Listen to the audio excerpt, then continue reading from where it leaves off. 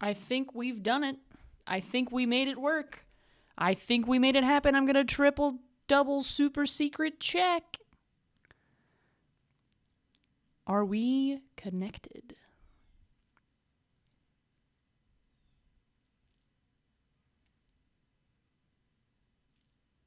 Yes, we are live. We've done it. The restream is happening.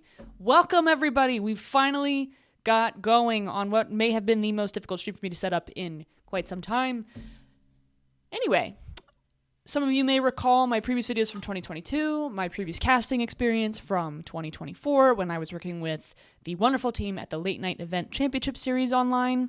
Unfortunately, I was unable to continue when that ended, so when that new season kicks up, there's some interest, but we'll see how it goes. Instead, I'm going to be streaming for you today the Milwaukee Day 1 2026 Regionals.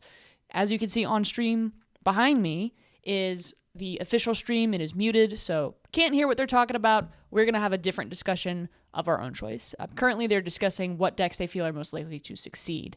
As you can see on screen, they are talking about a lot of different options. I actually agree with Chip and Wancho that Mega Kangaskhan is incredibly underrated, needs to be played, and here's the bottom line.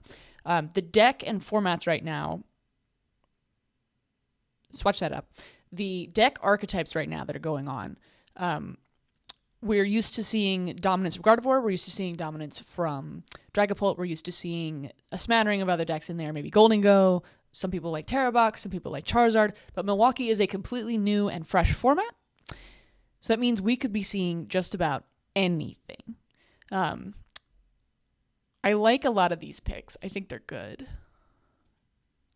Let me take a peek at what they're doing on stream.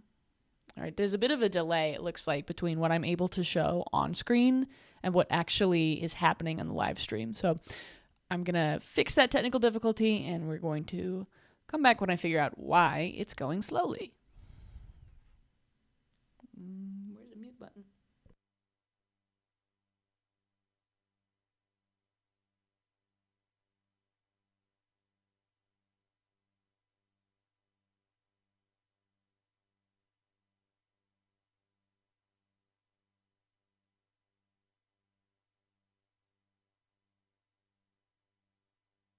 Okay, I think I fixed it.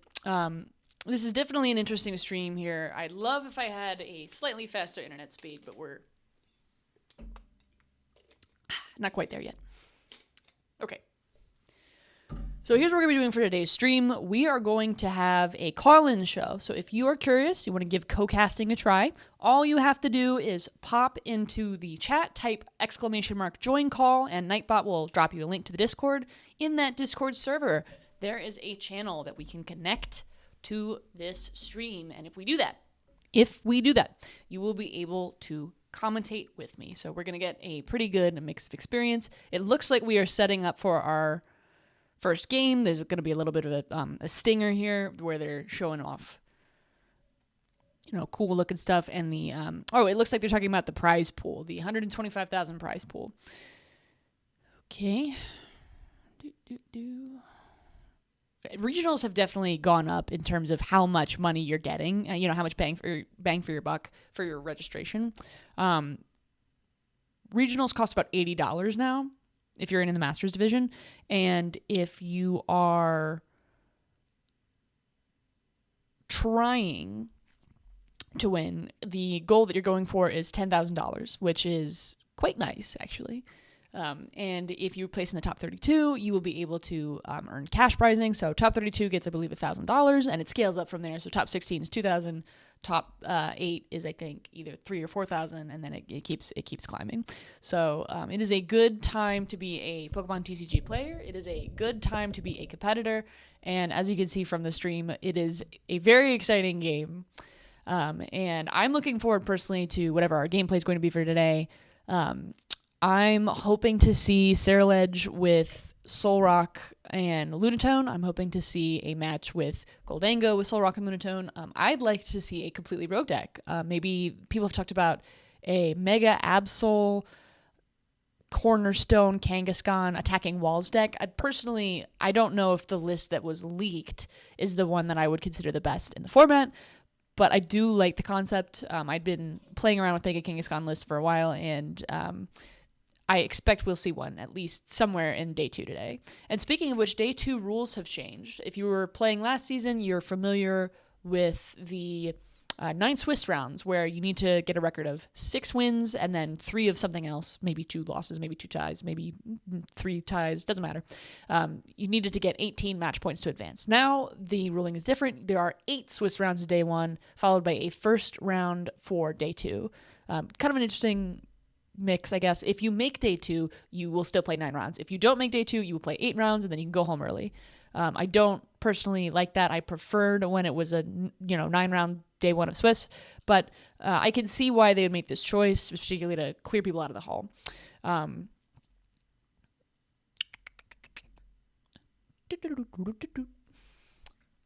Okay, it looks like they've got their Halloween stream gear on today. So Pablo has got this really cozy sweater. I'd like a sweater like that. It's got the little like Yoshi's cookie on it, and a big cozy Snorlax. I am definitely a fan of that.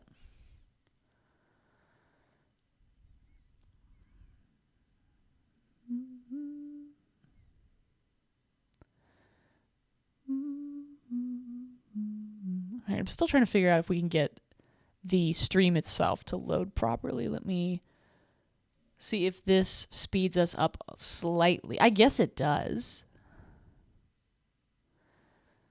Ever so slightly, daily and nightly. In little ways, everything stays.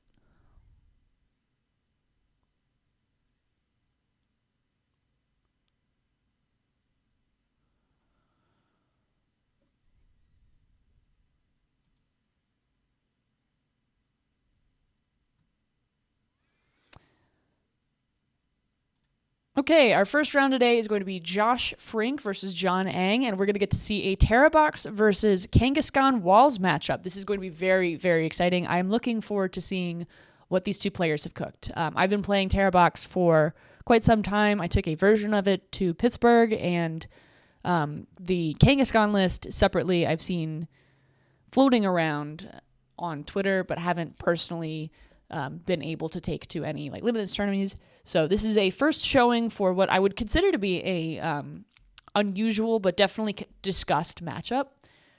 So some of the strengths, depending on the Terrabox list that Josh is running, some of the strengths that he's got going for him are that Terrabox is extremely good at getting set up turn 1. So if he wants to go for an immediate turn 1 Wellspring Ogerpon, he's got that option. The problem is going to be that the attacking Walls deck, generally speaking, has a lot of high HP Pokemon, and the cool thing about them, particularly Kangaskhan, is you can use Penny to lift them right back up. So Wellspring Ogerpon's not going to be able to take 6 prizes in a couple of turns compared to maybe a stage 2 deck like Gardevoir, because you can't just deal 120, 120, 120 without consequences. Kangaskhan's going to lift itself up in one of those 3 turns.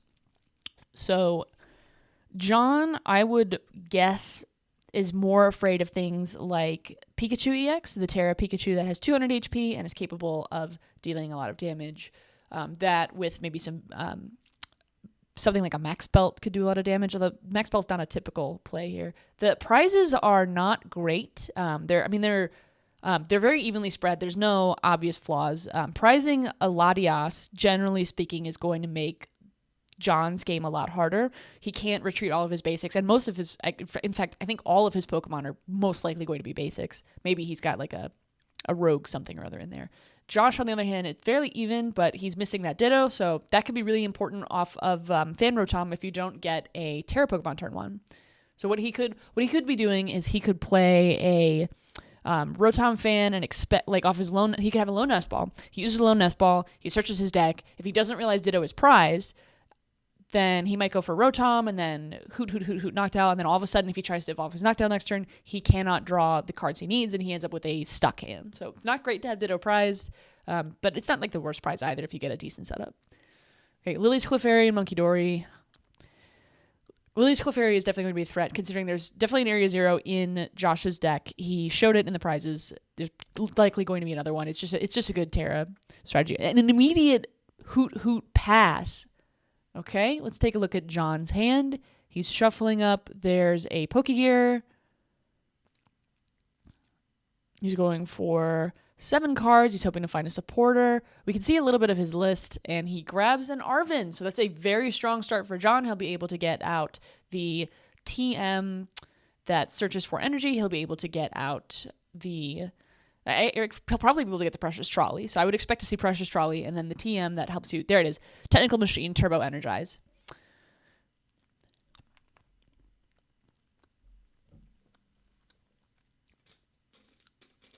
Yep, there's Precious Trolley. He's also finding out that he does not have Latias. Not ideal. I mean, if you're playing any game of Pokemon cards and you don't have the card that you're really wanting to pull in your hand, what do? I don't know what you do. I mean...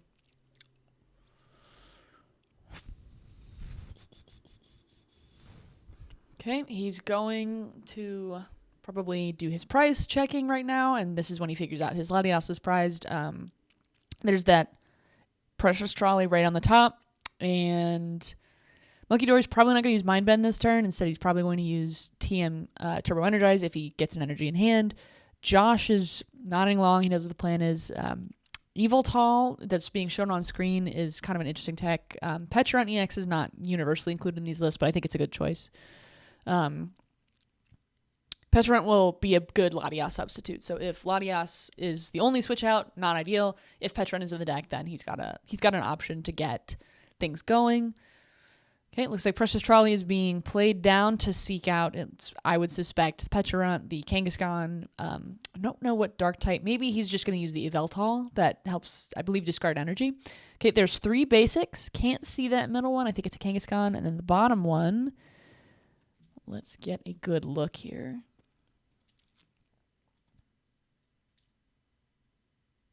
I don't know.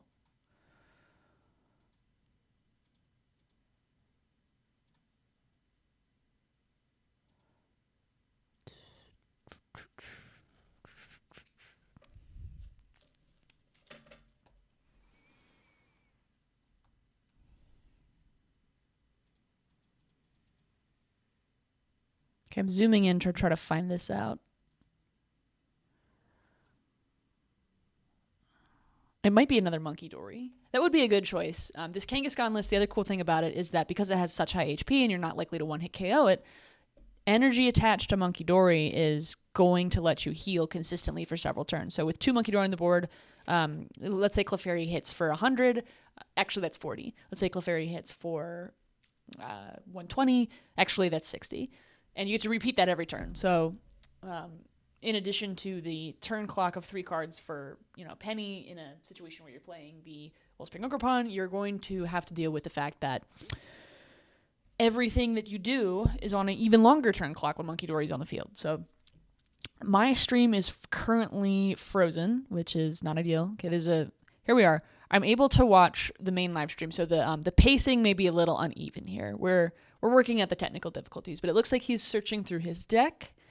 It looks like we're attaching... Yep, okay, this is the attack. He's using Turbo Energize to attach 2 Dark Energy to Kangaskhan. So now, next turn, Kangaskhan can be placed directly in the active, and when it does so, it will be able to deal with another attachment 200 damage plus 50 per coin flip. The attack is called Rapid Fire Combo. It is very scary because, you don't need the coin flip. I mean, you really don't need the coin flip at all. It is like a 2-hit KO kind of deck because Kangaskhan gives you plenty of time to get going. The other cool thing, though, is if you get those big turns where you get those big coin flips and it's at least, a 50% chance of getting a 250 damage attack off, you're able to deal with some of these more beefy threats. So no matter what position you're in, all you need is a Kangaskhan and a couple of lucky flips to turn a game around that really has no other winouts. So it's a consummate card because of that incredible HP, the super useful ability that lets you just, if it's in the active, draw 2 cards. That's always been an impressive ability. That's always been super useful. Anyone who could draw cards during their turn without having to, place down an evolution or use a supporter, you're getting incredible value.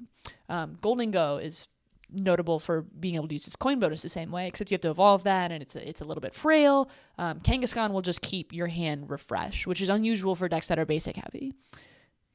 On the other side, Josh Frink has used a Crispin to attach 2 energy, a water, and a psychic to Clefairy. Lily's Clefairy EX will be able to deal, let's see, about 80 damage right now off of a full moon rondo. No, 60 damage off of a full moon rondo.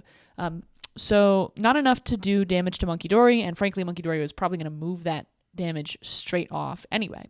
So if Josh can get more basics down, he could take his first prize and he could get in the lead.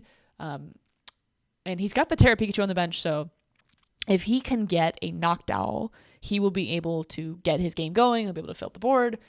But he doesn't have one. He didn't get a Fan Rotom turn 1. That is maybe like a 20% chance that happens in most decks. I just saw a knockout. What did he use to boost Full Moon Rondo's damage? That's interesting.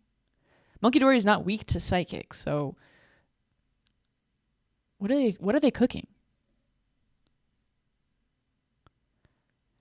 I mean, Premium Power Pro is not in the format. This must have been something I missed, but I can't think of any. He couldn't have used a supporter. He went first, so he couldn't have attacked first turn.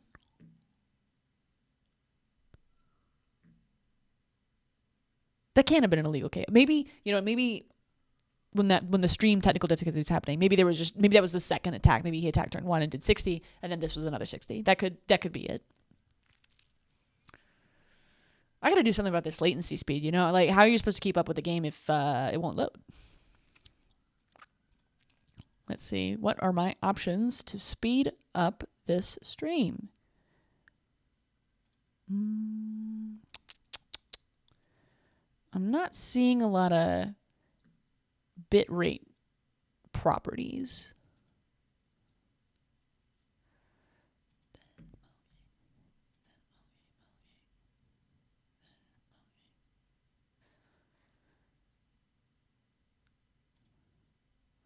All right, let's just continue with the gameplay. We've got... Oh, Josh is not liking his hand. He's shaking his head here. He must be considering passing, and he does not have a lot of room to pass. Now, he's got a Lightning in hand. He's got 2 energy down on the Pikachu, so that's good.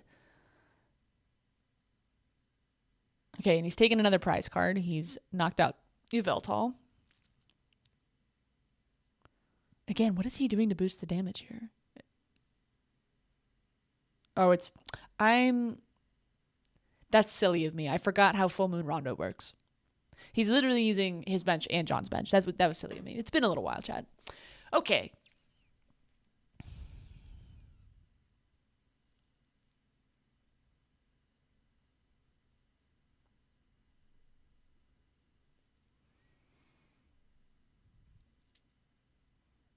Okay, and Kangaskhan has drawn 2 cards.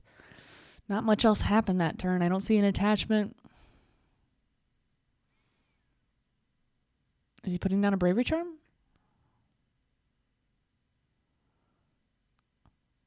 Okay, there's an Arven down. He's going to be searching most likely for that Bravery Charm. Boost the HP of Kangaskhan even further. And with a very low bench size, generally speaking, that should make it more possible to... Okay, there's Earthen Vessel for the energy. Got it. So we will see a Kangaskhan attack this turn.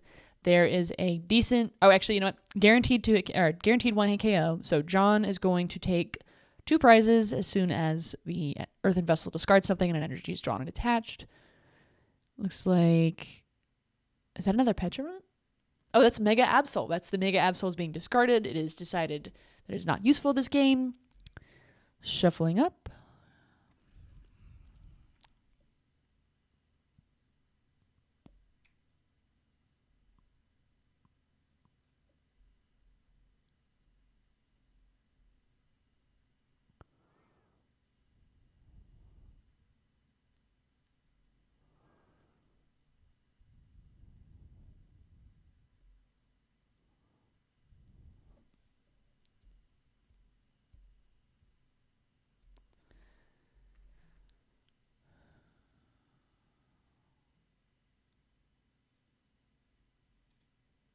Chad, I think I'm going to get some music going.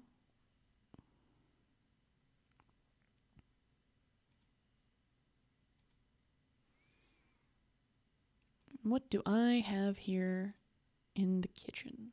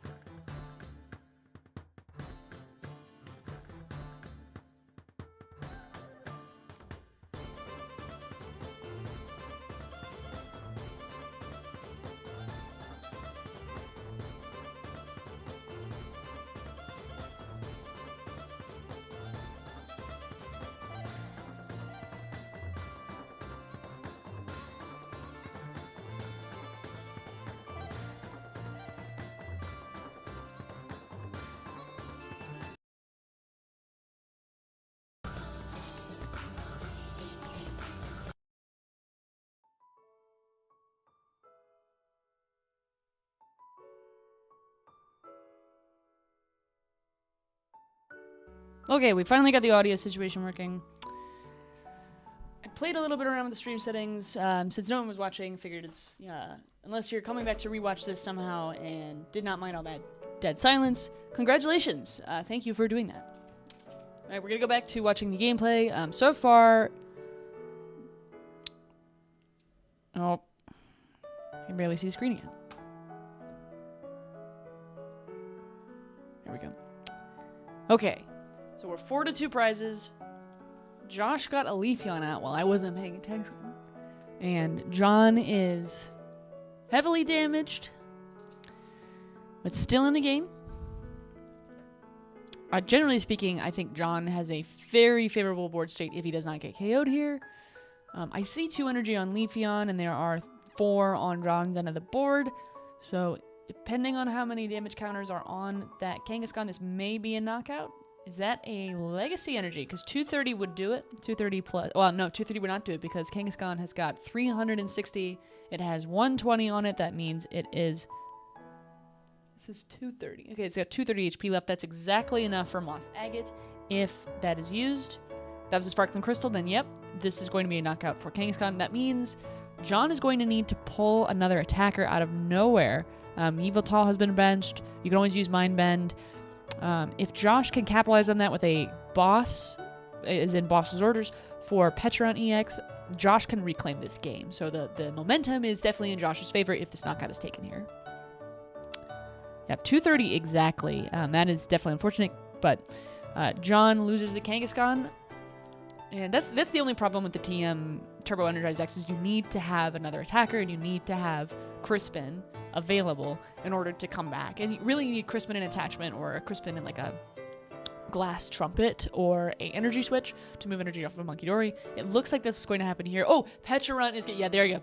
Petron is able to take, using Irritated Outburst, 60 damage times the number of prize cards that your opponent has taken.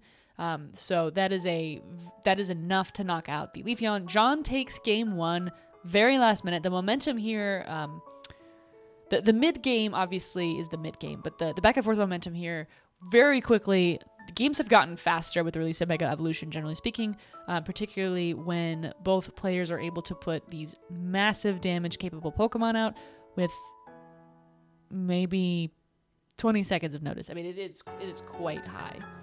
All right, we're going to get a replay. This is okay, these are the turns where Kangaskhan came active. We saw that before I stepped away to fix the stream a bit. And, okay, we're going to get a quick discard. Ouch. I like the extra coin flip. I mean, it landed on tails, but it wasn't necessary, but it was fun. Okay, how did he get the Pikachu? Pikachu was eliminated off the Monkey Dory, understandable. So Monkey Dory would deal, using its ability, just enough to break Pikachu's own ability, which keeps it from getting one-hit KO'd, because of Kangaskhan hitting exactly 200 and Pikachu being at 200. You still have a 2-hit knockout unless you're able to break that ability using Monkey Dory. So John is in the lead. Kangaskhan is eating very well today.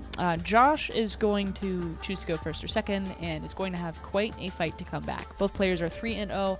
I know from experience that is always a great feeling.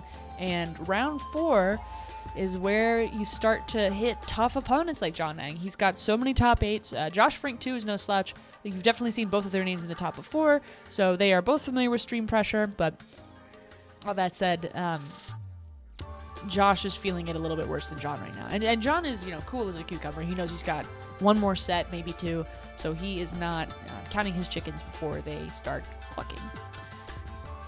Okay, and we're going to get a shuffle up here.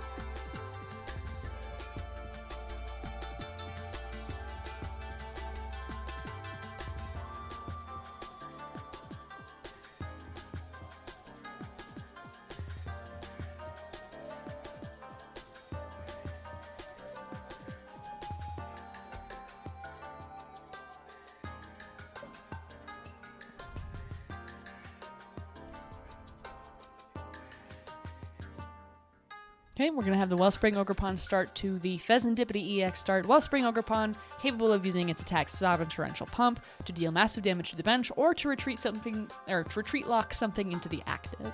Pheasantipity, meanwhile, is a less than ideal start, but it has got pretty low retreat cost, so John should be able to switch that out using Pecharunt or the Latias, which is no longer prized. Josh did choose to go first. It's a good way to get Rotom and then immediately start going and get the first attack off. So no disagreements there. 1 Rotom is prized, 1 Pikachu, 1 Mew are prized, and 1 Crispin. Those could matter, but for the most part, Pikachu isn't even able to one-hit KO Kangaskhan. So, well, at least with the Bravery Charm attached. It can without the Bravery Charm. Maybe if there was a Tool Scrapper in the list, it would be relevant. Otherwise, I'm not thinking he's struggling here. It's more... how do you get this roadmap plan? And step 1 is probably to come up with as quick of a way as you can to knock out the Pheasantipity and hope that John does not have his Precious Trolley this turn. He does not have Arven to go grab it. That is a unlikely hope, though. Players are really working to make sure that their decks are consistent for that turn 1. It is somewhere where deck building is the most effective.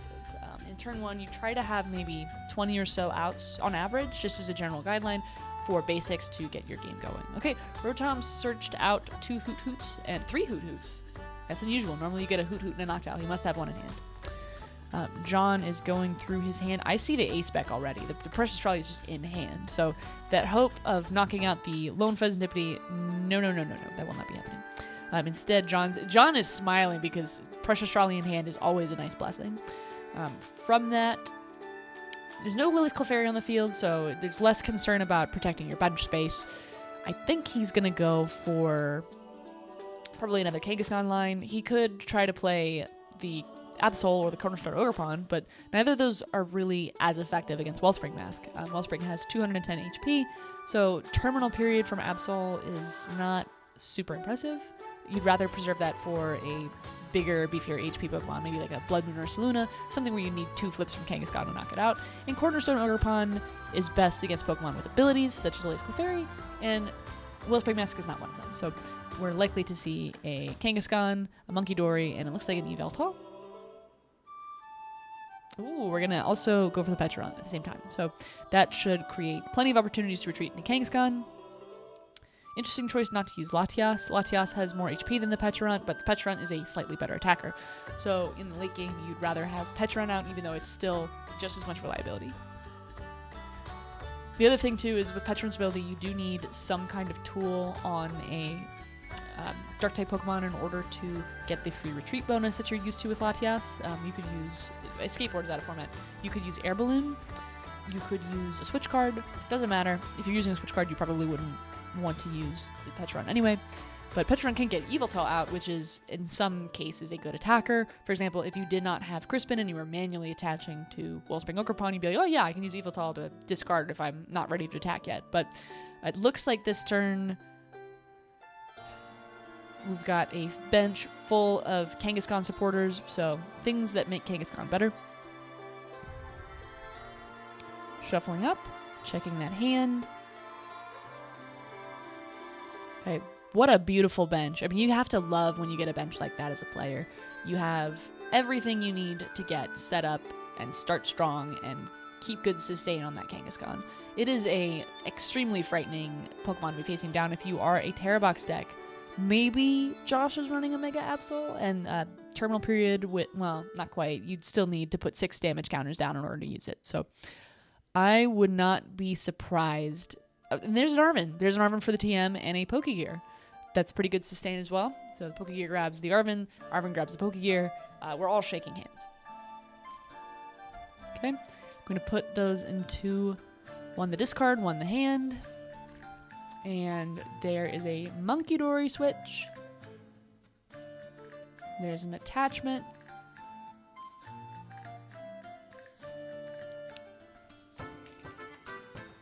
Okay. And we're going to go into the deck using Turbo Energize and get Kangaskhan live. Josh has got to be panicking. You're going to need to find absolutely everything. Fortunately, having 3 Hoot Hoots down means you have at least access to 6 trainer cards of choice. Very powerful effect.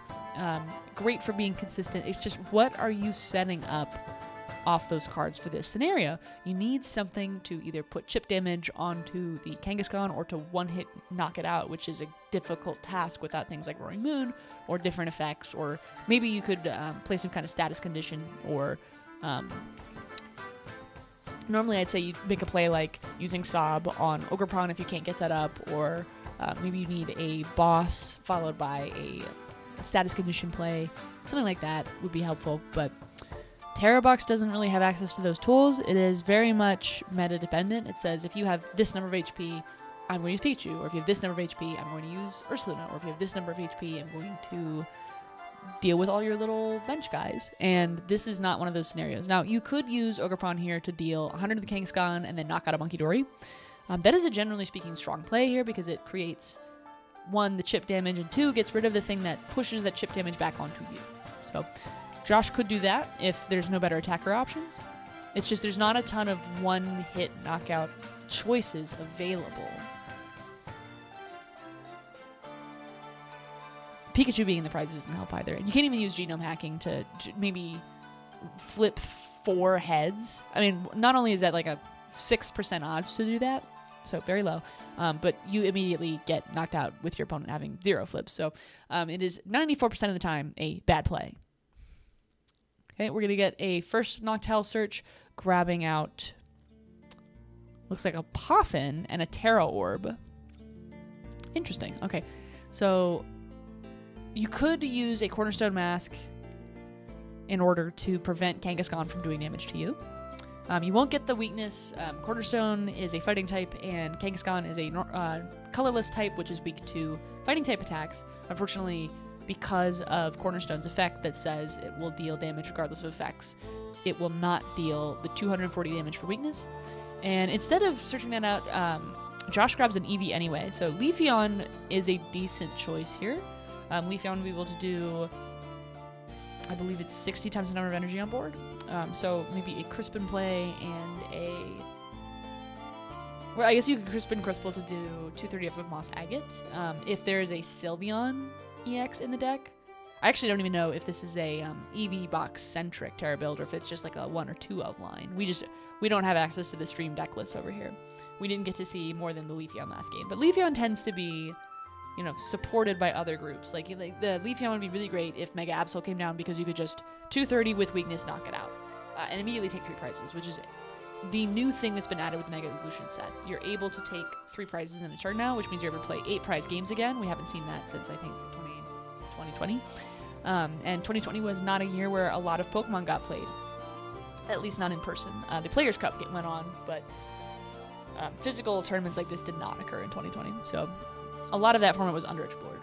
Anyway, Eevee, Boosted Evolution is going to allow it to evolve this turn, which that's got to be the strategy. A second Noctowl is in play. Okay, we're going to get Flareon. Flareon is going to deal enough to knock out the Monkey Dory, and Burning Charge is going to be able to attach 2 more energy to, it looks like, Lily's Clefairy? I can't even see the bottom part is anymore.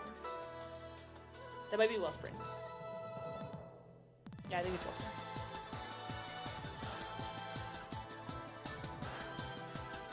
Okay.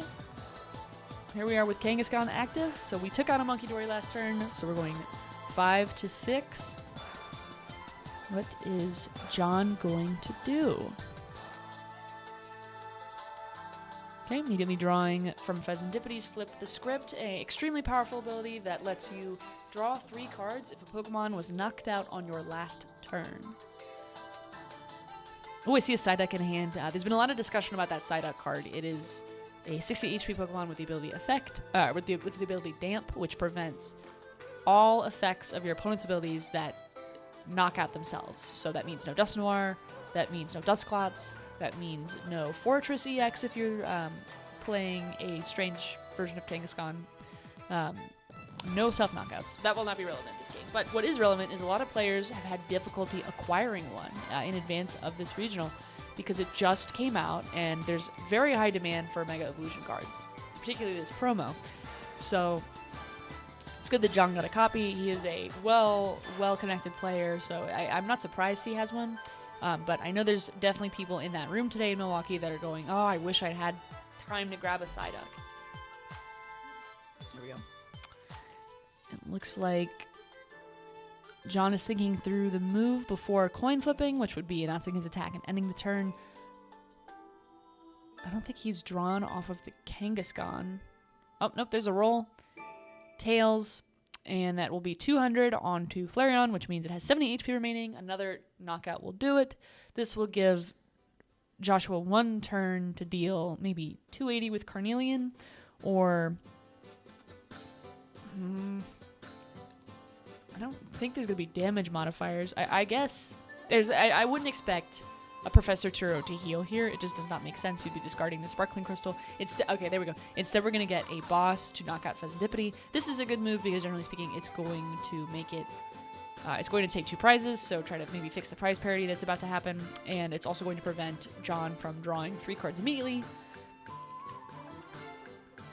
Unfortunately, it also means that the Kangaskhan still has full HP, and it means that that poor little, cute little Flareon is not going to make it much longer.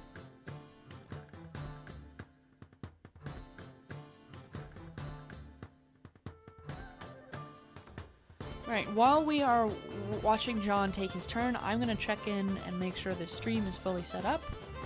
I'm not quite sure how the audio balance is.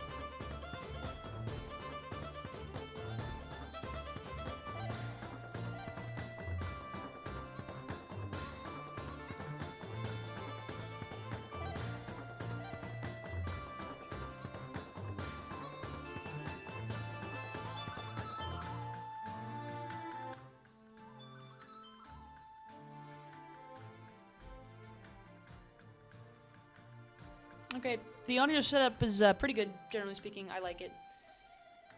And this one was kind of a warm-up, so having to deal with a bunch of stream issues at the same time is remembering that I want to co-cast this tournament is a bit tricky because I need to message some people to get them into the stream. So if you are watching the stream and you know anyone who would like to co-cast or commentate, send them on over.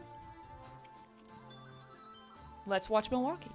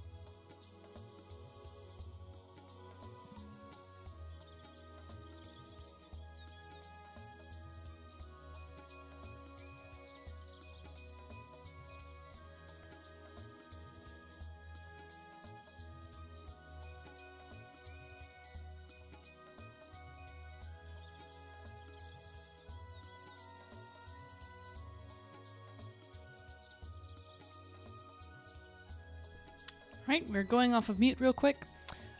John is doing his thing, and what I'm doing right now is I'm trying to set up some viewership for this stream. So we're going to get some additional co-casters, and once we have some co-casters, you will be able to also join the stream and give it your best try yourself, depending on me demand. I've just put out a tweet, and I'm going to be messaging some people who I have previously talked about, who I knew were interested, and we're going to get going on that as soon as possible.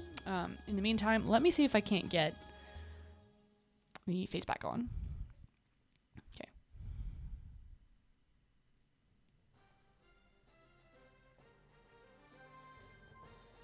Hanging out on the green screen, you know.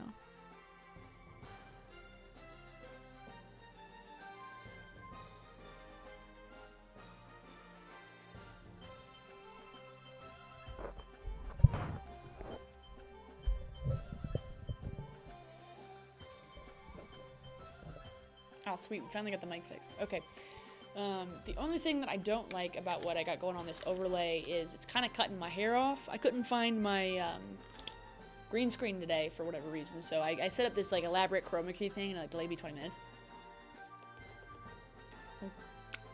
But,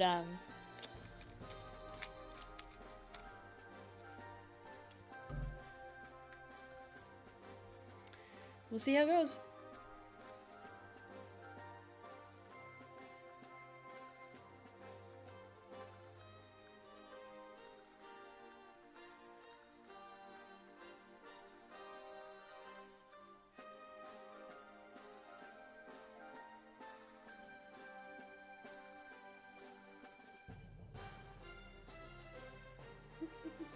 Turning that volume down, and I'm gonna start sharing this around until we get some people. Oh hey, Allie is here. What's good, Allie? I can't see when you commented this. See, this is why you gotta have chats open.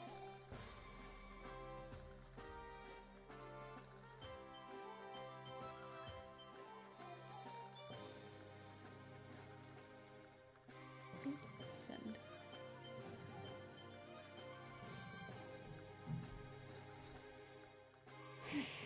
Okay, we got a, let's see.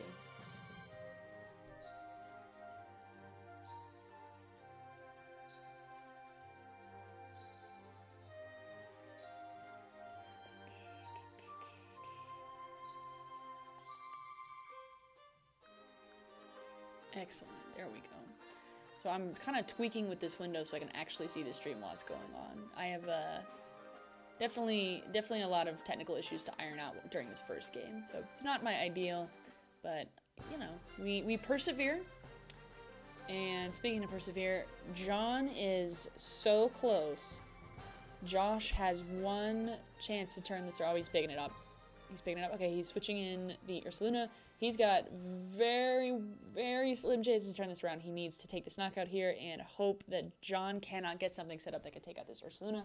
If he does, he will be able to spend the next turn retreating, re-attacking, and taking his last prize. So Josh is very close, depending on how this last turn goes, to turning this set around and setting us to game 3 with only 8 minutes left in Swiss round 4. It is extremely unlikely they'll be able to get a full game 3 in, and so this could end in a tie if John cannot close it out here. John is, he's got to find something to take out this Blood Moon Ursaluna, and he has nothing charged up to do it. He can't even set out a Cornerstone Ogre Pawn, which would prevent Ursaluna from taking a knockout even with switch back in, because Josh only has one prize left, so he would be able to immediately take that KO, and if that happens, then he's been able to clean up game 2. He's probably able to take the tie in the set, and he would much rather be 3-0-1 than 3-1-0. John, meanwhile, is just going, come on, give me those points, give me those points. It would be 4-0-0 going into a very large regionals in Milwaukee. Almost 207,000 players, I believe. No. 2,700 players. Take that. Switch it backwards. Now we're set. So, I'm taking a look here. I'm trying to set up. Let's see. I'm trying to set up on my monitor the best way to watch chat at the same time as chat is chit-chatting. Here we go. I think this is it. I'm doing the Shinji Ikari pose right now, and this is a big turn. Gravity Mountain in play is not going to do much of anything for anybody. John, what do you have to take 2 prizes this turn? And like some kind of bench damage could do it, but Kangaskhan's not running any of that. He's thinking maybe a Crispin, and I mean, there's not enough damage on the board to use 2 Monkey Dory, even if you could set up another one with energy. Okay, there's a Pheasantipity. Pheasantipity could draw 3 cards. Every card you need is helpful. It's just, it's so hard to find something that's gonna do enough damage. Okay, he's gonna use Yveltal here. Clutch does 20, and maybe hope that Josh can't retreat. The problem is that Josh, it's not gonna be too hard to retreat, considering that there's a Hoot Hoot in play. Okay, it looks like an Iono. So Josh is gonna get Iono to 1 card. That is gonna make it even harder to squeeze out of this and switch. So again, John is playing to the only out left, which is to just do chip damage and hope that's enough to take maybe a knockout in a subsequent turn. Oh, that feels so bad. Okay, Josh, if you can get a switch card. I see an energy switch. That's not the same. Handshake? What did Josh have? All right, it looks like John cleared it. All right, we're missing some of the details on this. Here's the thing about not having the stream audio on, is you don't quite know what is going to happen, because you're missing details that the casters know from the stream. So I may take my headphones on and give that a go. Okay, we have Xander Bennett in the chat. Hello, Xander. It is a pleasure to hear from you again. I am gonna switch to the stream mode only, where you can't see my face, just to speed this stream up, and then hop on Discord with you.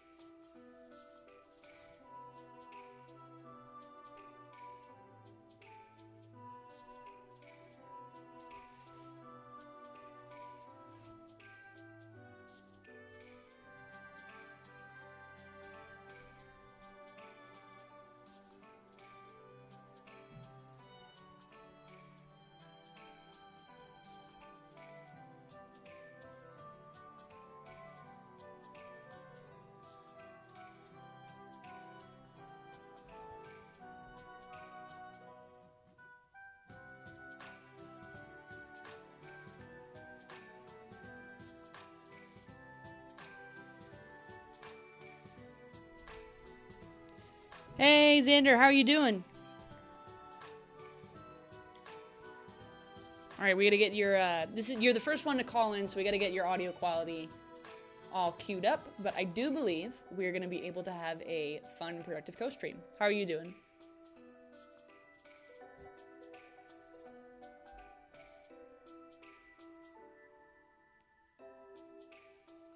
Can you hear me?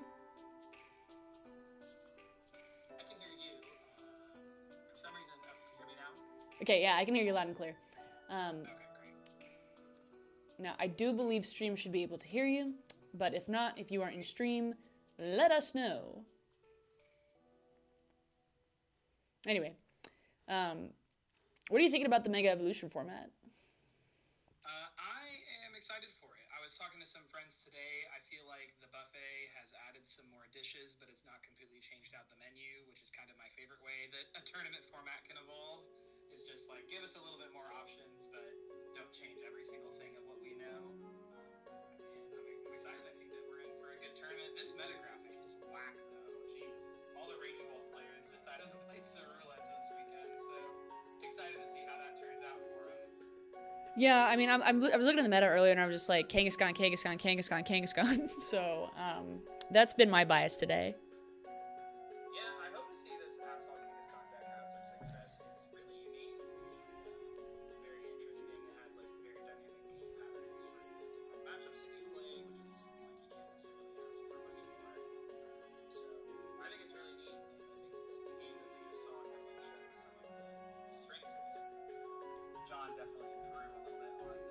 outside of his average draw, but I know that they've always got a good tier of boxes, but Milwaukee has been playing that deck for pretty much the past like 3 months straight.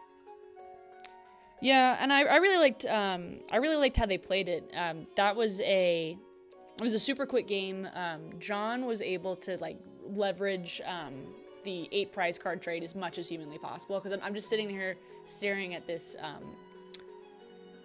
this 1 prize left for Josh. I'm just like, this is terrible. Like, how are you supposed to like survive? Yeah, I was playing a game yesterday online with this deck, and I benched a Mega Kangaskhan that I like desperately needed to pick up so that my opponent could not have, or I needed them to take more prizes, except the Kangaskhan was there for them to knock out a single Pokemon. Couldn't draw a penny for the life of me. Oh. It is, the thing about the Kangaskhan list is that there's nothing to just search out cards. Like, I'm used to playing Terrabox, so I'm like, where's my Noctowl? I don't have my Noctowl. And I was thinking that there was a Kangaskhan list out there where you would maybe play Rotom, get 2 Bouffalant, get a Hoot Hoot Owl line going, but I really like how they've been doing it with Monkey Dory, Precious Trolley, and Absol. That is, like, you would think Precious Trolley is like a waste of an ace spec when you have Nest Ball, Buddy Buddy Poffin, and everyone's twin cousin, Search Draw, Ultra Ball in format, but nope, Precious Trolley and go, and that was all that John needed.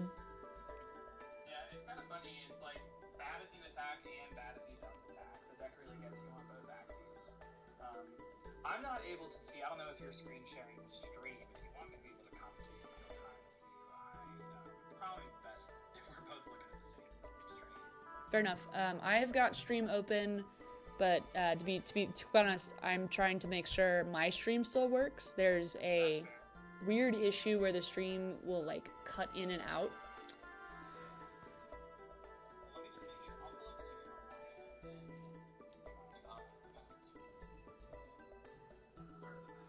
Okay, that should help.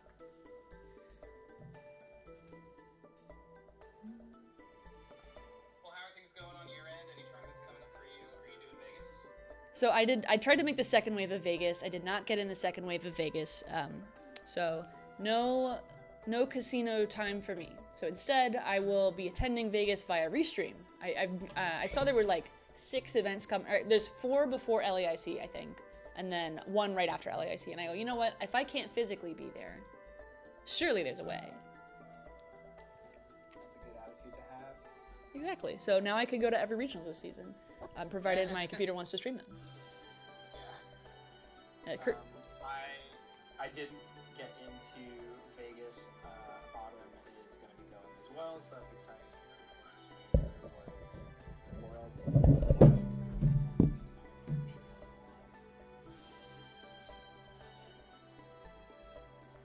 Just trying to find some challenges looking here and there. There's like nothing in the Tennessee area until the end of the month. I'm like trying to find a tournament. There's like 4 league challenges in the same week. Oh no, that's bad design. Well, it's not even bad. It's like a Tuesday, Wednesday, Thursday, Friday. So I think what I'm gonna do is I'm just gonna play the same deck and all 4 print the list 4 times because I'm not handwriting a list 4 different times. Just take it, hand it to the judge, hand it to the judge. Yeah, that's the sensible way to do it. I mean, like you get a Xerox machine and just. Yeah. Yeah. Some of our TOs let us email decks. Other ones insist that we print them out. So. Yeah. Solves that issue. Yeah. I'm not quite sure. I'm in the Georgia region, so not quite sure what Georgia's cups look like this weekend, although I can find out very quickly. I have it basically like bookmarked, so anytime I want to go to a cup, I'm like, well, what's tomorrow? Yeah, the event locator is definitely not the best tool anymore. I don't know why they scrapped it when it was fine. Well, we've got the new app. I kind of like the new app. It's, it's different, but I like when it shows me my placements and I did well, and I'm like, oh yeah, that's a little ego boost for today. Yeah, I wish that the app hasn't shown me all of my championship points this whole time. Like I should be at like 170 something, and it only shows me like 60 of my points. But then when I go on the website, it shows me all my points. Oh, okay. Well, that was true up until now. Now it does show me. Dropping my 174. Okay, if I wanted to go to an event, apparently there's a league challenge tomorrow at 2. So they're not overlapping, at least. What is your favorite Mega Evolution deck? Mega Rayquaza from a decade ago. But if you want a serious answer, it's I do really like this Absol Kangaskhan deck. I think it's very unique. I want Lucario to be good. I think that Lucario has a lot of potential after G-Block rotates. It's clearly powerful. Or if we get any kind of effect that can maybe mitigate weakness, or even like a Max Elixir kind of thing, so you can more efficiently go in with Hariyama. Not saying like I want any of that, because some of the cards to make that good are toxic, but it's like that's what the deck would need. But I think it's in a really cool place. Like, yes, it does have its similarities to like a Buzzrock of the past, but in its own unique way with how Lucario sets up the deck. And then the reversal on the Hariyamas is cool as well. I do think it's just really hard to register a Pokemon this week to Psychic and give some free prizes, so that's my main issue with that. I bet you at some point there's probably a unique Mega Venusaur corner control deck with like Relicanth and the Bulbasaur that has corner, but gonna take a lot of like the right cards for that deck to kind of exist. That's true. I personally really like the Lucario deck. I think Premium Power Pro is one of the strong, like the effect of being able to drop an item card in plus 30 is extremely strong. And every time we've seen it, it's done well. Fusion Strike Me being the most recent event. So it's unfortunate that it has a huge weakness to Gardevoir, and Gardevoir is just so oppressive. I think total between Jelly Guardy and Main Guardy, it's like 14% of the room. Yeah, it was like 14 or 15. Yeah, so that is, you're definitely going to hit at least one, and statistically likely two. Especially because as you go further in the tournament, Gardevoir players tend to outperform. So I don't think you're going to win a regionals with Lucario right now. But you could do a lot of damage to the rest of the field. Like, I think it's very effective against Dragapult. I think it's very effective against Goldango. Particularly because that second attack, doing 230 plus 30, is enough to take all the relevant knockouts.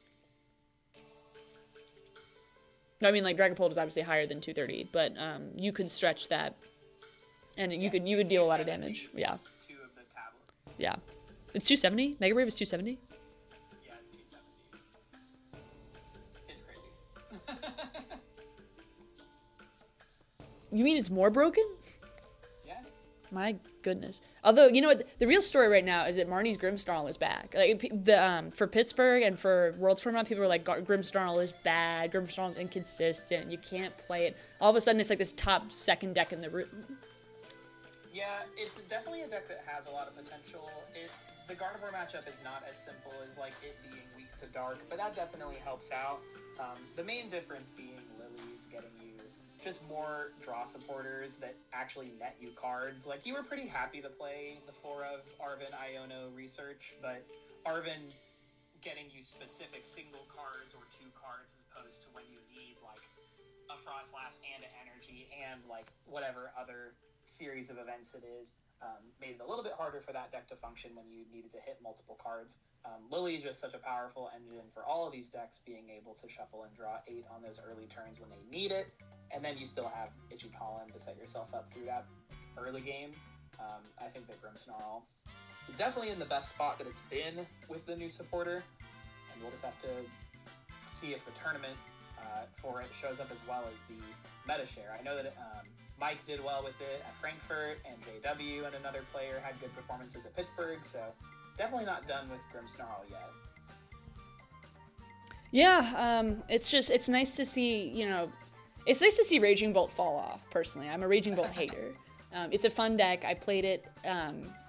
It's been so dominant since Paradox Rift. It's like, wow, it's rotated before Gardevoir has. Not that it's really rotated. People are still playing it. Cerulege definitely took up the space that Raging Bolt did in the metagame, and it's really just that you get to be a single prize deck until you decide that you want to be a multi-prize deck, having so much consistency between the Lunatone and Solrock now, being able to take some early knockouts on basics, and then being able to set up for a potentially cheeky Briar in the late game. Really just like puts the turbo in the turbo deck at this point and just tries to blitz through as much of its cardboard as possible to try and get to that late game where you're always just knocking stuff out with Cerulege. And people had talked about Serenolage before now because it's sort of like those old Be Revenge decks using Vespiquen. And people love that deck. They love that deck style. If you see something that's like Night March or Lost March, people are all over it. So people were definitely looking to play a discard energy or discard resource deck. People have talked about Team Rocket's Porygon Z for the same reason. Yeah. So it's just a deck style that so many people have experience with, and that's a factor that you don't always get to think about in a given meta. Like people are not used to using Absol, but they're used to using Roaring Moon. So if you played Roaring Moon 2 years ago, your Absol skills are just going to be out of the box higher. And I don't really like that there's a single kind of archetype that's just so ubiquitous and you expect to see it once every 2 years.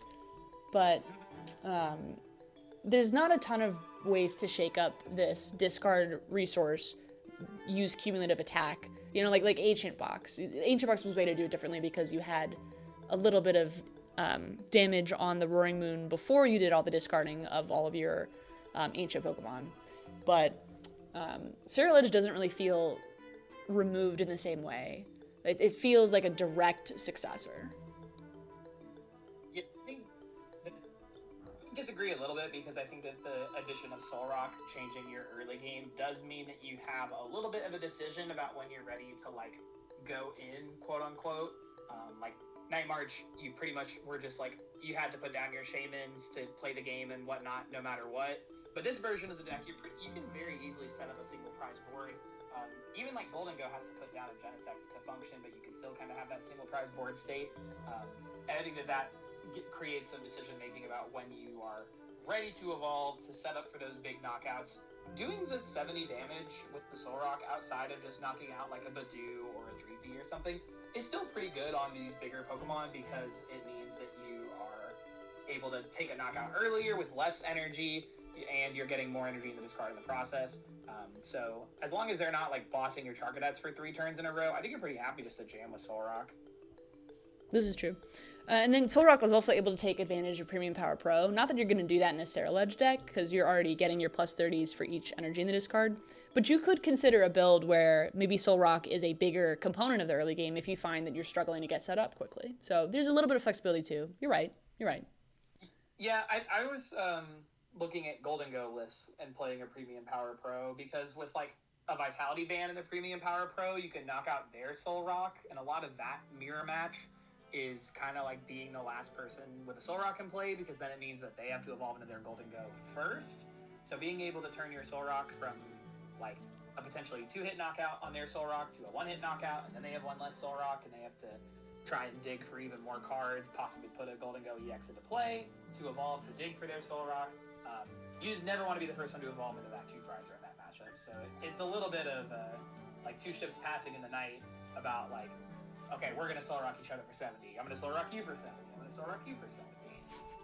I like how they managed to take it too, because it used to be you just played Genesect, you just evolved as quickly as possible and you went. Now they've managed to add some Daytona into it. You could still try to be randomly aggressive for no reason if you didn't get your Solrock set up, but no, I agree. It's a that 1 prize to 2 prize map strategy with the ability to still 1-hit KO these 3-prizers is super relevant.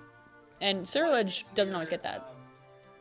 Where it says Swiss Roundup next, what's your timer at? That way we can try and be at the same point. Sure, mine is listing 1 minute and 40 seconds. Okay, I'm a little bit ahead of you, so I'm going to try and slow down. Tell me when yours says 1:20. Okay. Your Jeopardy theme song? Yeah, it's copyrighted, but here we are, 1:20. Okay, cool. We're at the same spot then. Okay, beautiful. All right, it looks like Wancho is talking to an individual who I have muted the stream. Don't know who this individual is. They actually didn't put a plaque. It's Ryuki. It's Ryuki. Okay. Yeah, I was I'm pretty sure I recognize that that's Ryuki. Yeah. It is interesting streaming because there's 20 different things and 20 different tabs open, and whichever ones I have open are or are not going to help me figure out what's going on. So if I miss a little placard, it's gone. I didn't realize how much I depended on being able to look at a single consistent screen before. Yeah, commentary is No. When was the last time you've casted, Xander? I know you're a very big force in the community for your excellent cube council. For those who do not know, Xander will host, typically during day 2, a big cube event using what's called the Chaos Cube, where players can evolve Pokemon for Pokemon they normally don't evolve from. So a Torchic could turn into a Pignite, could turn into a Charizard. It is extremely fun, and that is how we met, I think. Yeah, the last time I casted some Tournament of Doom events recently. The last official stream that I did was we did Fort Wayne Regionals 17. That was before the events.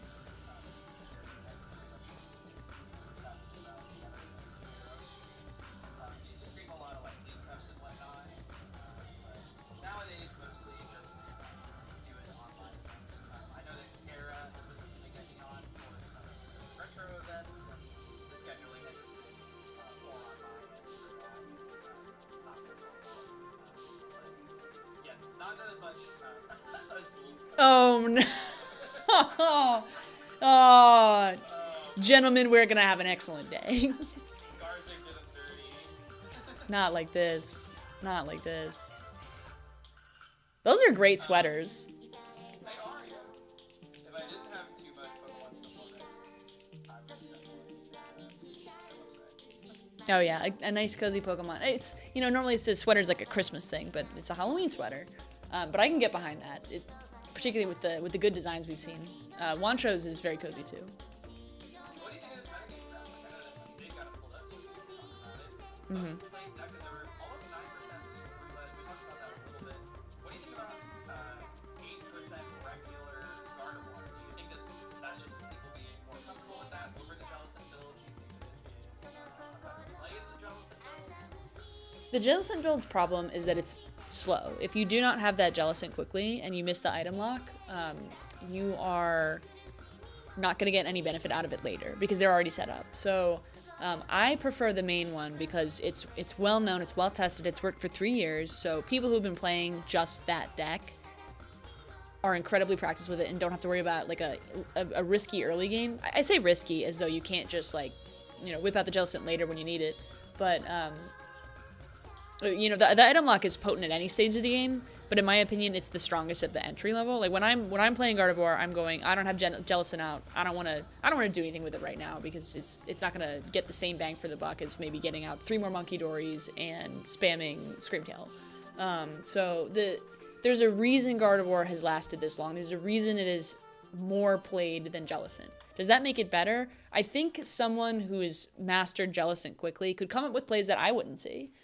So versus Goldango in the late game, you love being able to just block the energy retrieval. So it has some different auto win conditions.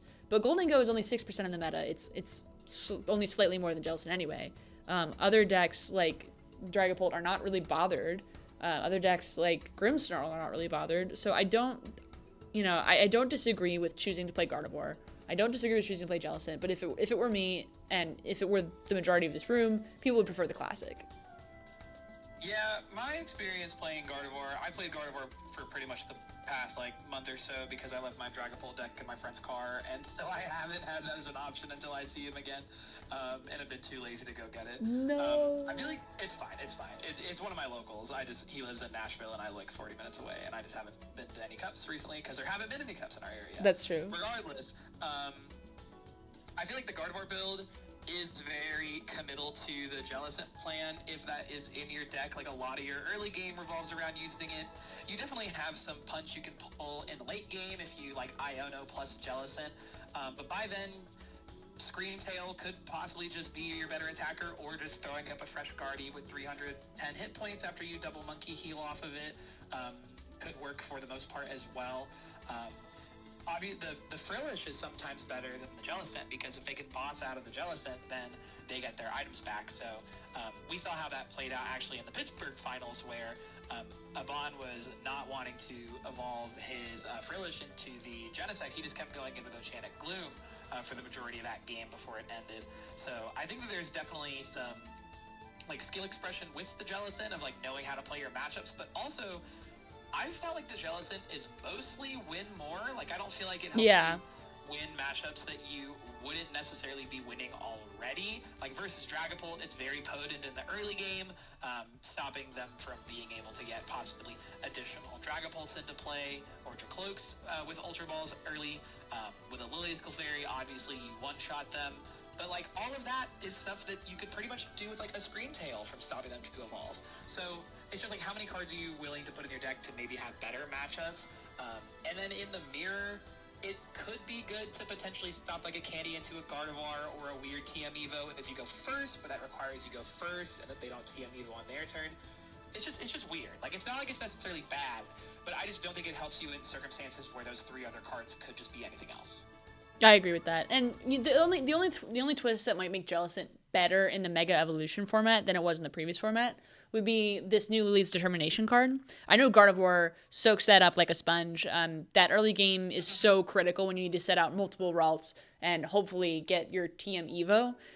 You can't you can't do what Kangaskhan's doing and just Precious Trolley and TM Evo go. You have to make sure you're able to deal with the, frankly, difficult to block Wellspring Ogerpon or setting up with a Gardevoir or like a boss KO. I mean, because you're able to search more cards with Lily's Determination now, maybe you could argue that Jellicent is a better play because you have maybe not more space necessarily, but you have a more in your control early game because you can statistically draw more cards.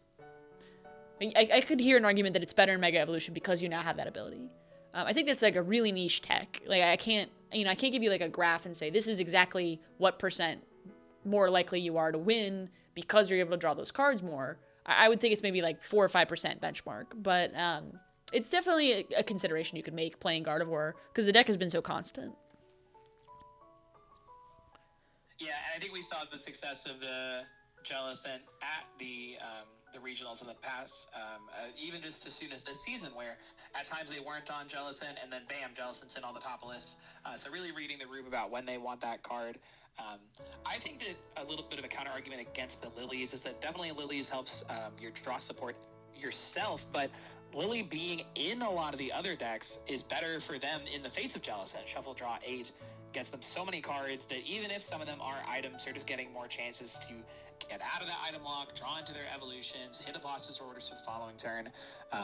So we'll have to see how that goes. It looks like we're getting ready for Swiss round 5. A lot of players at their tables right now, so we should be getting a match coming up soon. This is true. I'm very excited to see how they react to this kind of new meta. I mean,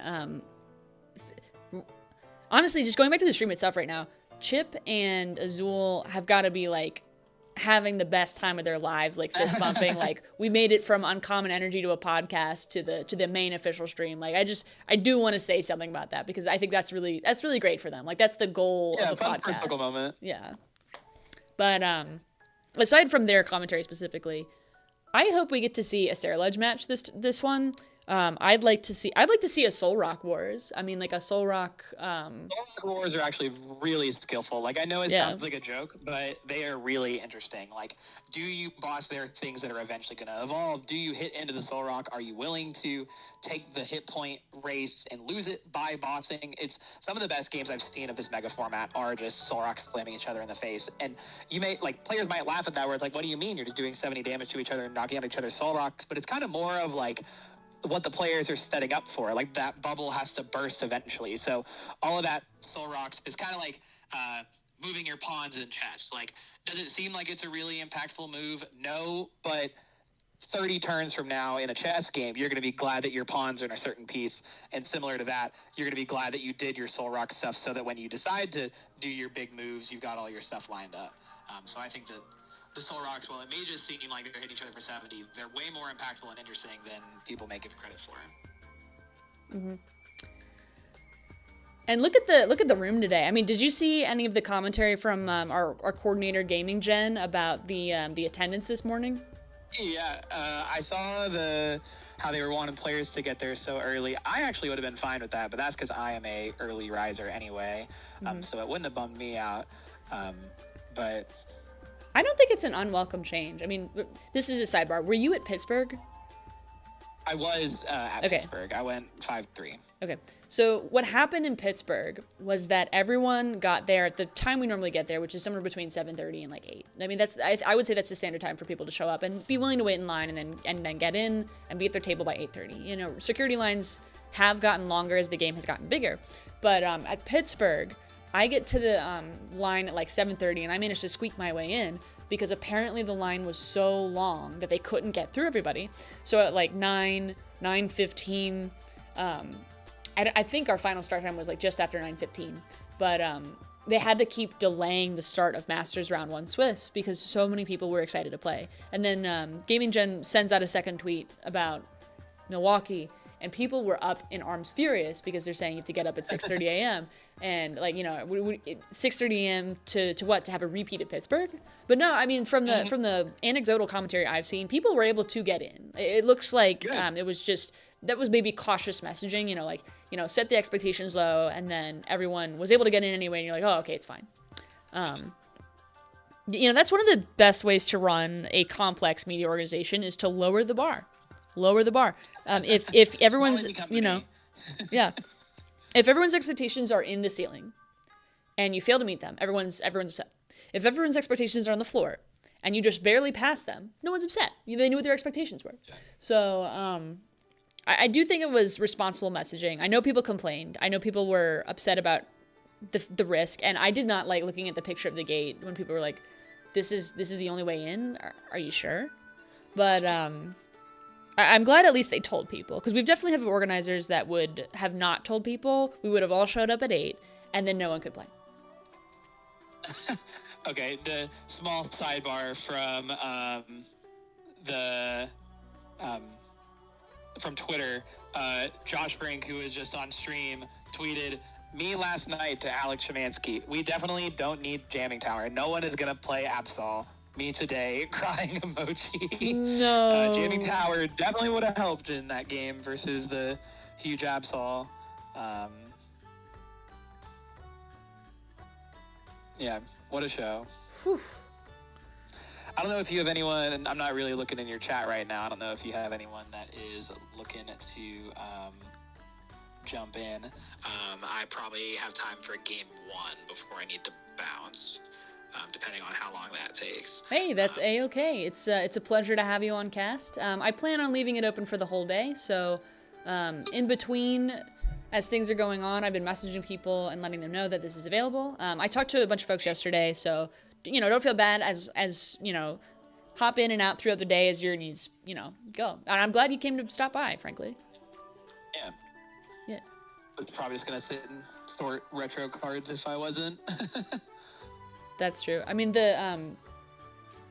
I've been thinking about getting a Jolteon Gold Star because the Gold Stars are so beautiful. I can't imagine how wonderful your retro collection is. Well, a lot of it is in decks, and I do live under the cards are meant to be played mindset, so they're not always in the best condition, but I'm probably working on deck like 180 right now. They're not all real. It's a mix of Worlds decks, proxies, and real cards. Mm-hmm. I'm working my way through trying to put as many real cards and stuff as possible. My goal is for probably everything from like black and white on to be real cards, just like that's kind of my number in my head of like how far I'm willing to go back, because like the further you go, the more expensive that stuff gets. Yep. And maybe once I have a little bit more income at a later time, I'll be willing to replace some of the older stuff. But recently I finished my 2019 decks with real cards. I'm like 6 cards away from finishing Ice Rider Palkia for 2022. Just got like a bunch of Ultra Balls to fully finish out my 2024 decks that I built already with the stuff that rotated. Need Cornerstone to rotate so I can put 2 of those in my Snorlax deck and not, I just don't want to buy them again. Hey, it looks like we got players up. Okay, is that Grant? That back of Ross's head? No, that is Ross. That is Ross. That is Ross. And who's his buddy here? Oh, I know him. That guy. It starts with a J? Oh, is that not Ryan Ginsburg? Oh, no, Nathan Ginsburg. That's Nathan. Yeah. Okay. You know, we could look this up, because we could just go to the pairings and then see who is against Ross. I think it's Nathan Ginsburg versus Ross Kaufman. That's definitely Nathan Ginsburg. I mean, we'll find that, out. Man. I mean, we know the judges, right? I'm not worried about the judges. I'm worried about the... Yeah, let's go to Arcanine Labs. See... So this is real. This is real hard-hitting journalism. Yeah. How well can Xander recognize his friends? I think it was my second ever regionals day 2. I beat Ross Cawthon on my win and then. Oh, that has. In like 2015. Ooh, that's gotta feel good. Yeah, he was playing Trevenant Aselgor, and I was playing Raichu Crobat, and did some sick plays with like AZ my Lodic for my AZ on a following turn to break out of the paralysis lock, and then made day 2. It was sweet. Oh my god. I can't believe the best I've done. I played a game versus Frank, State Frank. What is his last name? He top 2'd EUIC with Whimsicott that year. Yeah, Persic. Persic, yeah, that's it. I played him in a regional with like Ice Rider and then like stomped him, and he was just like, this is terrible. And I'm just like, I've finally beaten a good player. But for the most part, you know, I did get completely bodied by Andrew Mahone round 2 once. And I was just like, okay, well, sometimes that happens. But I wonder if I could check Ross's Twitter. Well, Ross does not have a Twitter, but I wonder if I could see what Nathan's playing. I mean, you wouldn't really tweet out what you're playing. Not before day 2. Looking at the 4-0s, just while we have some time. Ryuki is 4-0. I'm seeing, let's see what other names. Eon is 4-0. I think he's also on the Absol deck. Chris Franco versus Brandon Salazar are against each other at 4-0. John Eng, who we just saw on stream. Benny Billinger, 4-0. Isaiah Chevelle and Ian Robb against each other at 4-0. That's got to feel good for Ian because his last Pro Tour was unfortunately a bummer. He's back. Hale Regional Champion is 4-0. Vance Kelly, previous World Champions, 4-0. Caleb Stredimer, 4-0. Ryan Miller, 4-0. Tyler Keller, 4-0. Dylan Gunn, 4-0. Sky is 4-0. And Ross is 3-0-1. So this is actually a down pair match. It is Nathan Ginsburg, 4-0 versus Ross at 3-0-1. Oh, that's crazy. And we're not even talking about Belo Horizonte, which I think is the same weekend. Yes, that is correct. Let's see if I recognize anyone from there. I've not been to any Latin American events, so my knowledge of these players is going to be definitely worse. Okay, and we got decks. Looks like we have what I'm assuming is Kangaskhan Control versus Cerulege. All right, This is going to be really interesting. We did talk about Seru, and I have not seen this control variant yet, so this should be a good cook. Yeah, let's go. I'm just immediately going to go look at the last list that Blitzel played. I wonder if he's playing. I bet you he's playing the Kangaskhan in there. Being able just to have so many hit points and draw cards while you are pennying seems very powerful. I was debating this control list so hard because I was like, I'm not, in Milwaukee, but if I was in Milwaukee, would control be sensible? And normally you would go, no, it's the first regionals of the format. Absolutely not. You don't play control into that. People could bring, rogue deck after rogue deck into it. I mean, we don't even have like consistent lists for some of these decks. Like people just haven't settled yet. But at the same time, like, given the state of the format now, like, what would have been completely unthinkable maybe 5 years ago, people might be more comfortable doing. And Control has a good... I mean, Control is all about being able to create conditions that are infinite. So Retreat Lock is in a pretty good place, even though Snorlax rotated. So that's one win condition that a ton of people are vulnerable to. Nathan's gotta feel good if he can keep a Lunatone active. That buys so much time. Lunatone's attack is very bad. You're pretty happy just to keep that active. These Cerulege decks don't always play a ton of fire energy either. Like, yes, they do play a lot of energy, but also LGM can possibly buy you some time if they've discarded too many in the early game. I'm assuming that Nathan has to be playing some kind of control. If you're playing, you're not playing Pidgeot in your deck and then just choosing to attack with Mega Kangaskhan. That's true. It is, I also want to know, is this going to have a Squawkabilly in it? Because people have played the Squawkabilly and the not Squawkabilly list and called it separate archetypes. But this being Ross, probably not. Cerulege? Yeah, Seru.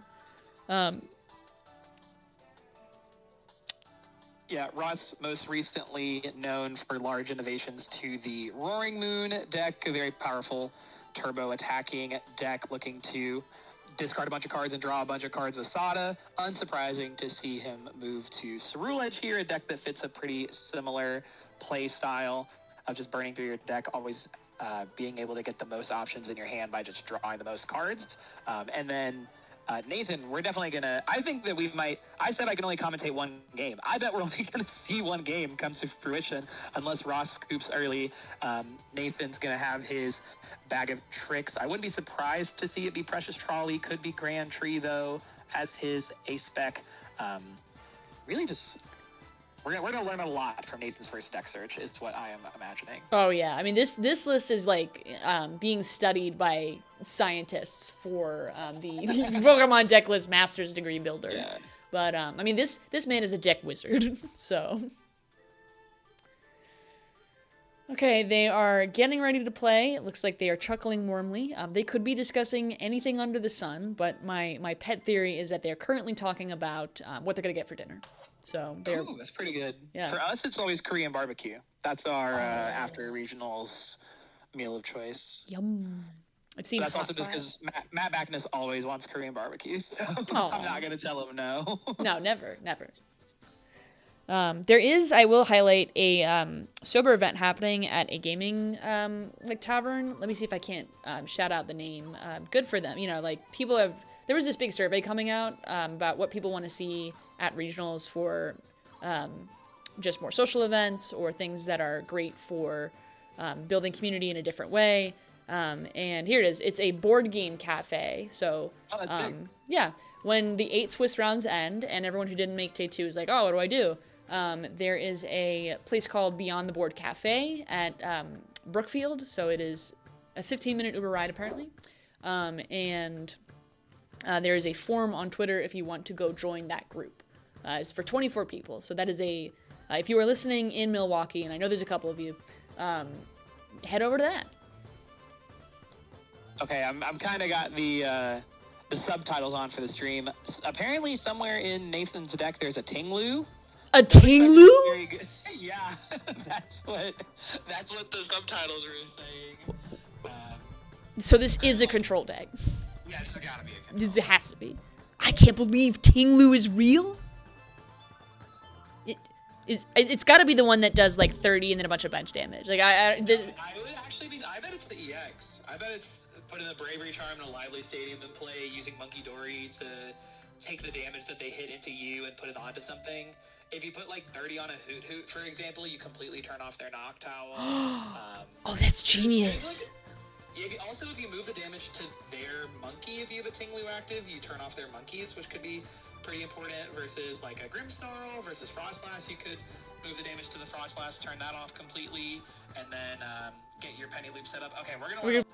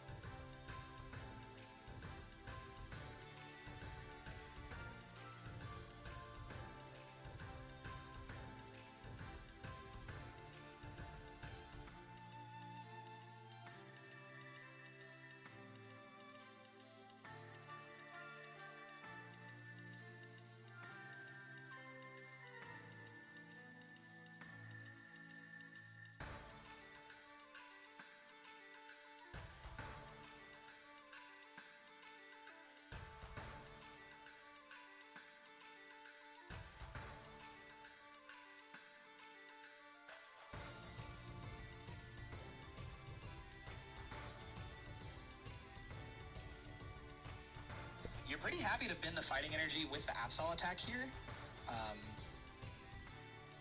And still you're setting up for Bear. So everything that we said is still true. You just have to get out to a Monkey Dory now. So he has a Nets bonus hand. Gonna get a Luminous to the front. And I don't believe I see another Monkey Dory in the deck, but he does have a Night Stretcher. No, there's another Monkey Dory in there. I just saw it. I'm pretty sure. Yeah, I think there's that. I think that purple card that Hika's gone back and forth a couple times is a Monkey Dory. So likely either it's not a Monkey Dory and I'm just wrong, or he's gonna Night Stretcher for the one in the discard pile and wants to save the nest balls in his hand.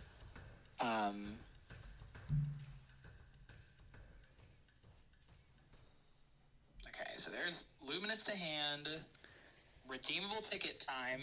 Okay, we're gonna see what's in there. Ruffian's gonna go back in. You know, that really major run. You know, that you at least use it for a jet energy, but like at the same time.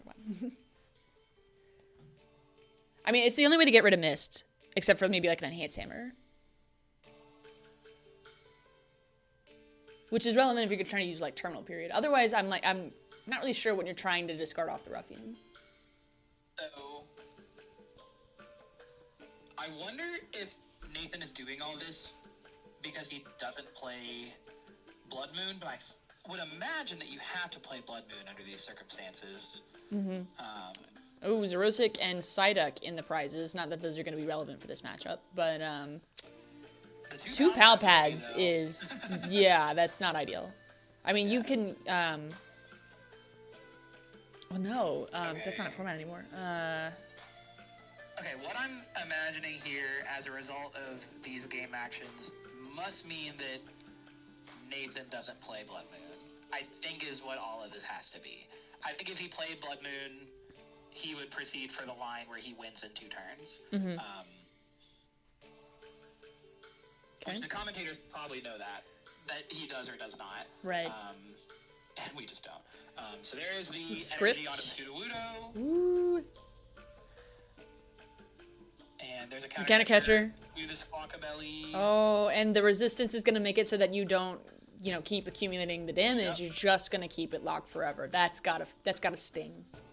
Yeah, that's part of why people started playing even Sudowoodo over the Maractus. Even though the Maractus attacks were colorless, Latios and Squawkabilly resist fighting, which means that you're able to keep the infinite corner lock on them because you do not deal any damage. The resist actually hurting you as Ross. Ross would rather this attack do damage. Yeah. So Impound gonna do the 20, gonna keep that active. Looking for another jet for Ross to get out of the active. Okay, do we have it? I see. Oh, no. Then I bet this is just a pass. Oh, we're about to start a pass chain. About 25 minutes have elapsed, just under that. So half the match is over, and we've taken 2 prizes total. So it's a classic control deck. And it is about to get even faster pace, you know, as it definitely will not. But don't for a second think that means they're not close to winning. On time that I'm going to, that I do have to leave you now. So Ah, I wish yeah. you the best in being able to comment this. I thought that if he played Blood Moon that we were going to be able to see an ending in the amount of time that I had, but I'll definitely pop in probably some for day 2, depending on how that works out for you. Absolutely, and it is a pleasure to have you on stream. Thank you, Hey, Xander. of course. Have fun. I wish your other guests the best. Yeah, I'll ping you when Control wins. I'm still going to be watching it, just with a button up and a tie on instead. Very nice. Just like the All right, casters. see y'all. See ya.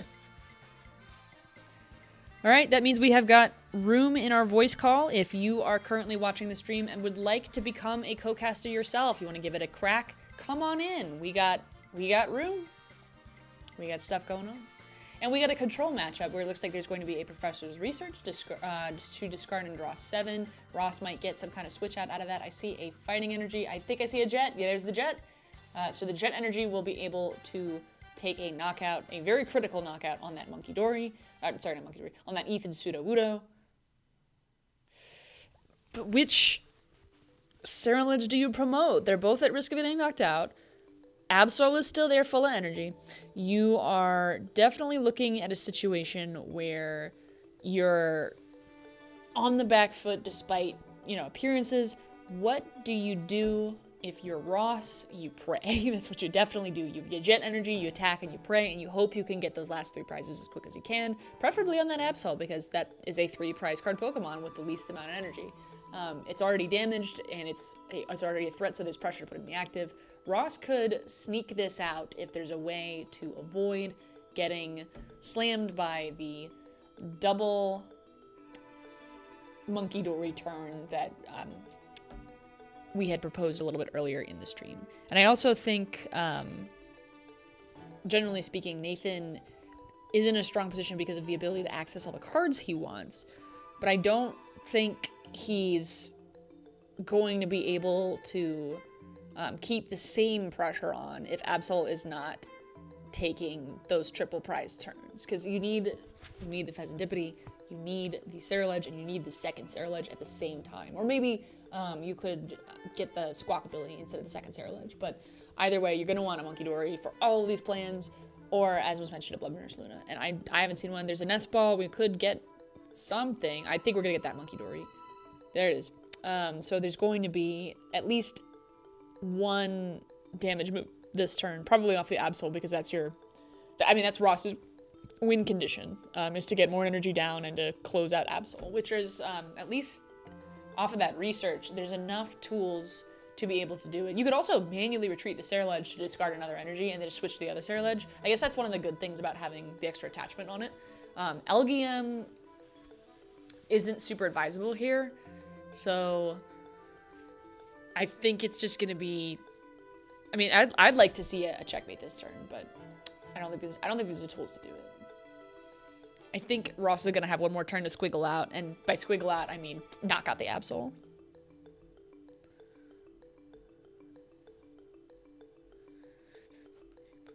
Oh, and checking in on what's going on in the land of Belo Horizonte, one of my friends is currently 1, 2, 3, 4, 1-1. That is Losta. You may know them as the Roaring Moon de Dunsparce pilot. Shout out to Andres Freeware for that. Freeware is not his last name. His last name is Lost now, but I'm seeing a lot of commentary on Twitter about Kangaskhan today, so I'm so glad that this deck is finally getting the appreciation. I was hyping this up during all of pre-release, and to see both Chip and Wancho supporting it during the cast predictions too, I'm just like, yep, it's Kangaskhan's regional to win. Milwaukee is Kangaskhan season, and it's just, is it going to be Nathan's Kangaskhan today? Let's find out.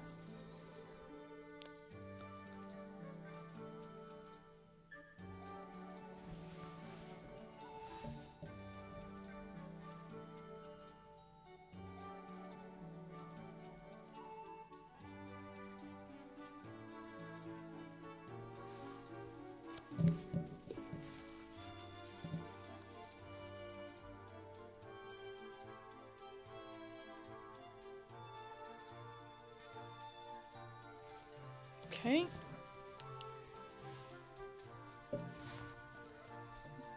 Nathan Sudowoodo is back with the Prism Energy, so we're going to go for the lock play. There's the second counter catcher. There's the Squawkabilly. There's the retreat. Ross is going to have to pull another miracle, and there's already 2 Jet Energy down, maybe a third.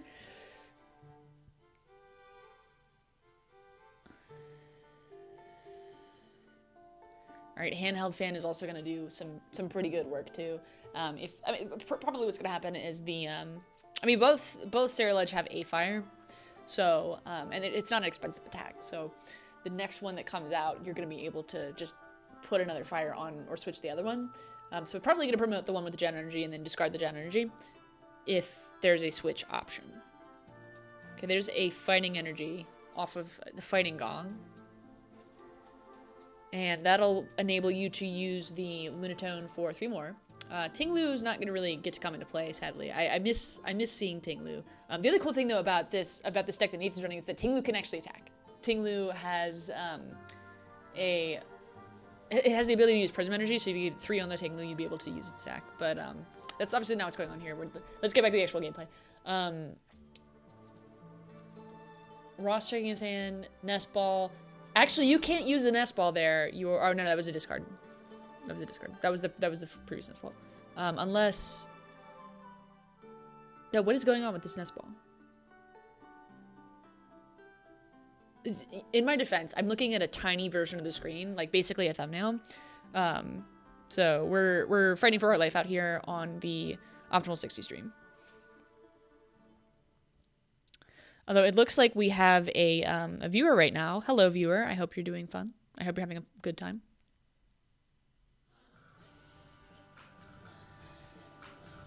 Okay, Legacy Energy. That's not atrocious.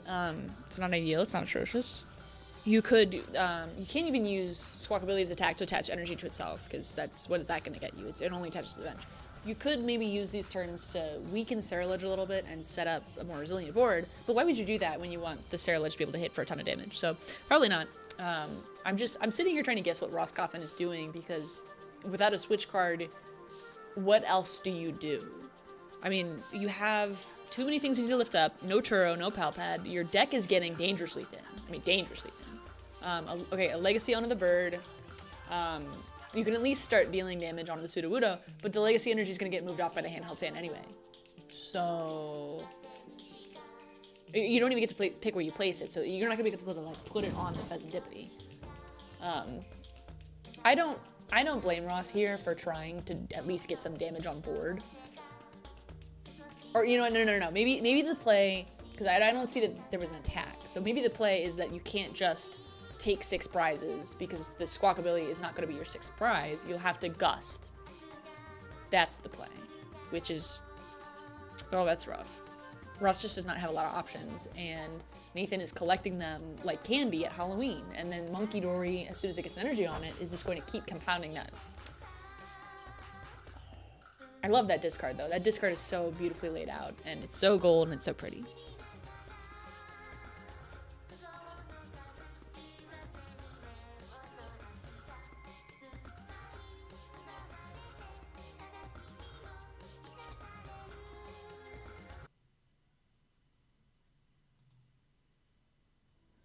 Okay.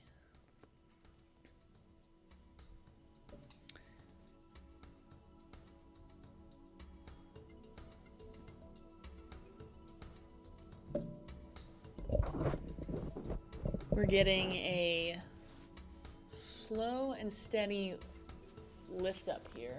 So Penny is going to remove Absol's damage from the field and also put the energy back in hand so they can go down onto Monkey Dory now. So all the damage on Kangaskhan is going to start moving to wherever the best place is so that Nathan can either take 6 prizes or continue to stall for as long as he feels is necessary. So I do not think that Squawkabilly is ever going to attack. I just don't see any reason why you'd want to give Monkey Dory more to work with. And that's the only downside of having to lift up that Absol is there's less damage that Monkey Dory can deal for you. Checking the discard, seeing what's available. It's a Fighting Gong and a bunch of tools, but Nathan is looking to see what the count is of Jet Energy, most likely. Jet Energy or Toro and Palpad, things like that.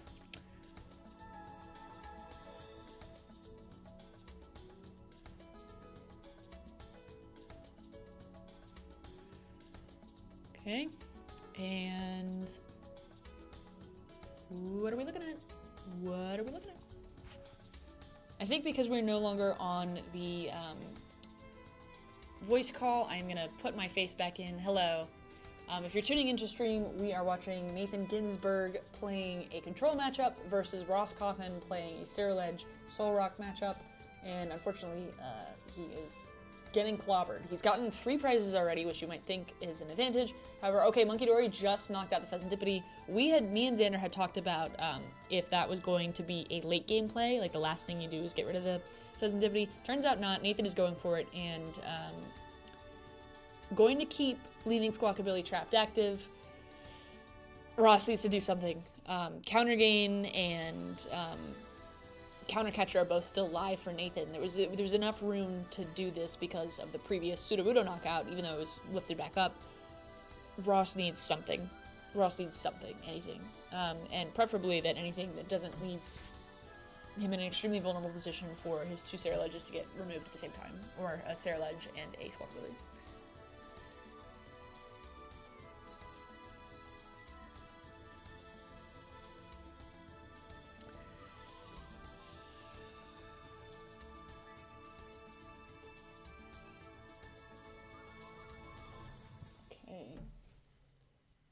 Everybody's checking the Discord.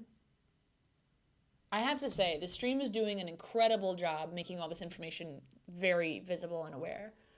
The tool and stadium count being combined is not really a problem because there's just not a lot of either. I'd like to see that split a little bit, but I really like what they've got going on here. I gotta figure out how to increase my bit rate, frankly. If you are a stream professional and you know this information, please feel free to sign it in the chat. I'd love to know what you're thinking, and I'd love to know. Okay, I figured out a solution for the video issue I've been having, which is that I don't have a great view of the stream. I think I have a sufficient solution, which is just to remove the pop out, and that way I can decrease the size of the stream screen. It is not a super effective option, but I like it. I think it's good. The music we're listening to comes from the composer of Pokemon Mystery Dungeon, and oh, there we go. Whew, that was like lightning. That was like lightning.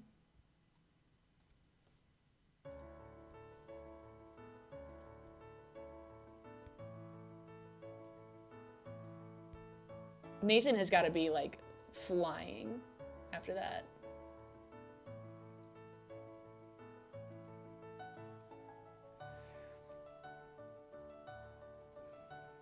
We're not gonna have time for a full 3-game set. So, considering here we go to the replay. Oh, this is the early game, the boss KO the Pidgey.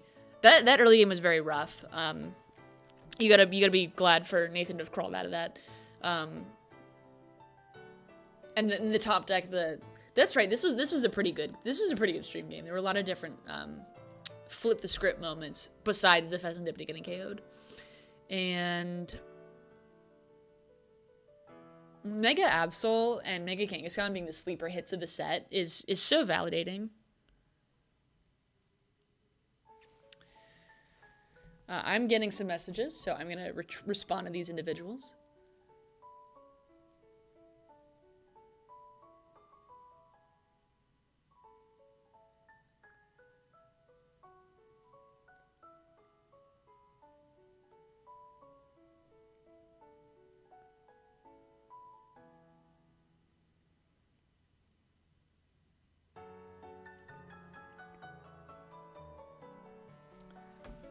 Okay.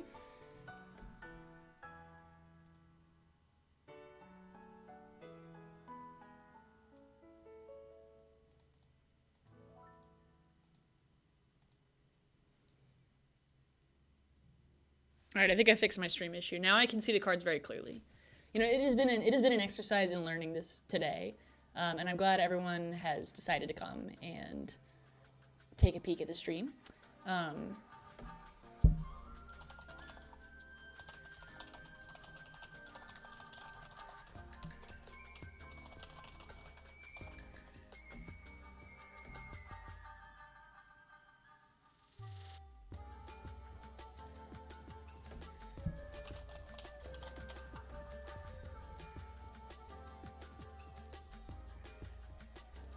All right, where are we at now?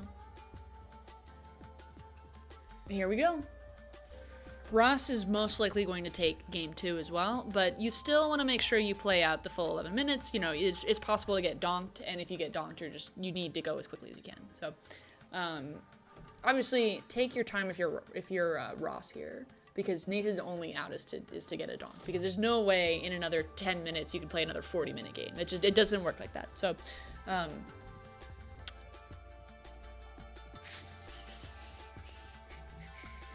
let me see if anyone is hanging out in chat. We did get a visit from Butter earlier. Butter that is not his name, but he goes by Butter. Butter is a close friend of the stream team. He knows Xander, he knows me, and it's good to see the homies. I mean, we're basically we're gonna see Ross go 4-0-1. Ross winning off the down pair is such an upset, especially considering the start of that game. but Nathan was just not able to get the last minute connect. A Blood Moon or Selena would have helped, but I don't think it would have changed the game. I don't think it would have changed the game there, because there wasn't a ton of, I mean, you could penny something up, but there was 2 pow pads in the prizes. A lot of the energy already committed, so you would have still had to lift up the Absol, but you still got knocked out with the Kangaskhan anyway. So having 3 prize liabilities does come at a cost, and that cost is that Sarah Ledge is able to actually hit those numbers, which is funny considering that Raging Bolt could have hit those numbers with less energy, but you'd have to have all the energy on the board at the same time, whereas Sarah Ledge doesn't care where they are, and in a control matchup, it's actually way more helpful to have the Sarah Ledge deck than the Raging Bolt variant. So, similar deck, different archetype. I can tell my head is getting cut off by this stream filter, so I'm going to go back to stream only. You cannot perceive me despite your best attempts.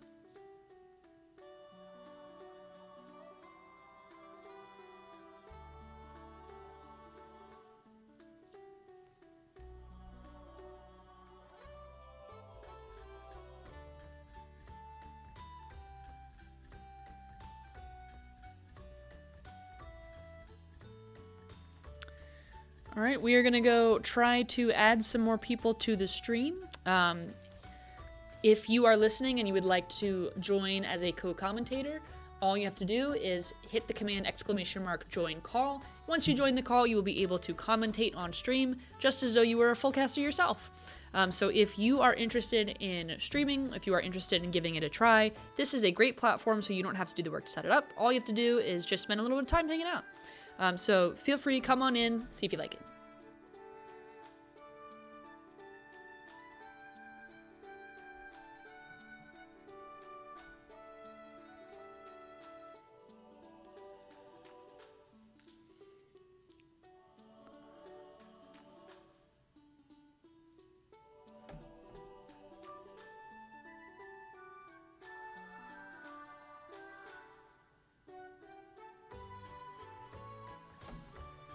I'm gonna see if I can get a graphic on screen so you can know that it's not like I vanished. I'm just chilling in Cedar Rapids. Text, there it is. Okay, create new. The text we're gonna put on is join call to try your hand at co-commentating.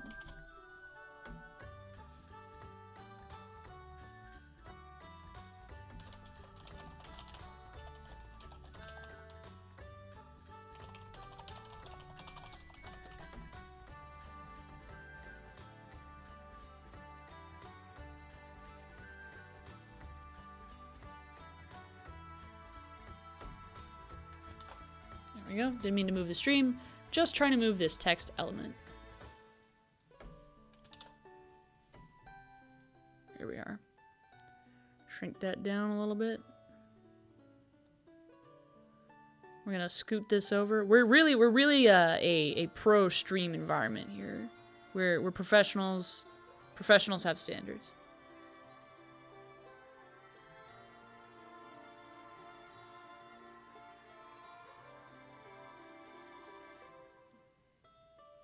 Here we go. We're gonna slide that in. You know what? I'm gonna give that a little bit of a tweak.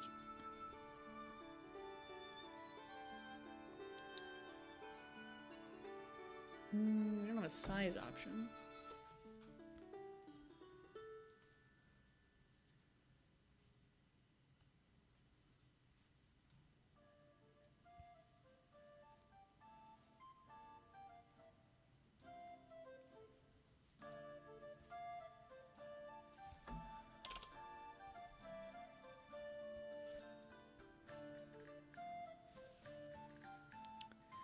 This last game is really Nathan showing his professionalism as a player, because you could have scooped. You know, you didn't have to subject yourself to this.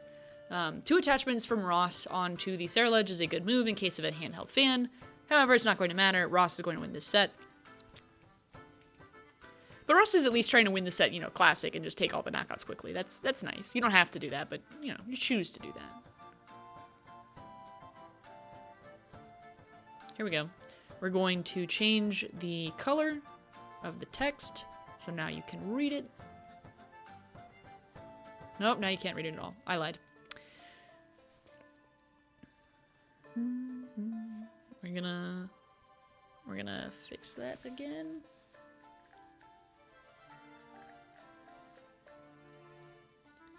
Pick a nice bright blue. I think you can't possibly mistake a nice bright blue. You know, when I said that, that was Cap.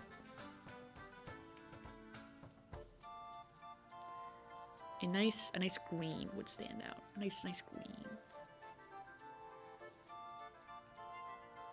Nope. Wrong. This is one of my first few times using OBS as the actual OBS user. I'm usually just in the call. So it is an exciting and hopefully useful experience because now when day 2 rolls around, I'll be a total expert. Oh yeah. Select the color. We're gonna go back to black. And we're gonna hit OK. And now you're totally gonna be able to read. Oh yeah. Join call to hop in the VC. Beautiful.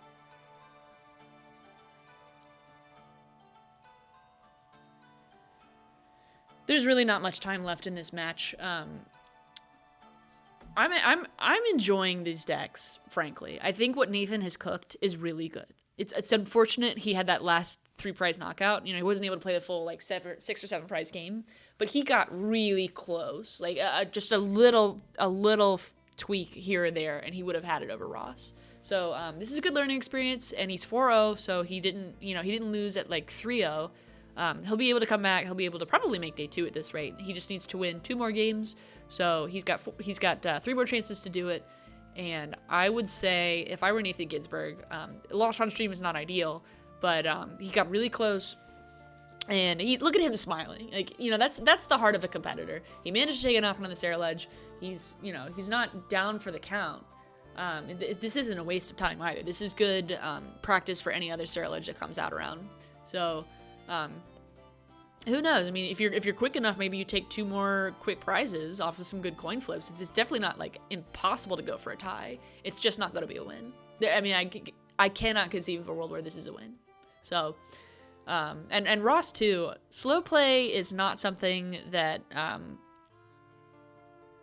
slow play is not something you want to be accused of doing. Slow play is when you take the full possible amount of time in your turn, even though you knew what you were going to do and you didn't need to do that. You know, if you have in your hand a switch and a professor and you take 3 years to play the switch and then the professor, even though the switch gets you nowhere and you have a Latios on the field, that's slow playing. You're purposely dragging out so you can milk the most out of your time as you can. And with the new time rules where you get turn 0, turn 1, and that's it, Ross has less to fear about getting knocked out and having a tie wrenched out of these last 2 minutes, which frankly you have to admire Nathan for finding a out to a tie. You're never gonna get a win out of this situation.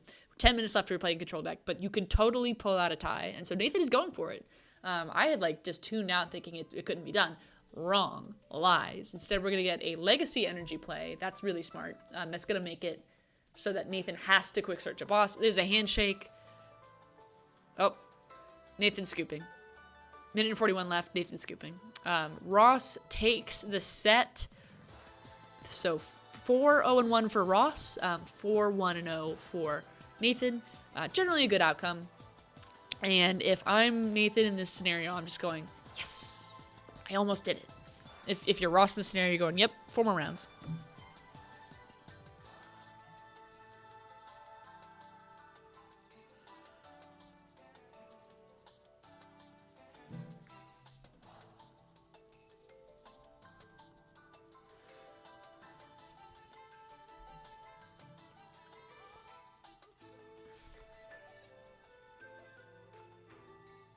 And I'm going to hide the join call button, and I'm going to check in on chat, see if we've got anything cooking. Nope.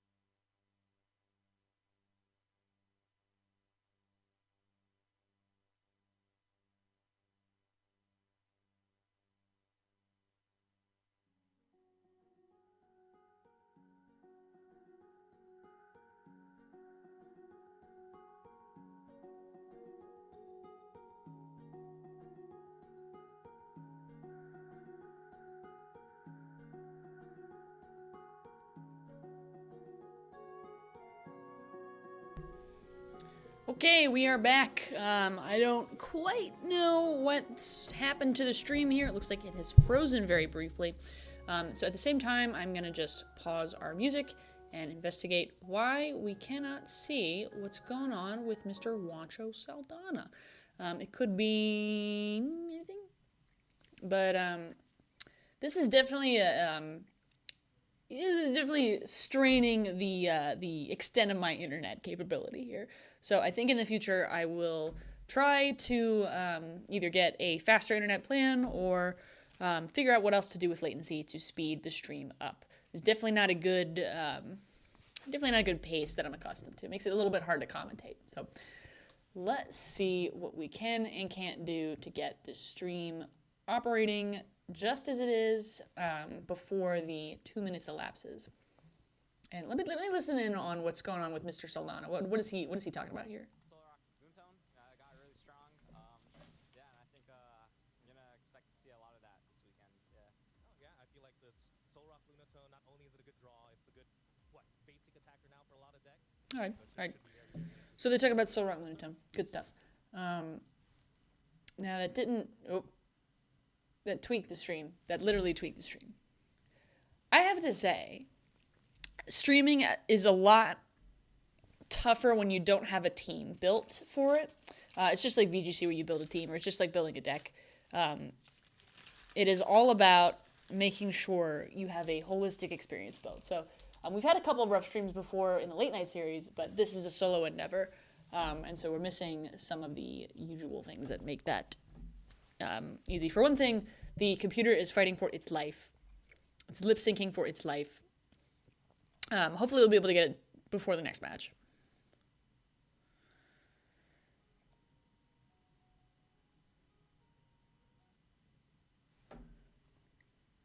I was trying to figure out why it wouldn't play on my phone, even though I just fixed the Wi-Fi so that I could try to scoot forward. Oopsies. Okay. Yeah. So when the video's gone for me, it's gone for y'all too. It's not just me. It's gonna make it a little bit difficult to impossible to commentate, but we're working on it slowly, surely.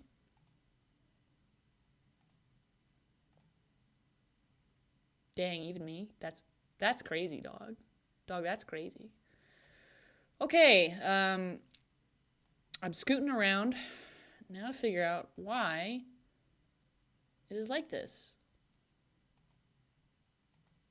That's my Discord.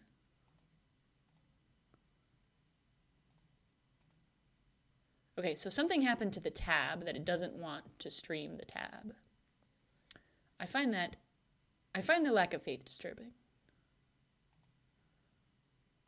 Okay, let's Milwaukee stream TCG day 1. How about that? Maybe we just need to refresh the page. How about that? I wonder how Azul used to do it. Because, I mean, the thinking here behind doing this event was that Azul used to be the restreamer guy, and you go on Twitch, you want to watch the regionals, Azul is there to go watch the regionals, or he's at the regionals, so, it's not every time. But with him now being ascended to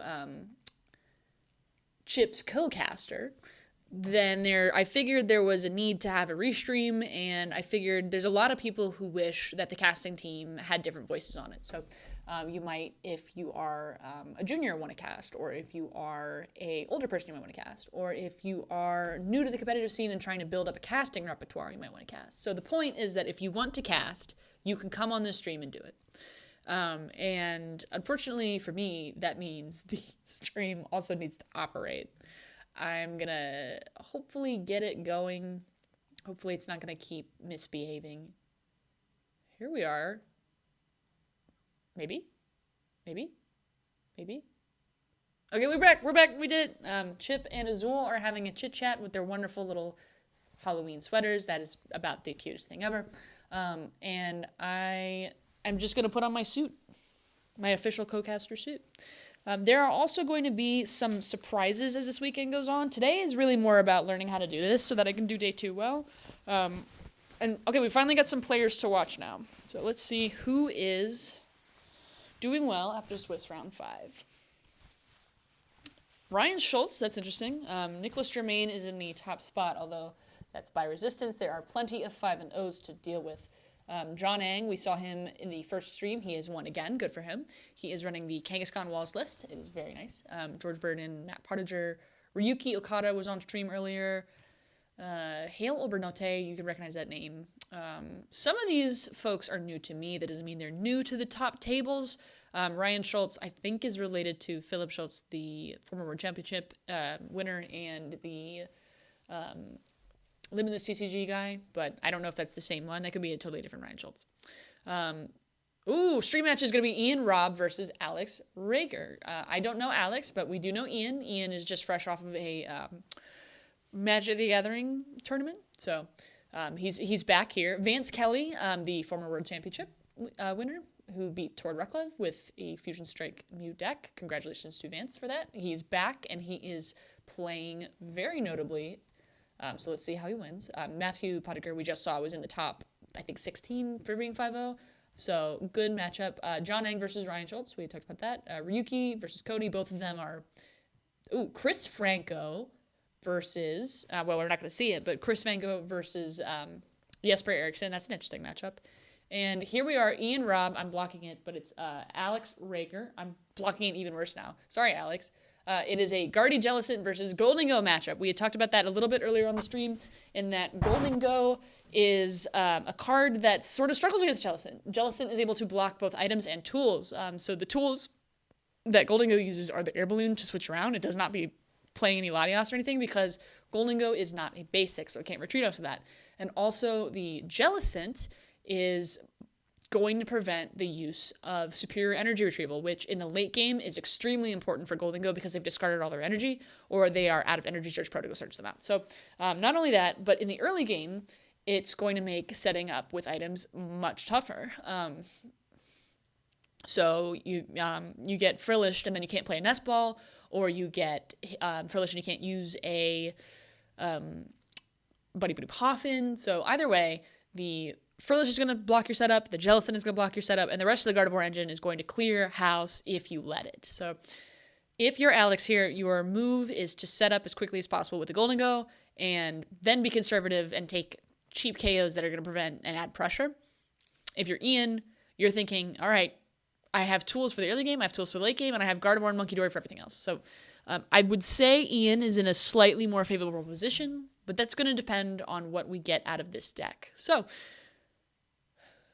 can we see a big Gardevoir finish, or are we going to get the Golden Go Victory Royale? Golden Go has not had many good finishes. People are hoping that this Soul Rock and Lunatone engine is going to gas it up.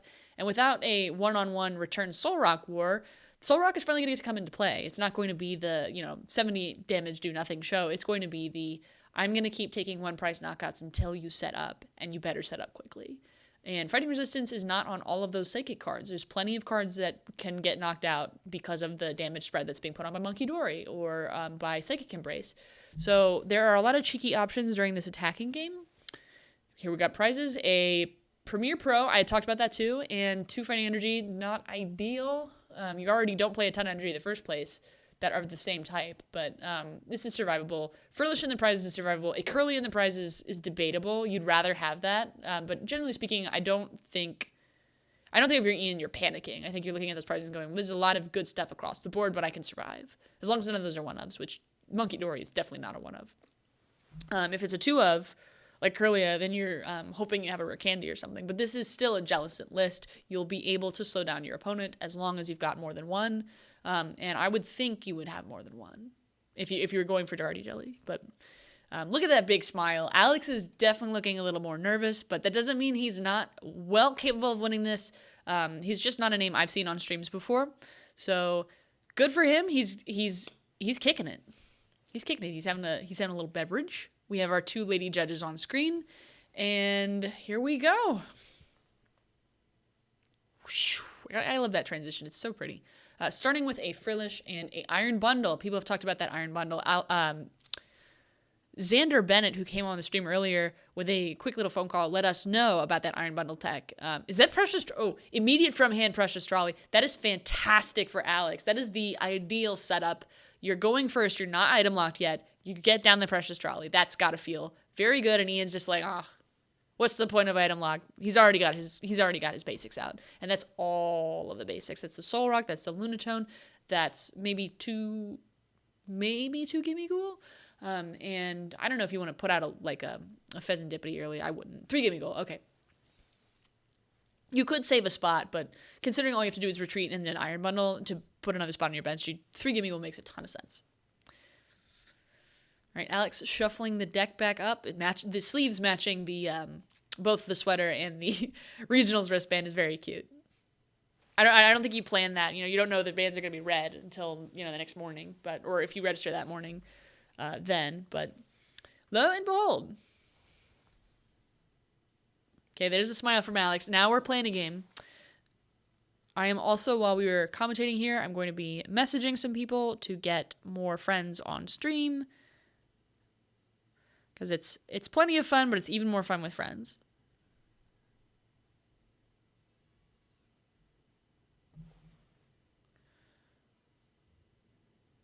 Okay.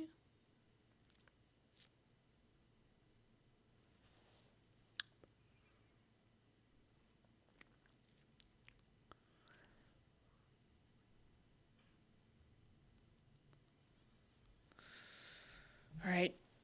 2 fighting gongs, some energy. Ian, what are you cooking?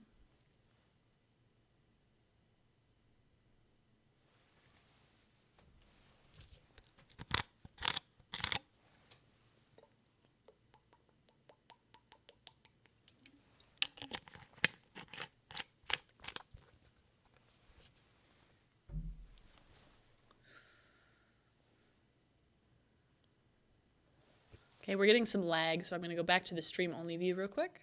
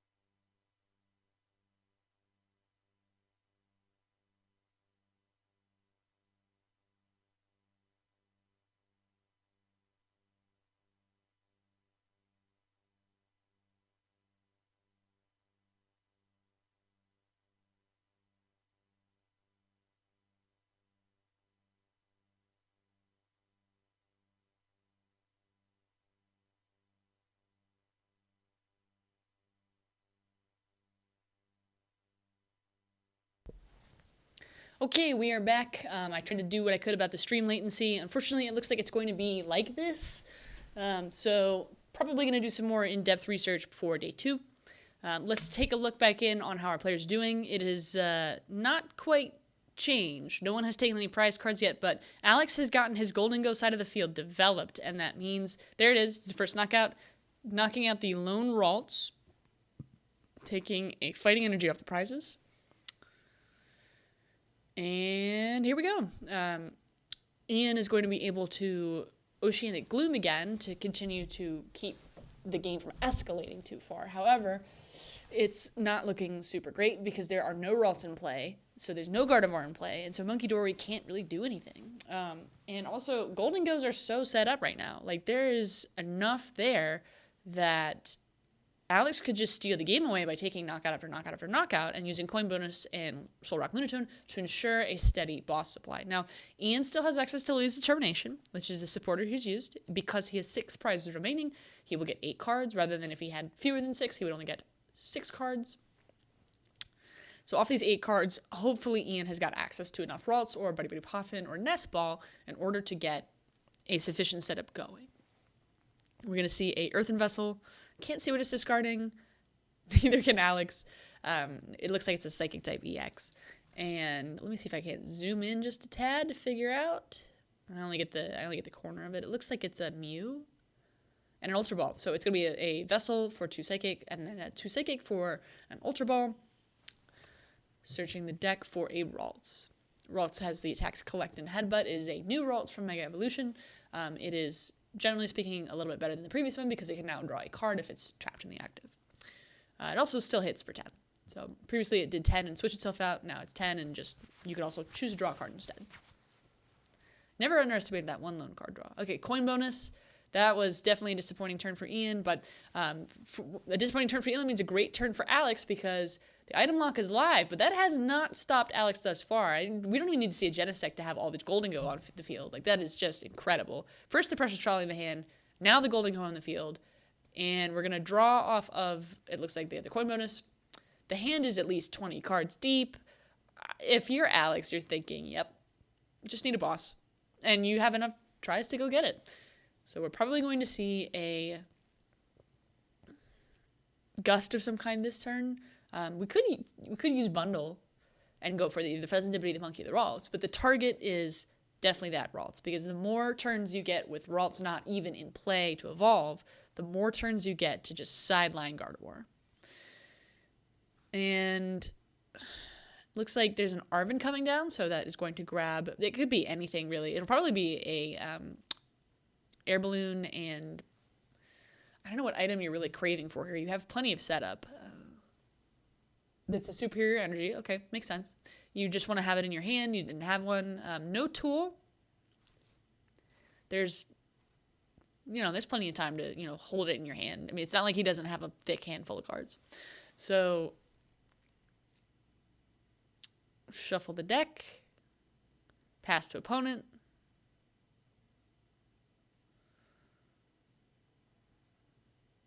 And three fighting down. No knockout on the Ralts, so Ian is able to come back if Ian likes to. There is a Artisan in play. That is great. That's going to keep keeping the board consistent. And a Lily at the same time. So Lily is going to get used, preserving that Artisan for after the deck shuffle and draw. Ian has some ground to make up, but it's not unrecoverable. It's only 2 prizes. And there is a Ralts in the field, so that is step 1, is have access to Gardevoir. And it's now possible. Just need to get a Rare Candy and a Gardevoir, or maybe something else. I might have liked to see an Artisan before the Lily in order to thin the deck, but if you're aiming for more basics, then obviously that's not the case. We got 8 cards from Ian. We don't have a great view of what they are. Could be anything. And I'm just checking my stream setup so I can find any chat currently going on. And you know what? I think it's about time to get some music going again. What do you think?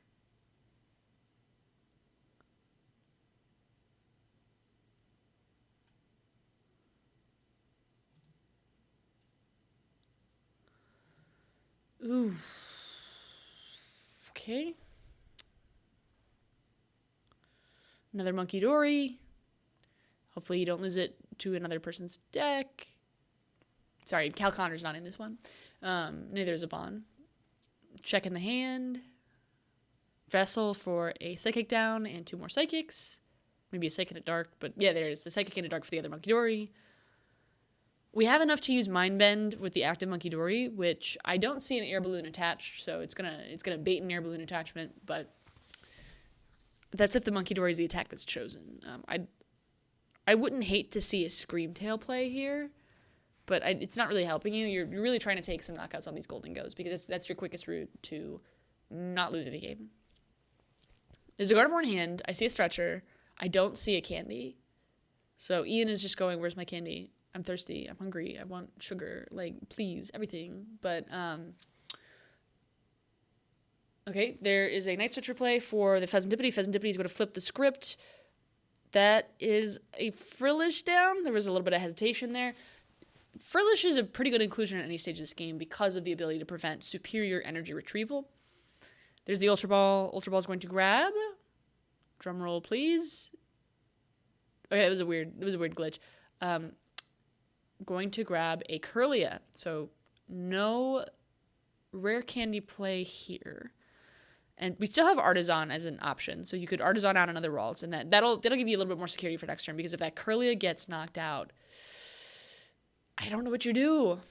Okay, one more Frillish onto the pile, and this is a very precarious position for Ian because Alex could just knock out that last Curlia, and all of a sudden, oops, Butterfingers, there's the game slipping away. Okay, draw. The coins are bonusing. The bonusing are coins.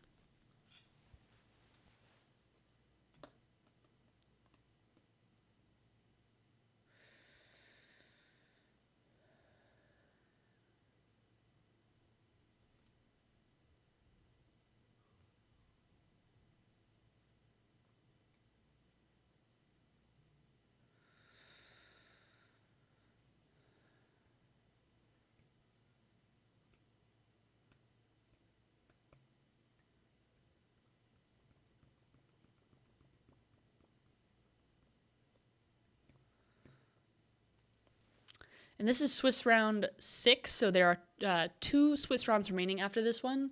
Players will be able to play 8 Swiss rounds at the Milwaukee Regionals. This is unusual for those who remember the 25 season, where it was 9 Swiss rounds most often. The difference is not that there's less players. In fact, there's just as many, or if not more, than ever. The difference is that there's a new round structure in which day 1 of Swiss consists of 8 rounds. Day 2 still consists of all of day 2. It also includes a last bonus round set during day 1, which is replacing the Swiss round 9 that most of us are familiar with. So I think in practice, this is a pretty good change. A lot of people who are not on the verge of day 2 will drop before then, or will drop the 9th round. Some of them will stick it out to get good practice. I personally have always stuck it out to get good practice, but removing that extra layer of headache so you could focus on the day 2 players is a sensible choice to make. Okay, let's take a look at our discard here. 7 fighting energy in the discard.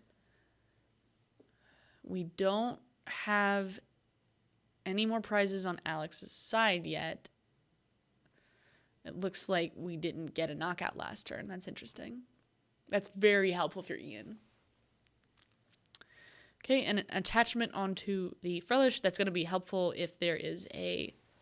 Oh, what's this? Oh, it's a Monkey Dory. Monkey Dory is going to move some energy around, or some damage counters around. They're going to go onto the benched Soul Rock, so there won't be any use of this Soul Rock if it keeps collecting. But, ooh, that was a pass. No Gardevoir. I wonder what that's about. Alex is looking at the hand and going, I don't know, something. It looks like Golden Go has been taking hits from Monkey Dory, and so it's slowly making it easier to take that knockout when you eventually go for it. But it looks like Ian is not interested yet. Ian is more it's been taking hits from the Frillish, excuse me. It's not interested yet in Oh, so Gardevoir did come down. All right, I just didn't see that. So it looks like Ian is not interested in taking a big knockout just yet. Ian is more interested in developing Ian's board state. And that makes a ton of sense because now you can put Gardevoir active, hopefully have starved Alex of resources long enough to not get it immediately KO'd, and then maybe Monkey Dory damage off onto it. Or you could use Gardevoir's Psychic Embrace and attach a bunch of energy everywhere and just keep using Oceanic Gloom in order to farm this Monkey Dory thing. And there's another one onto the Solrock. Solrock is getting damaged left, right, and center. And another Oceanic Gloom and another round of item lock. Goldango has got all kinds of tools available to it right now. It could use a boss. It could use a Iron Bundle if it didn't want to keep dealing with this Frillish. You have doubtless some energy to deal with. There was a Solrock play there, or sorry, a Lunatone play there. And the hand is just so thick and the deck is so thin. There's got to be like an Iono or something coming out because at this point you are close to decking out. Okay, one more coin bonus. Is that what you needed? Is an Arvin? You needed an Arvin for the Super Rod and the one metal. Okay, for the Super Rod. That is a very small deck. Does Alex not have any shuffle outs? No, there's an Iono in hand. It's clearly. Okay, there it is. It was to get the Super Rod. No, it was not to get the Super Rod. It was to check the deck. There we go. A knockout using the 2 Steel Energy. Okay, Ian. It's on you. You're 3 prizes down. Show us what Gardevoir does. 2 Monkey Dory are ready to go. There is a TM Devo in hand. That is a really good win out here. If you can deal enough damage, enough self-damage with Psychic Embrace, you can Monkey Dory 60 down on return. The 40 damage was previously on the Lunatone, or the Solrock. Doesn't really set it up for a double Monkey Dory 60 damage KO here. Instead, we're going right back to Frillish. The Ian's plan here is to keep using Frillish for as long as possible and maybe set up this Devo play. Maybe? I mean, that's what I would be doing. If you're able to knock out all 3 Goldango at once, then Alex's only attacker is this one bench Solrock, which must be why there's all the damage on the Solrock. That makes a ton of sense. And you could take as long as you need because the only 2 prizes you have are the Pheasantipity and the Gardevoir. And if Alex gets one of them, you're already in trouble anyway if there's any more boss. And a lot of bosses got used earlier on, those earlier Curlias. So it's not impossible for Alex to throw off this style. It's a very risky play to keep using Frillish instead of just attacking, but attacking is not exactly going to help either because Alex has so many draw outs, so many resources well sorted, knows exactly what's in the deck and knows what's exactly in the hand, so if an Iono comes down from either player, Alex is going to finally shuffle the hand back in, but also know what is available, and it's quite a lot. And being able to use Superior Energy Retrieval at all would be a major impediment. Okay, there's a Turo to lift up the damage one. Unfortunately, you're going to discard the energy, but slowly running the Goldango deck out of energy is not the worst idea here, because once you can't use Superior Energy Retrieval, then I think it's over for you. Okay, Bundle. Promoting the Solrock. Solrock is going to do Solrock things. It's a totally new, undamaged Solrock. That was a good idea. And with a Vitality Band attached, it's going to do 80, which is just enough, barring any resistance, which I don't believe is going to matter. Yep, there it is. 80 damage. Frillish is gone. There was no resistance. Alex is 2 prizes remaining to Ian's 6. Ian needs to get something going, and with that 1 damage Goldango being lifted straight up, there's so little to do to just take a multi-prize turn off of the Devo. I mean, you could maybe use the Devo in conjunction with a hand wipe, and then you only get 1 coin bonus from the active and 1 from the bench with 2 cards from your Iono. That's not really a pretty play, though. I wouldn't be a huge fan of it. I would rather just go for 1 more Frillish if I could, because the more times that you can't use items, the less energy you have to keep taking knockouts, and the more you can, play around with maybe like a retreat Monkey Dory play, using Psychic Embrace to attach energy, retreating into a better target, using Monkey Dory to move it off, and doing it again in a loop. I mean, Ian knows what he's doing. He's a very skilled player. The strategy here has got to be just spam Frillish until it stops. And there's that Frillish back again. Thanks to Artisan, they have a perpetual supply of small fish, small oceanic fish. And something needs to be done about that Soul Rock, but the good news is that there's the Iono, okay? The good news is that with access to, was that a countercut remove? How did Goldango get in the active? Chat, I think I might be cooked. Chat, I'm not gonna lie. I think I may be in the oven getting smoked.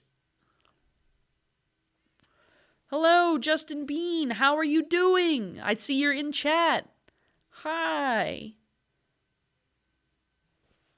It is the afternoon. It is 4:30 in the afternoon. We have another 2 rounds of day 1 Swiss. We are halfway through this one. We are on game 1 still, but it looks like it's about to come to a conclusion. And game 2 is probably not going to turn into a game 3. It's probably going to be just a game 1 and a long game 2. But you never know. Hi, Justin. What's up? If you are interested in joining as a co-caster, if you want to take a chance on streaming, the command !joincall will add you to my Discord server where I can pop you into the VC and you can be part of the stream. If that's not of interest to you, then you can always, poke your friends and be like, "Hey, I want to watch you cast." And you can tell them they don't have to do any of the effort. They can just pop into the stream. I'll set up the VC and they're done. The only thing they don't have is the camera. But like, maybe there's a way to set that up. I've seen On Guard has this really cool stream tool where you set someone up as a picture and then you connect it to the Discord call. And whenever the Discord call talks, the picture bounces up and down as though they're like communicating. Like it's a light subtle animation effect. It's not like crazy. So I could set that up for day 2, I think, because I've talked to some people on Twitter today and they've expressed an interest in trying to cast. A lot of people have a lot of passion for the game. Excuse me. And Ian just closed that out of nowhere. I blinked. Ian closed the game out of nowhere and I blinked. He just pulled 6 prizes out of thin air. Hold on. I have to go rewatch that. I was too busy shilling. We're going to call that a pro play. Your alma mater plays an athletic competition later. Is that football? That sounds like football. Okay, I've got the stream open on my end, and I'm going to watch that last turnover. This has happened twice already where a game has ended out of like nowhere, and I'm like, what? You didn't show the win con. And it's because I was too busy enjoying myself rather than actually watching. Here we are with a replay. Okay, they're replaying the best moments, and it must have been deck out. That would be dramatic. No, they did an Iona. They couldn't be deck out. Look at that smile on Ian. Like, yeah, I thought. Alex may have also thought. I mean, the experience with these games is that they can turn on the drop of a dime. Why is the stream in 5 FPS? Remo, I would like to know that answer as well. I have been trying to fix the latency. I went to be right back mode, and I can't figure out what the problem is. It's something to do with my OBS. I mean, if you know of any solutions to speed up that stream, I am 5,000% happier to fix it, because this is probably really obnoxious to watch. I can go to stream only mode where it removes me, and sometimes that speeds it up like slightly. I mean, I've got myself on a background remover. So, I mean, I like being on the stream too. Like I set up all that stuff so I could be on. I'm wearing a suit for Christ's sake. So, I mean, I can leave it on without me in the stream to like fix the FPS a bit. Yeah, I mean, I looked at the bitrate earlier and I thought it was that, but I'd played around with it for a while and it did not do anything.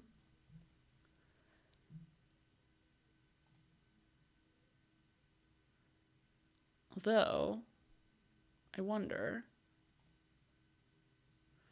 Maybe. While they set up game 2, I'm gonna see if maybe there's something to do with. No, that doesn't do it. I was gonna try changing the capture method. I was wondering if maybe it was the capture method off of the stream could do something.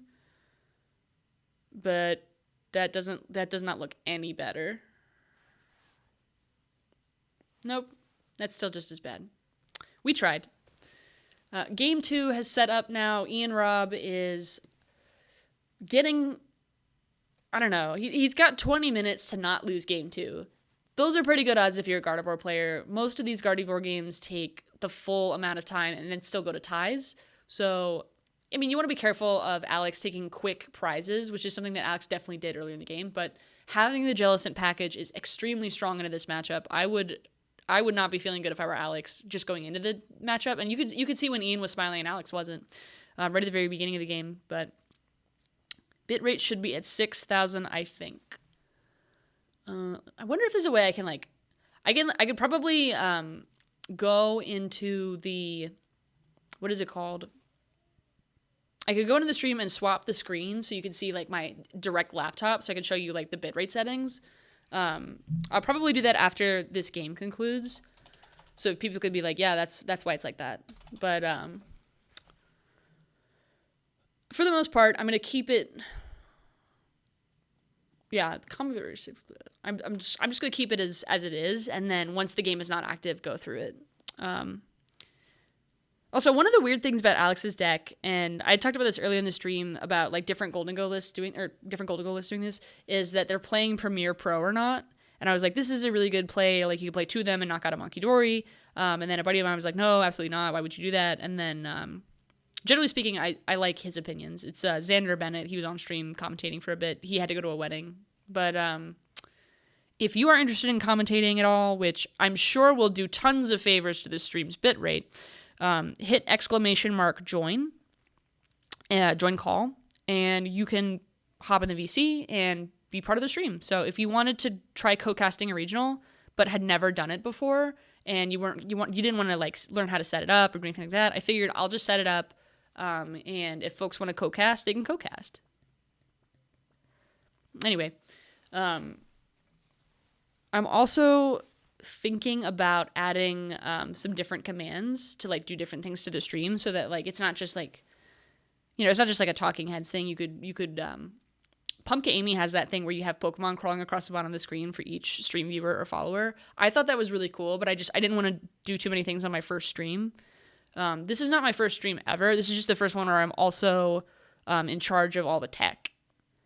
Okay, it looks like Justin wants to hop on call. Hello, Justin. A pleasure to see you again. And we're going to add you as a commentator. Beautiful. Big fan.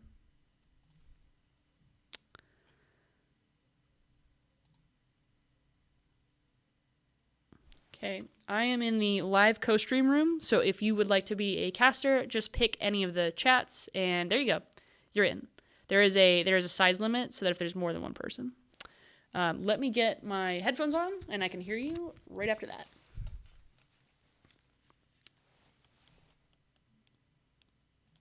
Chillo. All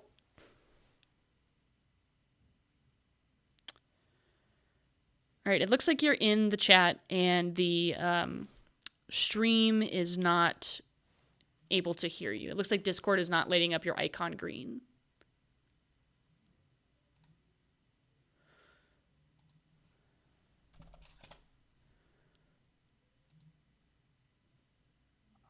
Now you should be able to hear me. Yeah. There you go. Now let me get you connected to the stream so the stream can hear you. That is the next and final step. Am I? Okay. Well, I've got this Twitch stream pulled up. I muted ours so I could... Awesome. You are showing up for me as though you're playing. So desktop audio is displaying you. Very nice. Sweet. Hello. Hey. How have you been? Fantastic. I was just cleaning up my stream room. Mm-hmm. My little office here. I thought I'd hop in. Yeah. All right, I put on some music. The stream is now stuck according to Ramo. That is definitely not ideal. I don't like that. I'd rather the stream not be stuck.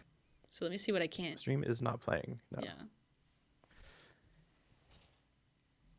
Okay. Well, it's not you. I think of a solution to this. This is so genius. I didn't even think of this before. Mhm. Okay, I'm gonna put you on my phone and on LTE. It's gonna take your audio to like garbage, but Oh no. it'll at least fix the stream being stuck. I'm just gonna buy better internet after this. This is nonsense. I'm sure the bitrate is like contributing in some way, but Is your stream paused?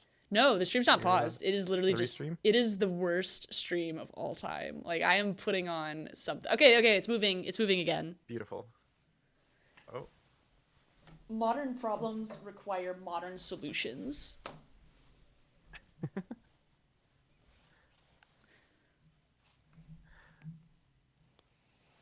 All right, let's see it. Oh.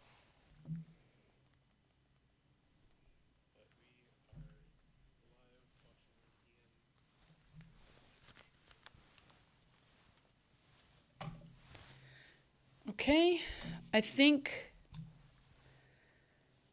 we got it. Okay, stream should be able to hear you now. I hear myself if I.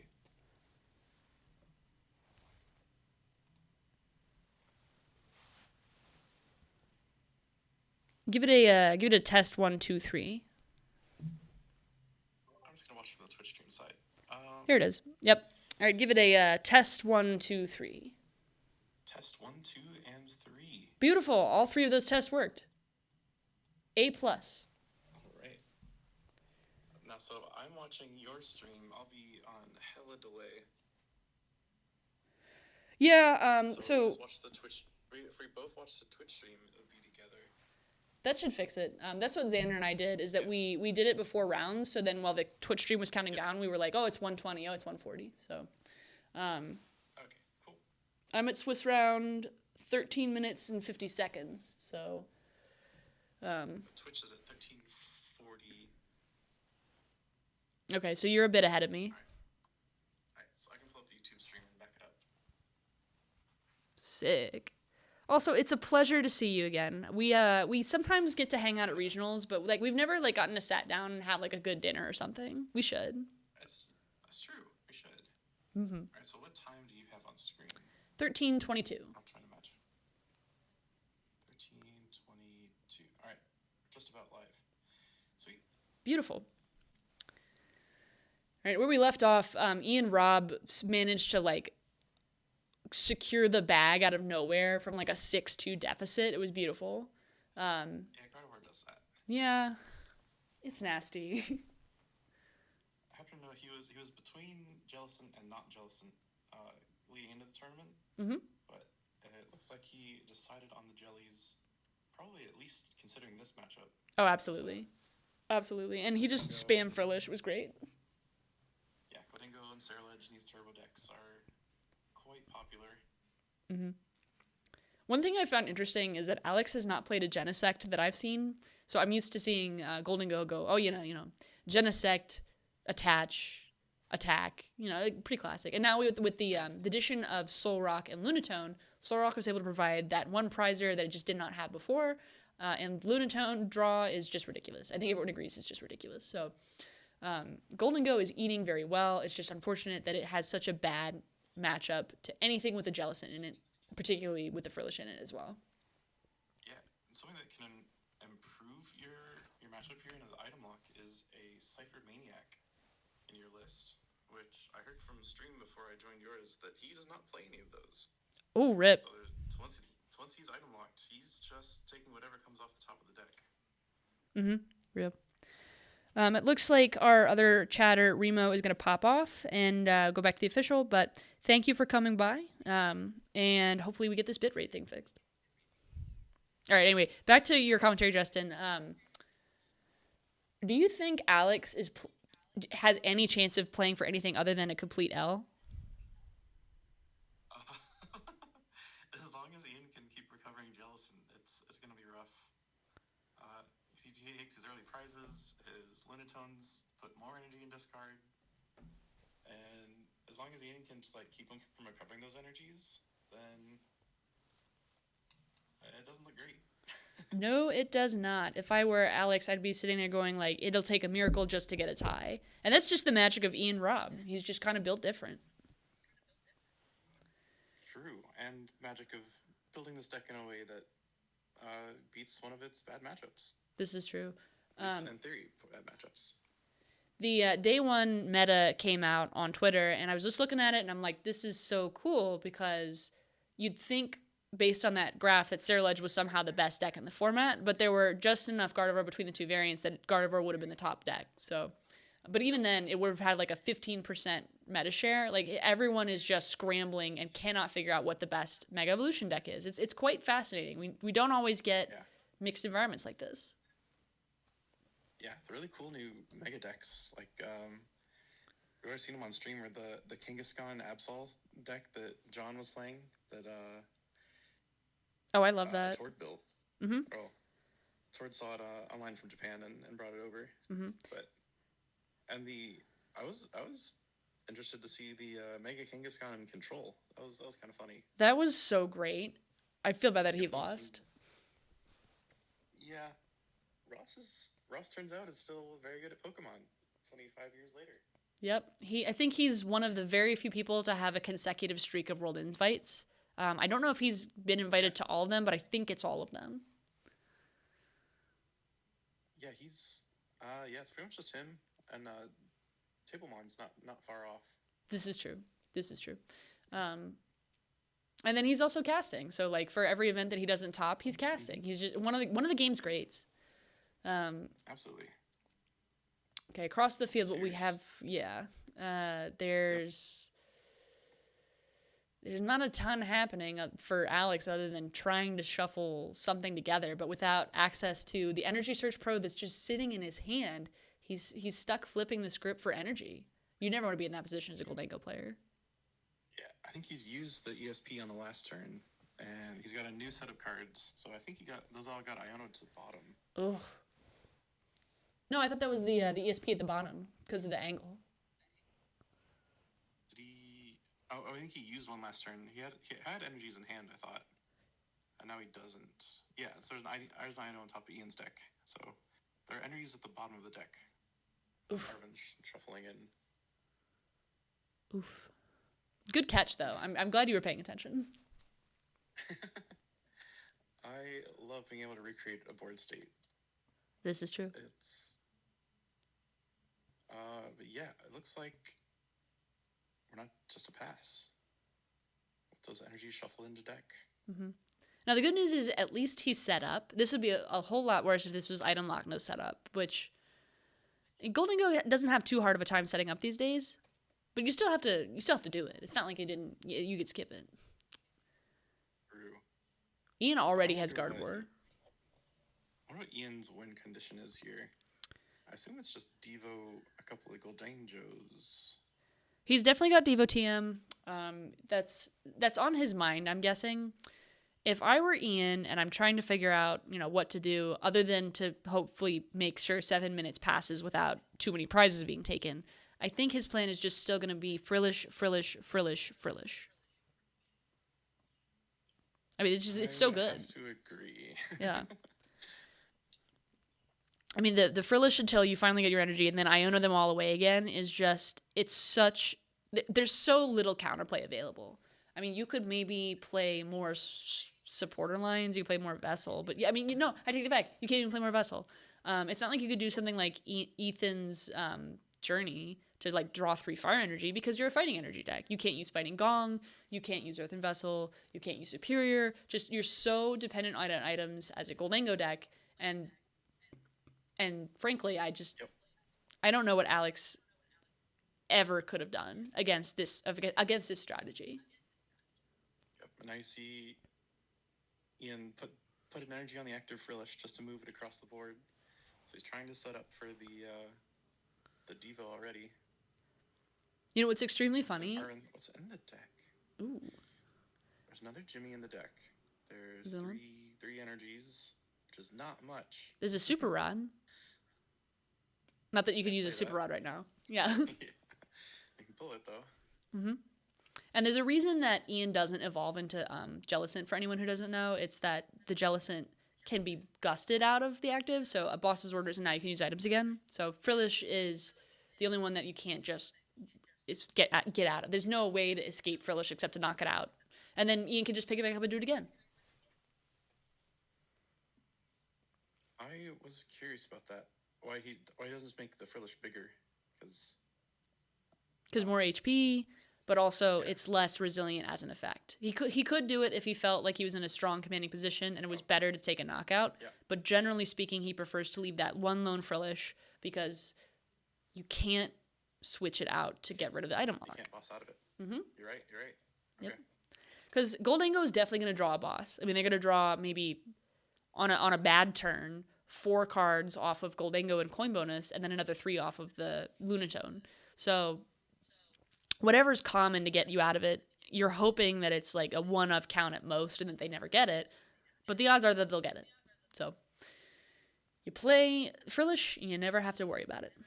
I mean, there's a boss right there in Alex's hand, so.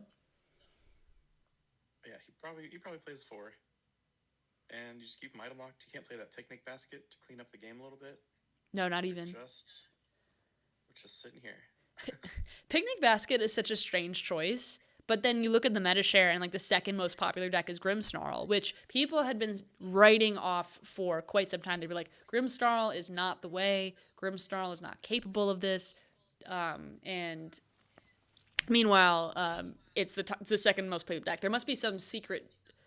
I mean, maybe it's just Absol. I mean, because Absol being able to take one-hit KOs does fix a pretty serious problem Grimmsnarl had. But I just don't think it's a consistent enough deck for that meta share. So I'm curious as to what the Grimmsnarl build is currently looking like.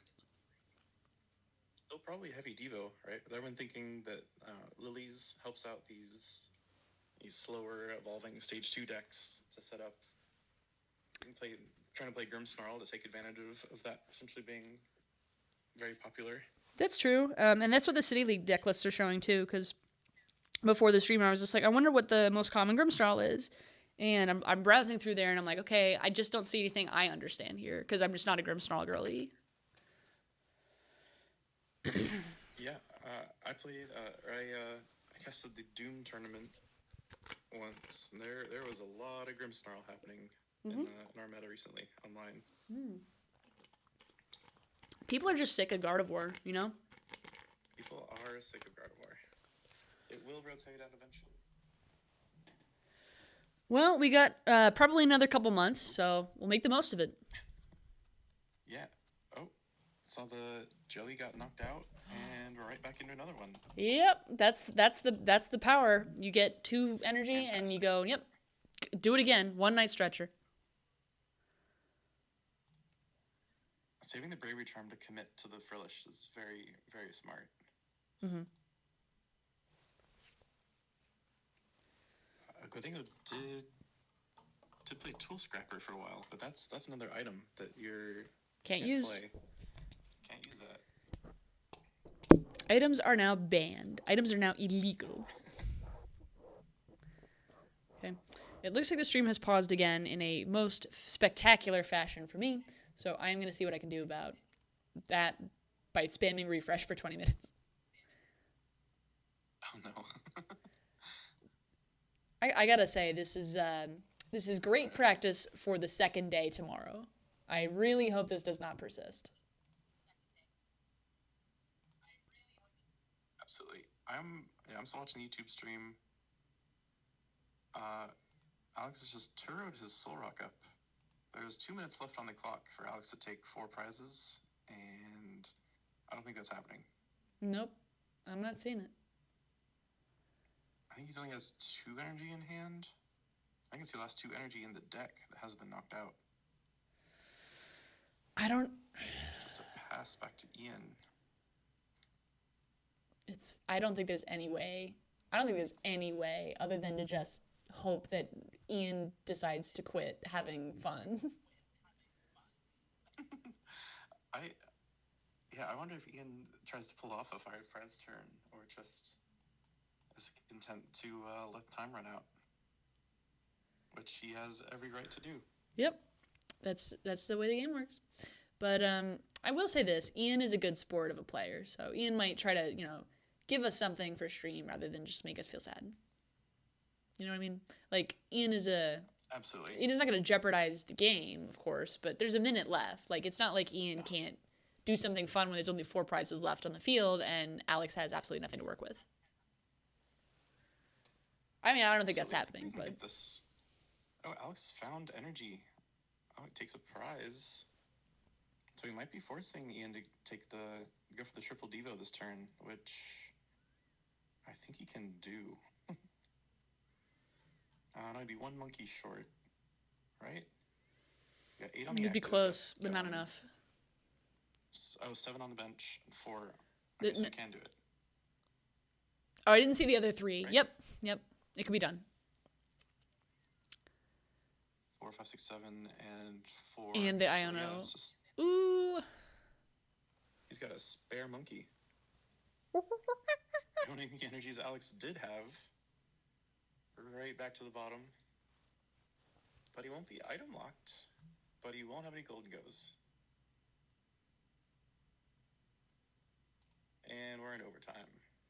There it is, and that will be... Well, no. It looks like there's a little bit more time on my clock. Maybe we're just out of sync. But, bag secured. I mean, that is... You can't come back after that. No, you can't.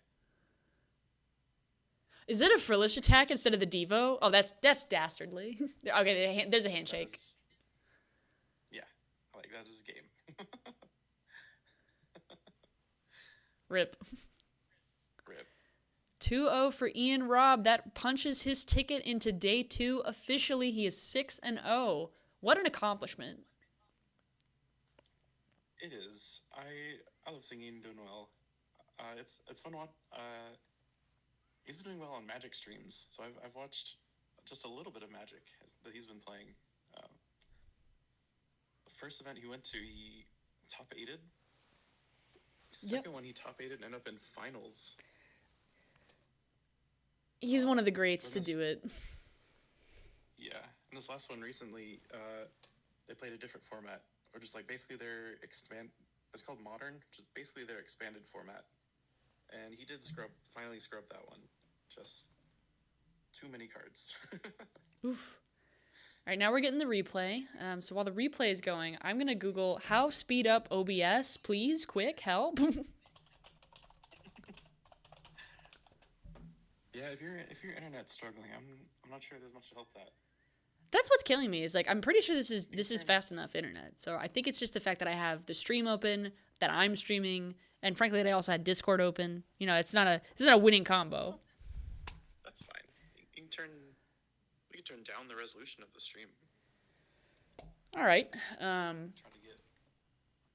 push more lower quality bits. Okay, bits. You're gonna get lowered in quality. Bits.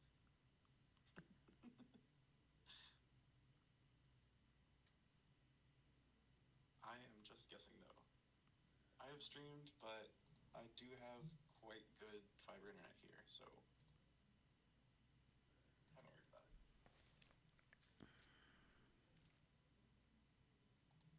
I mean, I'm going into the settings tab and clicking anything. Oh no. Because I mean, like I was doing the Google Foo earlier, and it just does not. Nope. Dangerous place to click. Dangerous place to click, indeed. Okay, here we are. OBS is a really impressive piece of software, except for the fact that it's slow as molasses right now for me in particular. I mean, bitrate is 6,000 in kbps, so like I'm getting that kind of internet. It's just the FPS is just like half of that, and I don't know why. I'm about to learn so much this weekend about how streaming works. I can't even change the aspect ratio. That's nonsense.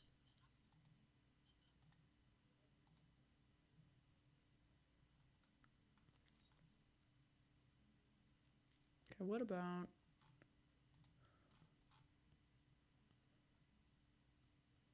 I wonder if... Would this help?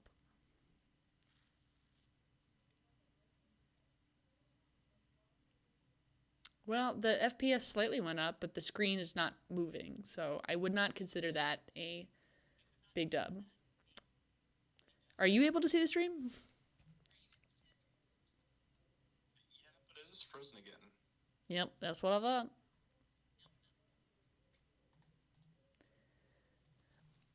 Well, fortunately, day 2 is at the end of the tournament, so hopefully this will be fixed by the end. Ooh. Yeah. Okay, there's been a brief jump Should see if they. with a bitrate increase. Still frozen, but that's fine. I'm still here, doing my thing. I've had me off for like half this time because I'm like, oh, maybe it's me because I have the background going. No, it's neither of those things.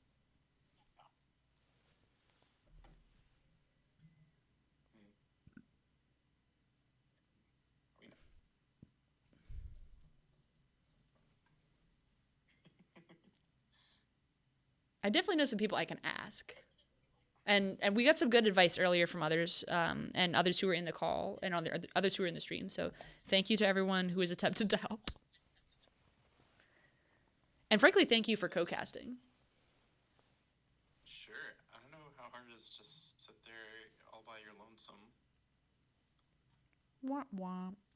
I deleted this, but when I tried to start the stream, because this was the first time I'd streamed on YouTube, first you have to go through like a 24-hour waiting period, which I did not know, and I was like, oh no, I'm gonna have to stream on Twitch again, because I do that all the time anyway.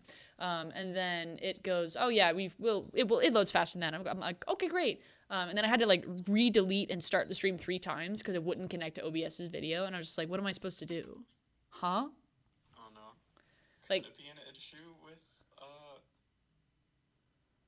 YouTube that you're not on Twitch? I don't know. I mean, when I stream on Twitch, typically it's with late night, and so it's not just me. Oh yeah. Like Nate and Koopa, who I stream with, are both really good. So we usually just go on Discord together and then restream from their PC. But you know, once in a while, I mean, I take it upon myself to do something. Like I did a stream in 2020 that was nowhere near this like slow. So, and that was the same PC and roughly similar internet. So, Yeah.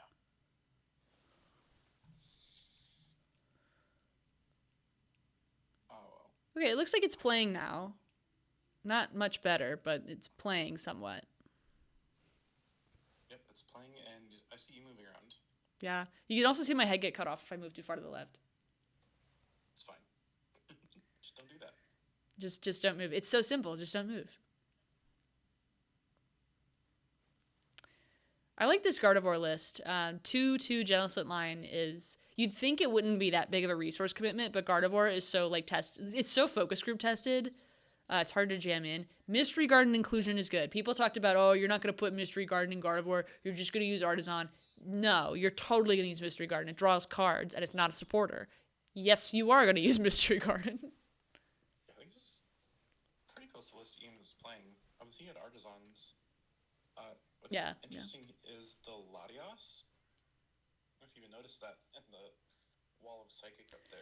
It's creeping in. I think it's a good choice for Gardevoir because like you still have the problem of someone could retreat lock you at any time playing Gardevoir, and you have maybe a Turo if you're lucky. You just lose to Gardevoir to retreat lock, but that's what Monkey Dory is for. Like you just Monkey Dory spam.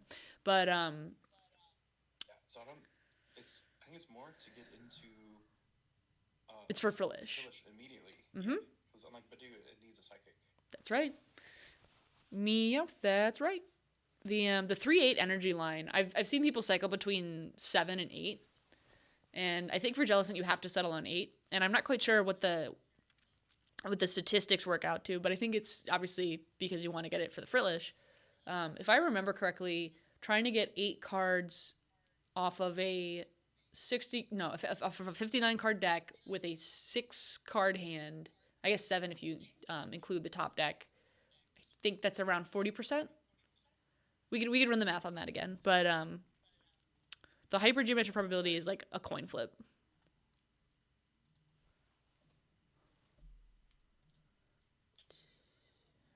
Here we go. What is your favorite deck right now? Favorite deck? I'm not sure. I've been just bouncing around to whatever is fun. Played a lot of Terrorbox last format. I think Zard might be one of my go-tos here. Mm-hmm.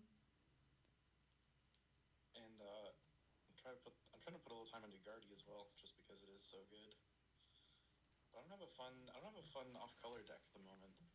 That's one comes out of this tournament. That's true. The Kangaskhan control is definitely looking to be something. It sure is. Yeah, I heard some friends talking about it after Tord's masterclass on it was announced. That it was doing well in Japan, and like a lot of people kind of knew it, or like had seen people playing it on High Ladder. Mm-hmm. Yeah, so it's definitely part of the meta. Yeah, I quite like it. I'm a Kangaskhan believer. I don't need to know what else is with it. I'm just a Kangaskhan believer. Absolutely. Flip some coins. Oh, absolutely. It's part of Pokemon. Mm-hmm. Flip coins for a 2-hit KO anyway. Like, beautiful. Beautiful. I think Kangaskhan's overpowered. It might be. Then again, It does give them 3 prizes, so. yeah, it gives them 3 prizes, and VGC has had overpowered Kangaskhan for a lot longer than we have, so can't complain. So true. It's so true, bestie. Mega's coming back. Kangaskhan could return. Not the chalk meta, but for TCG. Not like this. I remember when City League results were first coming out, people were putting it in Raging Bolt. They're like, oh, this is like a one-of inclusion in Raging Bolt, so you don't get spammed by Iono in the end game. I'm like, oh, that's a good idea. And then Raging Bolt vanished. It did, yeah. Yeah. Which is a little sad after so long. You'd think it would be like a little bit better than Goldango right now because of this Jellicent stuff running around, but the storm has ended. Lightning cannot strike twice. It just might have nothing to add, really. That's okay. So what are your next regionals coming up? I know I did not qualify for Vegas, and by qualify I mean win the the lottery to get into Vegas. I tried both waves, but Vegas evaded me. Yeah, Same? I was late to signing up for the first wave. Mm-hmm. And missed the second. So I'll be trying for Toronto and Seattle. That should be good. I wasn't sure about going to Seattle or not. It looks like a really fun one, especially when it's so close to Pokemon's headquarters. You're like, okay, are they going to do anything special for this? Are there people who are going to be there that normally don't come to these things? Are they going to maybe do like a booth? But I mean, it's Pokemon America, not necessarily Pokemon like Japan. So trade-offs. Yeah. No, there's a lot of old heads that played the game back in the day that live in Seattle. So they'll all show up, I'm sure. Mm-hmm. And then there's that shop. I want to say it's Tabletop Gaming. Mm-hmm. You know the one? Yeah, Tabletop Village. Tabletop Village, that's it. And they are like undisputed reigning champions of Seattle. So I'm sure they are gonna like put on a really good maybe like League Cup or something, or like a big like push to get people in. I hope that happens. I hope they do well. I like them. Cool. Every time they tweet, you're just like, this is a great LGS to be part of. Yeah. Have you ever met Brian, the owner? I might have, but I wouldn't have met him in a setting where like we exchanged names. Oh, okay. Yeah, I actually met him in the World's Pokemon Center. I think I met him before, but I got to talk to him for a bit. He's a great guy.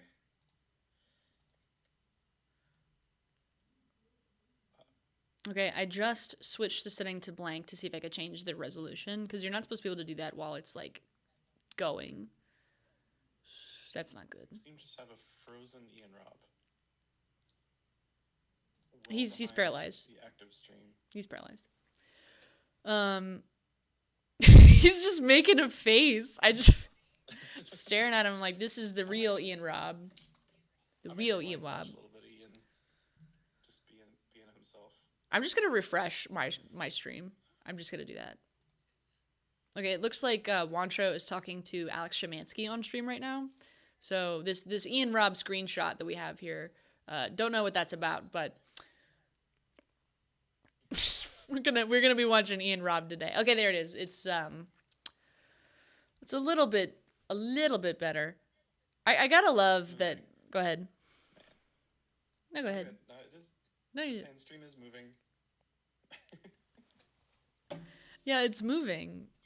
But is it moving in the right direction? We've now just hit the 4-hour mark, so this is definitely one of my longer streams that I've ever done, and we have presumably 1, 2, 3 more Swiss rounds left. So this is gonna be a fight.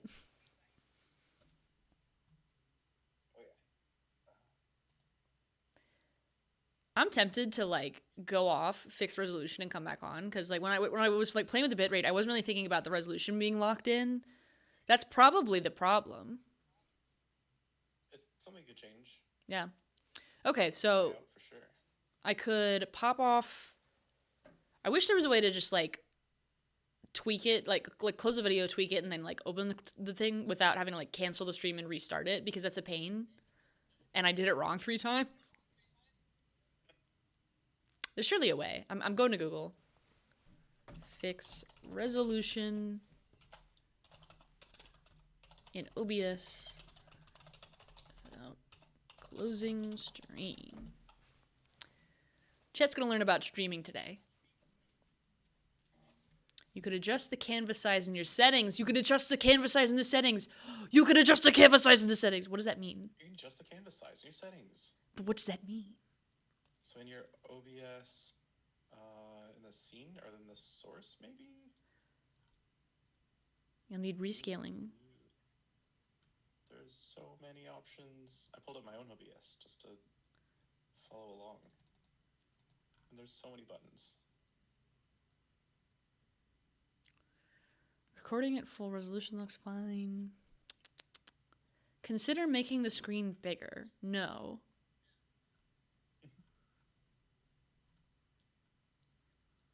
Window capture. Monitor rescale. Nope, that requires closing it. All right, we're just going to have a little bit of a janky stream today and then a good one tomorrow. That's the spirit. Okay, we got a commenter letting us know resolution 720 is probably the best option for your actual stream that we're seeing. I agree with that 100%. My problem is, and if I can... if I can pull it in there. No, that's me. I don't want you to see me. Here it is. The window capture. Boop. Window capture 2. And I want to get the screen.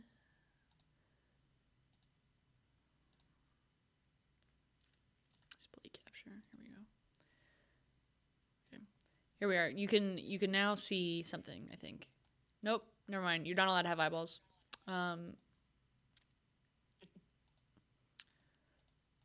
It was a good run. Here we go. I think this might do it. Okay, now you can kind of see the complete nonsense going on over here and the like. No, we killed it. We killed it. Oh no, we definitely should not have done that, ladies and gentlemen. That was a mistake. There's nothing coming back. Okay, we're not doing that. I was gonna show what OBS was doing, and OBS was not going to be doing that.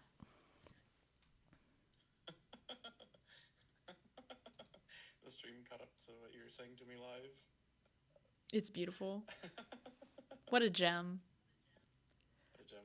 I'm so glad you're here joining us for the most functional stream of all time. Oh, looks like we almost banned our chatter. Sorry about that. How? What? It's like 2 frames per second. How does somebody get banned? Oh, they got yelled at by Nightbot for spamming caps. Here, I'll fix it. That's not supposed to be banned. Oh my god, I banned the like they have like a pre-selected list of swear words, and I was like, obviously I don't want people doing swear words, so I'll just ban that. But it also bans all caps, which I think is fun. So, all right, remember folks, don't say swear words. Definitely do not do that.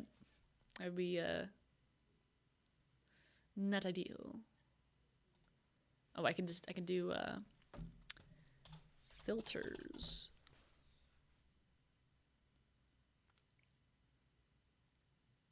Okay, so it's something else. I'm sorry to our wonderful commenter. I'm gonna free you from this prison. You are going to be allowed to use all caps. It's just we're gonna fight for our life. We're gonna lip sync for our life. Fine. Alright. Oh, yeah, another video playing in the background. Still talking to Shemansky. This is a long interview. I mean, the fact that it's playing is already an improvement.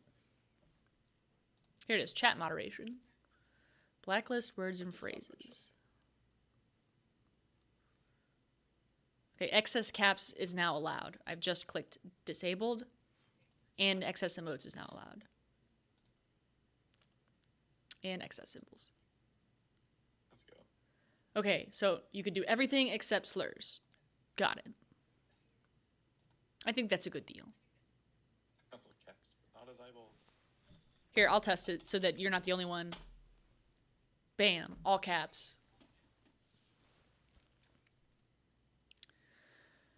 Sweet. Well, what do you want to see next round? I'd like to see Grimsnarl. I'd really like to see Grimsnarl. I'd love to see someone with Camerupt. If someone whips out Camerupt, they're already winning. Hey, I'm done with that. Yeah. It's another new deck. I'll tell you what's a real shame, though, is that Mega Mawile is a bad card. It's just unviable. Tragedy. Mega Mawile. Yeah, Mega Mawile. No, I think it's fine. I mean, there's some niche utility. What is it? It's like 70 per prize card taken? Yeah, so you can use to end the game like the Zekrom was gonna be In Lightning Box. Rhydon? Yeah, Sure, something but... in some Terror Box lists. Yeah. And they've got... You Go ahead. yeah, you just have a metal on it and throw another one down late. It's so low HP, though, for what you're getting. That's true. It is 3 prizes. Mega Mawile and Archaludon. See exactly. I saw that as an idea. But if you start it, it's kind of unpleasant. But a lot of decks don't hit 270 quite that fast, which is how Control is able to use Mega Kangaskhan as a draw engine for a couple turns. Mm-hmm.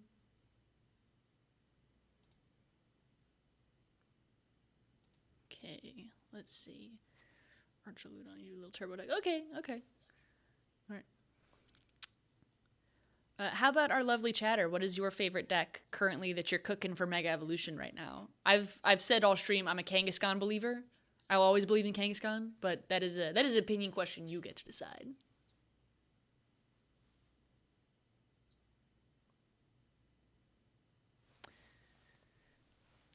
I guess while we're hanging out and waiting for the game to start, I will talk a little bit about the state of streaming of casting.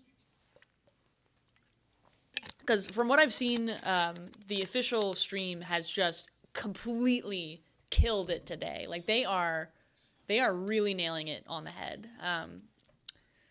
The problem is that with Azul on the casting couch, there's nobody doing restreaming. So I was like, well, okay, I'll just do a restream. But restreaming is really hard. So as much as I love my restream, I don't think it's the same quality. So there's been a dip in, I guess, the less visibly controlled experience. Like when you go to the Pokemon stream, you know what you're getting every time, and when you go to Azul stream, you know what you're getting, but like you could go a little outside those bounds. Like you take some risks. So there's just no creative risks happening right now in the streaming space, which is maybe not a bad thing, but yeah, go ahead.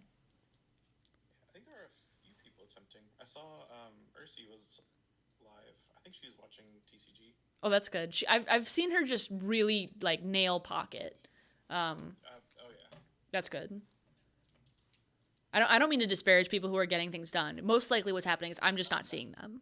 So it's not like I'm omniscient here. So Yeah, no, that's another problem with streaming in general, is being able to find people. Find people streaming, and like what you say. I mean, it is really challenging just to do this for several hours. So I didn't think it was gonna be. I thought it was gonna be like my previous streaming experiences, but those were helped by the fact that I had the same team the whole time. Whereas this one, I purposely left it open so people could come on in. I'll do it again tomorrow, but like it's the lulls were a lot harder than they used to be, and I'm just like, oh man. Yeah, that was pretty. I opened up the Twitch Pokemon TCG category, and so you've got the official stream top, 2K viewers, and the next 4 are all pack breakers. Yeah. And then RC, hanging out watching games. Mhm. But there's a few in here. I think we've a Spanish language restreamer. Oh, that's awesome. That's good. I think we also just started game 7, or sorry, Swiss Round 7 game 1. Because I was like trying to watch stream at the same time. It's Caleb Gedimer versus Hunter Huffsutler. I'm not familiar with Hunter, but he's playing what looks to be a standard Terra Box list. Could have some variation. It's got Teal Mask, Ogerpon, and a Rotom fan, and he's gonna discard a Lightning Energy, so that could be for a Pikachu or something. I see a Cornerstone and a lot of Grass Energy and a lot of Lightning. Okay, this could be Raging Bolt. This could be Raging Bolt. That's like Raging Bolt. Okay, and then Caleb Gedimer has a Psyduck active and nothing else, so I don't know what he's playing, but it's probably Gardevoir. Yeah, I missed the prizes. Did you see Gedimer's prizes? No, it jumped for me straight from the frozen screen to the game, which I'd rather it show the game. Here you go, I got the prizes up. Gedimer is playing Charizard, which I know because he's got a Charmander, a Zard, a Pidgey, a Pidgeot. In his prizes? Prize. Oh, that's foul. Prizes. Our Raging Bolt player is down 2 bosses, Slitherwing, and a Sada. 2 bosses is not great, especially if they're in like at the top of the prizes. But all those Pokemon for Charizard, you barely play like any of them as is. Caleb is hashtag struggling. There's just enough in the deck, but Raging Bolt's aggressive enough to take advantage of poor prizing. This is true.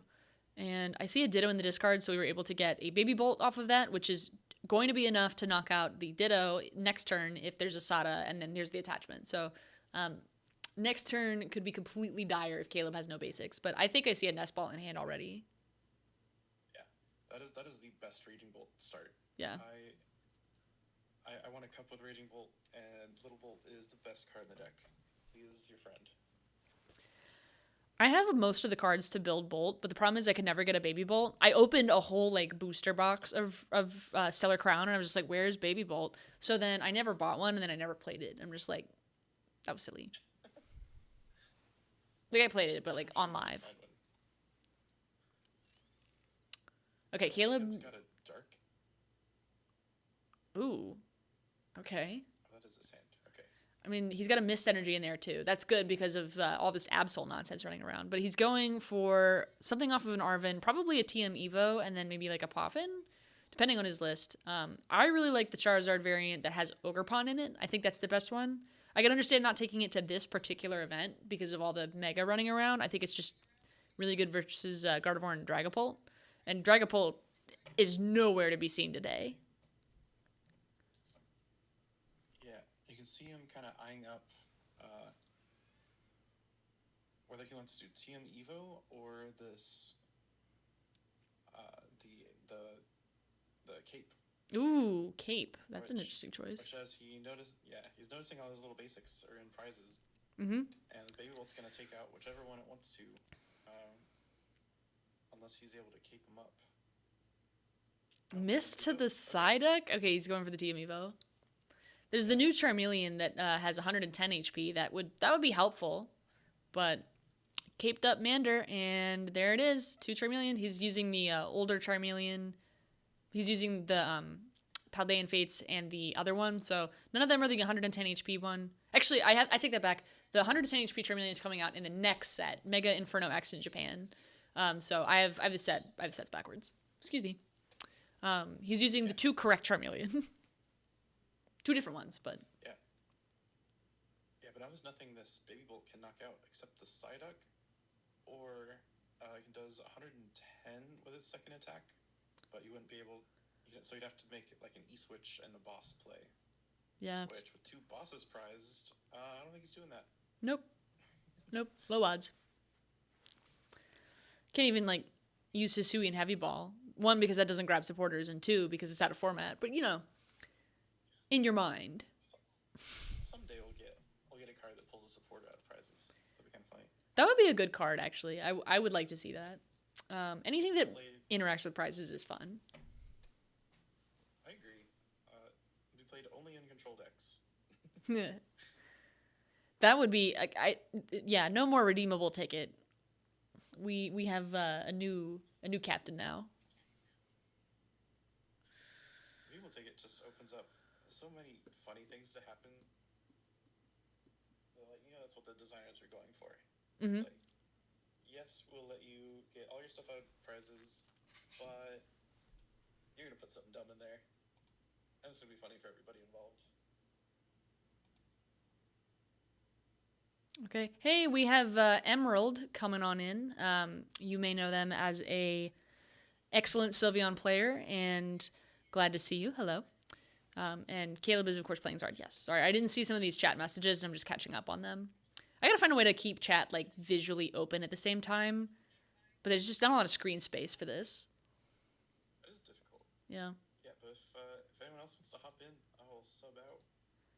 Yeah, and you're welcome to step out whenever. Don't feel bad. We had, what's his name? We had Xander. He had to leave mid-game for a wedding he had to catch, so, like, don't feel pressured. This is just for fun. Yeah. Of course I'm having fun talking with you. Aw. We got to 4 energy on the Baby Bolt. That is crazy. That is thick. And that is 1 Charmeleon down, so Caleb is going for the Zard this turn, and I don't know if he's going to get a chance to get another one, so make the most of it while you have it. Yes, especially since the other Charmander is at the bottom of his prizes. Not that Hunter knows this, but Caleb does. Okay, there's an air balloon. Yeah. It's interesting that there's a mist on the Psyduck, and then you're going to also grab the air balloon. But, I mean, that's like, you got to grab a tool. There's not a ton of them, so. Yeah, I don't know what he does here. I guess it's Zard. Okay, Ultra Ball is discarding what looks like a Monkey Dory. Can you confirm that? It is a Monkey Dory. Oh, yes. wow. There's 2 basic darks I think I saw in there. That's right, you did say that earlier. Monkey Dories. Yeah. Monkey Dory Charizard. Isn't that something? Mm-hmm. It does gel well. I mean, 330 HP, Hero's Cape. Actually, 430 HP. That's disgusting, right? That's disgusting. It is. Oh. I played Zard back when that was one of your A-spec options. And Caleb's probably doesn't love taking 1 prize with a Charizard, but No. this Teal Mask needs like 5 energy for the knockout, if I recall, and already being down an E-switch, that's not gonna happen. No, 3 would normally do it, but because of the Hero's Cape, you're gonna need the extra 2. So, I mean, if there's anything else that boosts damage, I can't think of it. I mean, there's like Max Belt and stuff, but it's not like Raging Bolt is playing that. And frankly, good move for playing Raging Bolt today. I mean, people were not playing it, but like this is a pretty good meta for Raging Bolt because of all the rogue decks that people have picked up and all the different Jellicent lists. And like, I like in particular that a lot of the Japanese lists are running Bolt with Mega Kangaskhan. So I hope I see another Mega Kangaskhan. Like if every stream match shows a Mega Kangaskhan, I will feel so great because of all the Kangaskhan's I traded for at the pre-release that people thought would be a 50-cent card. And I'm just like, no, I can read. Come on, hand it over. I traded a Lucario for a Kangaskhan and someone's like, you're crazy. It's the best card in the set. And I'm like, yeah, it's fantastic, except Gardevoir exists. So. Will exist forever. Yeah. Anyway, I'm always a Kangaskhan believer. I have to support girlies, so. We love a working mom. We love a working mom. Yeah. How about, okay, historically, cards that, like, really just get you spiritually, like favorites you have?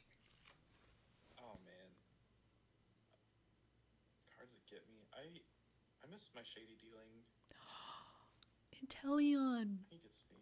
He gets my friends. He pings the bench. Mm-hmm.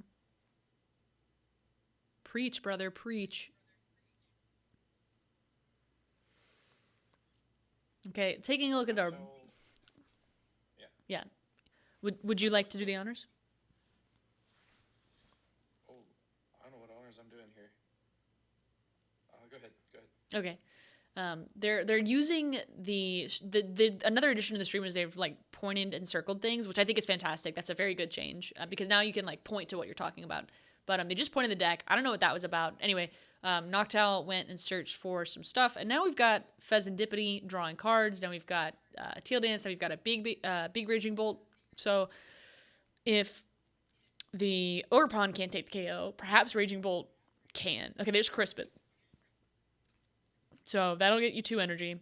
You could get a Fighting and a Lightning, or you could get a Fighting and a Grass, and then use the Grass for Teal Dance. Okay, Fighting and a Grass. So it's going to be a... If I have to really guess here, it's going to be a Grass onto the hand, and then a Fighting onto the Bolt. But, the world could surprise you. Oh, no, it's going to be the Grass onto the... And then a manual attack. Or no, that was a... That was the only way to attack with the Ogerpon this turn. So they did a Teal Dance, a manual attach, and then a Crispin. And then the Crispin and the manual attach were not from the same, surge. Yeah. Did he know this isn't knockout? I don't know. It doesn't hurt to just put 1,000,000 damage on his only attacker on the board. Maybe he has a Tool Scrapper. But this art's hitting 210, so all that goes to the discard. He doesn't have much follow-up either. Nope. Caleb has a turn to... I mean, there's a Poffin in hand, which has to hurt when you can't go get the other Charmander. But... Oh, what are you going for? Did you pull it? He just played He it. must have pulled the Charmander. The other Charmander's in his hand, so he must have pulled it. So what's he Poffining for, then? Pidgey? I don't know. Is there a second Pidgey in the deck? I doubt it. I mean, when I play Charizard, it's a 1/1 line. Because you have so many rare candy. I thought that was knockout. He didn't know about the Hero's Cage. He didn't know. No. That's devastating. How are they fixing the damage? Tatsugiri. Okay, Tatsugiri Pidgey. So there was a second Pidgey. Yeah. Tatsugiri is an interesting pull. Maybe put down the Charmander? I don't see it in the hand. Okay, there's a red card. Yeah, you're right. It is in the hand. It is in Caleb's hand. Yeah. Okay. I like Tatsugiri in the Charizard build with some Jet Energy.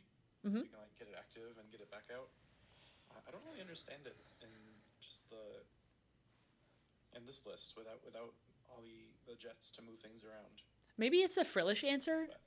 Because if you're getting rare candied and you're just like, oh, I can't do anything, but you can Tatsugiri and get stuff. I don't think that's it.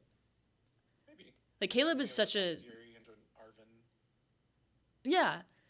Like, Tatsugiri is good. Like, being able to just, free Pokegear multiple turns makes total sense. The problem is, I don't understand what Caleb, in particular, has in mind for it. Ogerpon's just been knocked out. Rest in peace, Ogerpon. RP little guy. He did his best. Yeah.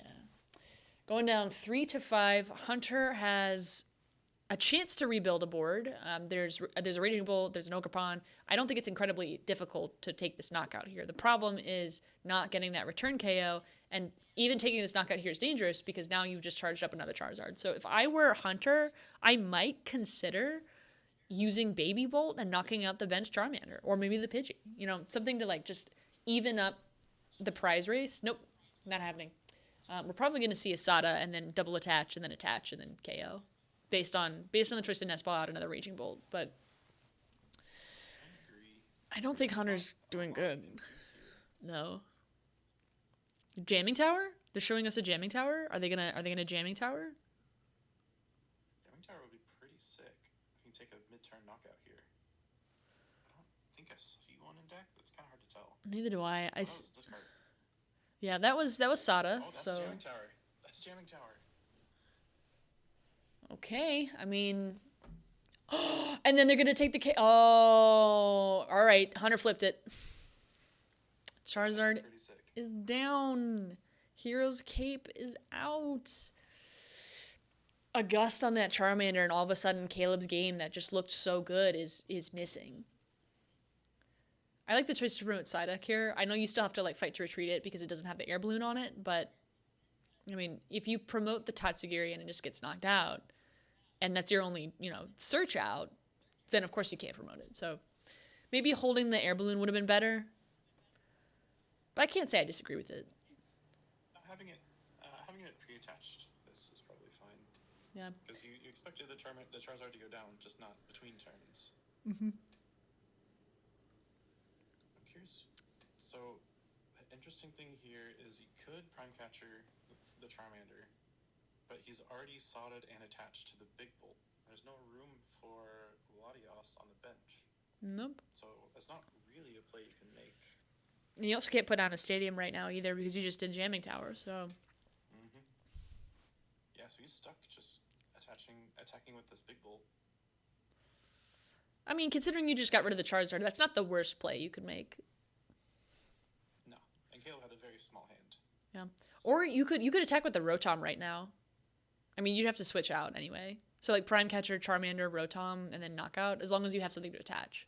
But you just attach to the Bolt, so never mind, you're right. Yep. Yeah, unless you got a second E-switch in there, which you very much could. Then, not much going on. You're also locked out of putting another Hoot down. Mm-hmm. So you're definitely going down 2 prizes, and then you just gotta hope Caleb can't get a second Charizard set up. Mm-hmm.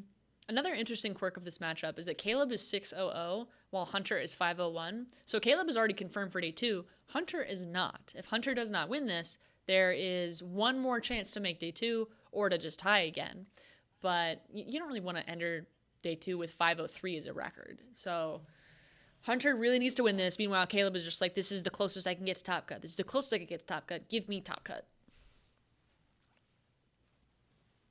Oh yeah, all these top players are trying to get those extra match points because they do not want to be in the lower bracket with everybody else and whiffing top cut. Mm-hmm. These events are just so huge. He really does need that win if he wants to make the top cut. And we all know he's trying to win the tournament. Let's see what supporter he can get off Tatsu. That is a fistful of Pokemon. The fistful of a few Pokemon. That's funny. Fistful of...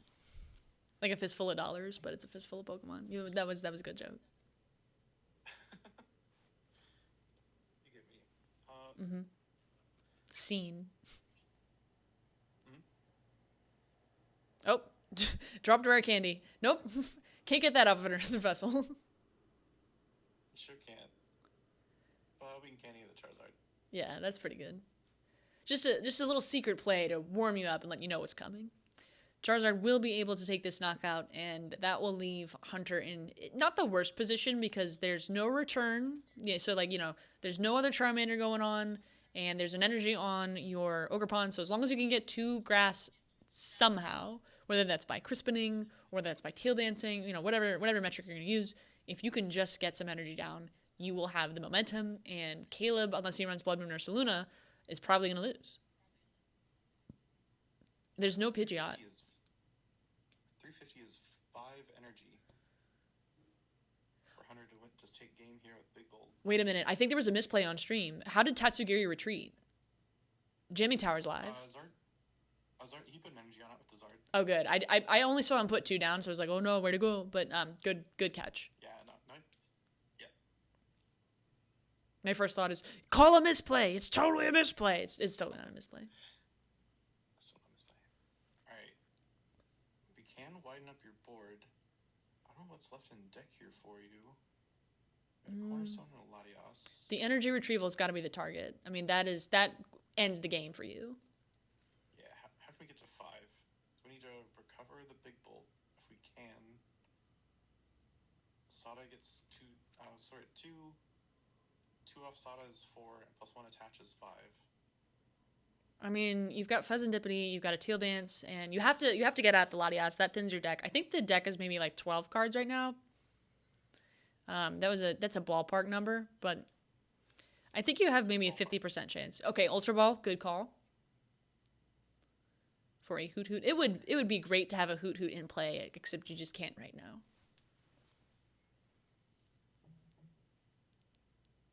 Yeah.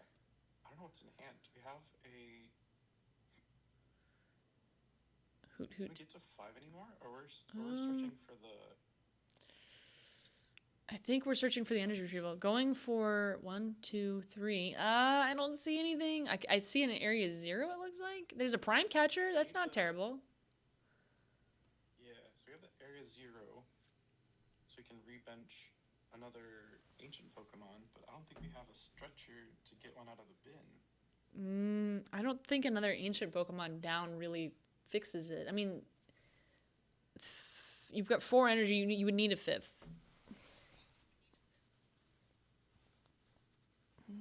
There's the area 0. Yeah, I don't know what he's trying to dig for at this point. I think he's thinning his deck out so the energy retrieval gets in hand. I mean, that's what I would be doing. There's the owl. I think I did see a stretcher in deck. So he really needs that stretcher. That'd be good too. I would not say no to a stretcher. Just any path to 2 grass energy does it.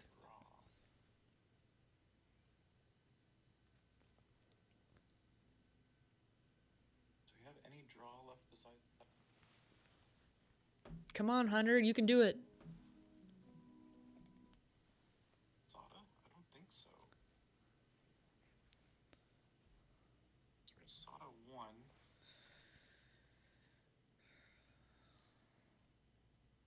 There's the stretcher, but I think it's too late. I'm really confused. I don't see any. Ooh, you could put down the cornerstone. That's a good option. Because what is Caleb gonna do like other than boss? And they have a hand of 3. So cornerstone is a good Hail Mary. That's not gonna be enough. Okay, there's a stretcher. Oh, for the last grass energy. Yep, that does it. That clears it. Okay. Hunter takes game 1. Good for you, Hunter. Oh, man.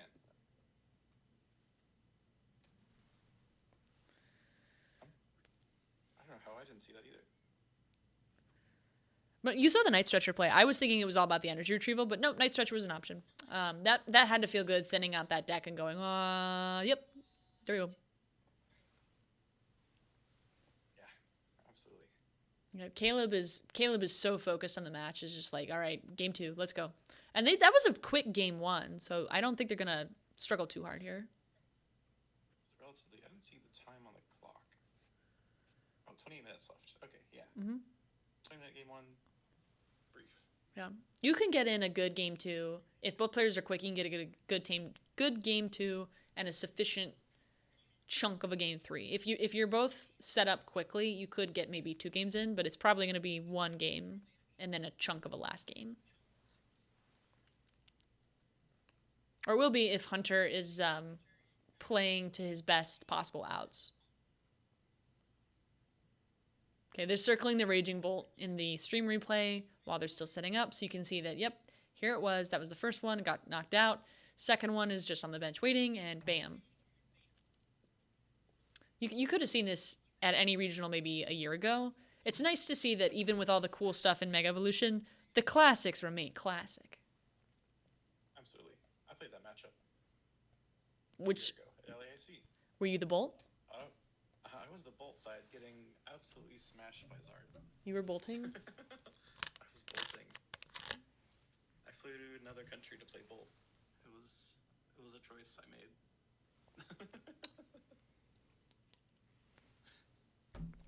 But we persevere. We do persevere, even when we're getting slow played into a tie by a nice Argentinian Pokedad. Aw. You play to your outs. You play to your outs. Ooh, prizes. 3 nest balls for Hunter. 3 Pokemon for Caleb and the Cape. Yeah, the cape being prize is bad. That's not a great setup. But 3 nest ball. Hunter will not be getting basics today. We will be raw drawing our Ogremons. Oh yeah. Shouldn't be a problem. Shouldn't be. Oh, there's another monkey. I guess Caleb's got 2 monkeys. Yep. That sure is something. Monkey see, monkey do. Monkey see, monkey do.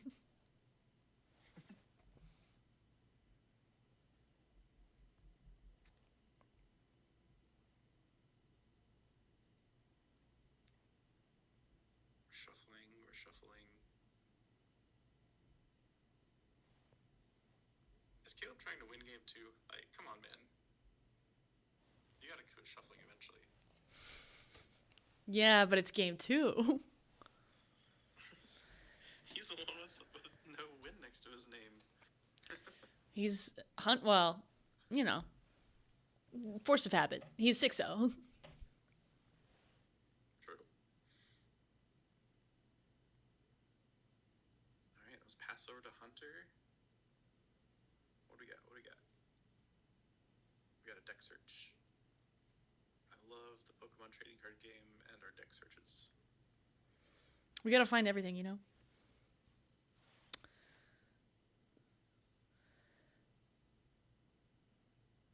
Oh, we're fan rotoming. Hoot hoot. Hooty hoo. Whoo. Owls.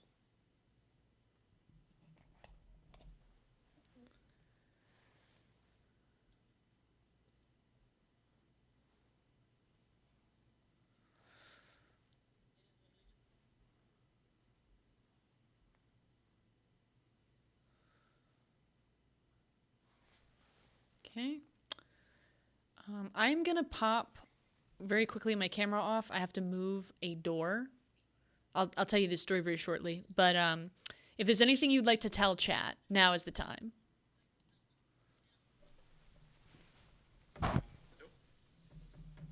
Go play Pokemon. Not even a little? Go play Pokemon chat. That's what I have to say.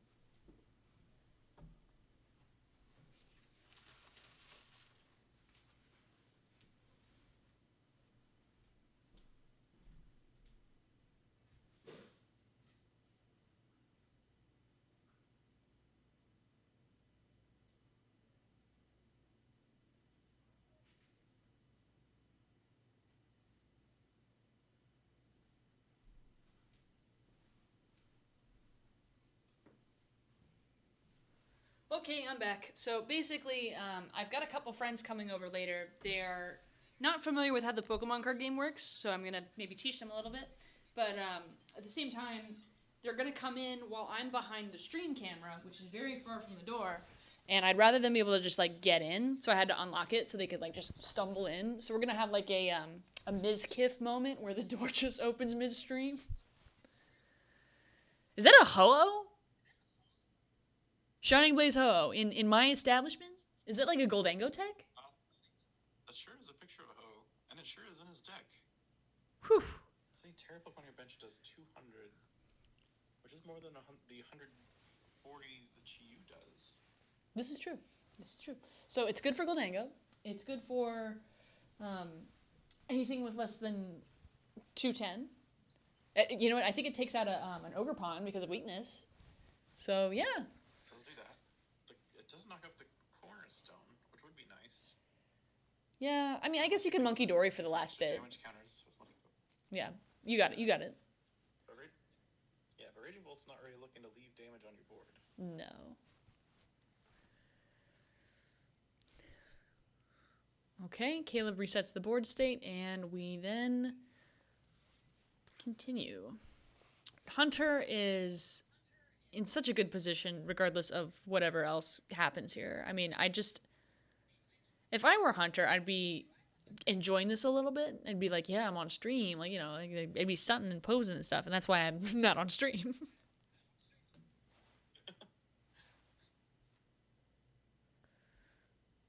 Yeah, so you just kind of have to lock in.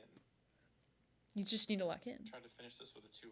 Just need to lock in. Finish with a 2-0. Yeah, locking in will also lock in day 2.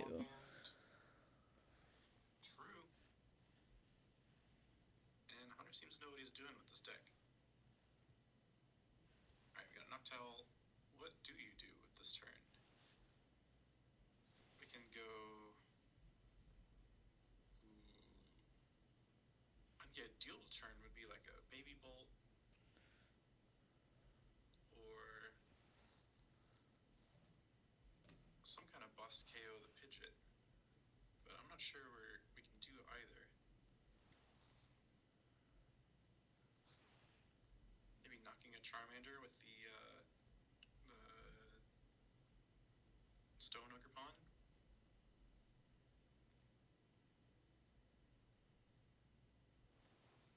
What do you think? Well, I don't think Hunter's really thinking about getting Cornerstone in play, which is kind of interesting considering I don't think there's a single attacker on Caleb's board that can really handle it.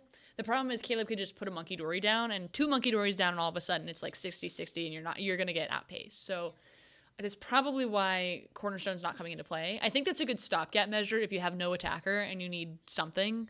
So it's a good defensive option. It's just I don't think it's their best defensive choice. Looks like we're going to go in with it, though. Both energies off the Crispin going into the Ogerpon.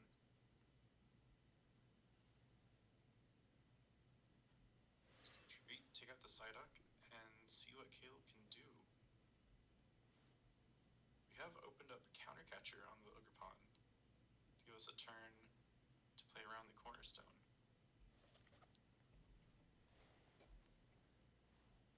Okay.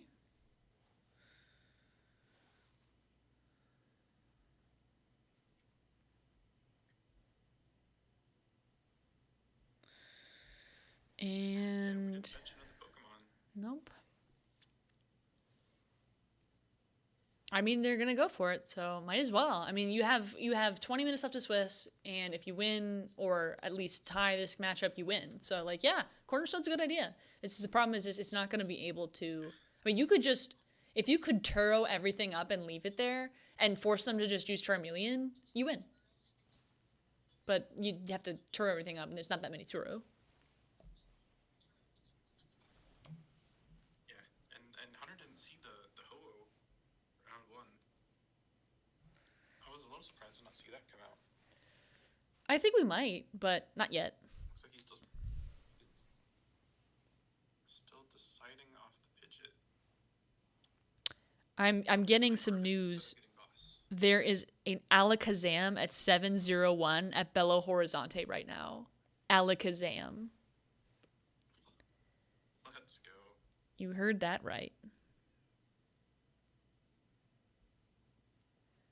My goodness.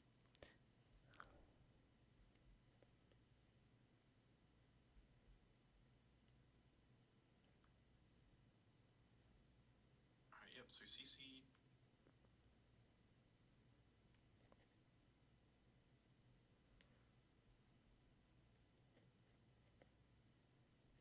To take the Teal Mask that was a threat to knock out our Charizard out and 1 energy off the board. But a Big Bolt can just come right up behind it and get a knockout here if he wants to.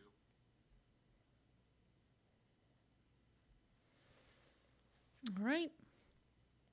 Or we could just keep the Cornerstone and one prizes play. At least for this turn, if we can like boss KO the Charmeleon. Yeah, I mean, because it's just, yeah, that's it. You could just literally just hide behind the Cornerstone. Done. If you're Caleb, I don't think there's Devo TM. I think the only answer is to Monkey Dory and then Ho-Oh, and you can't Ho-Oh without another Charmander in play. So, yeah. Hunter has most likely secured the set by now. It's not checkmate. Still plenty of time on the clock, but I mean, it's not checkmate, yeah.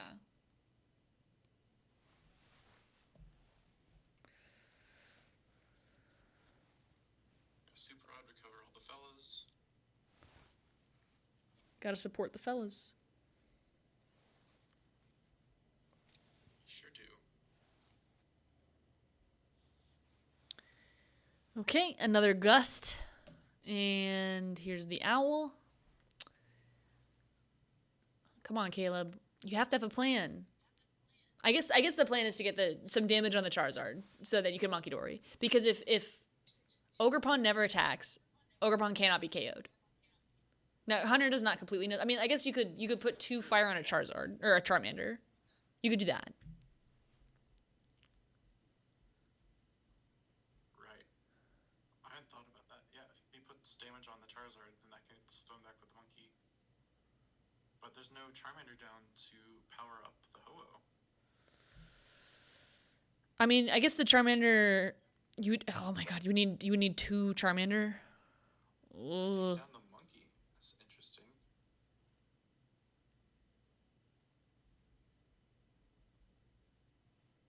Took out the monkey. Monkey.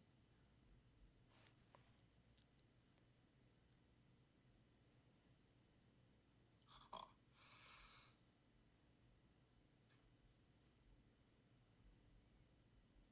I would hazard to guess that Hunter did not know about second monkey. No one ever expects second monkey. No one ever expects second monkey. What he really wanted on board was third Charmander, and he's not here. Got another boss. Looks like Hunter will run out of bosses. He will have to hit into this Charizard we leave active eventually. Mm-hmm. All right, checking in on chat. We've got 3 viewers in the channel today. Hello to all 3 of you. I hope you are enjoying the 11 FPS restream. Frankly, the fact that you've lasted this long makes me believe that I have friends in this world.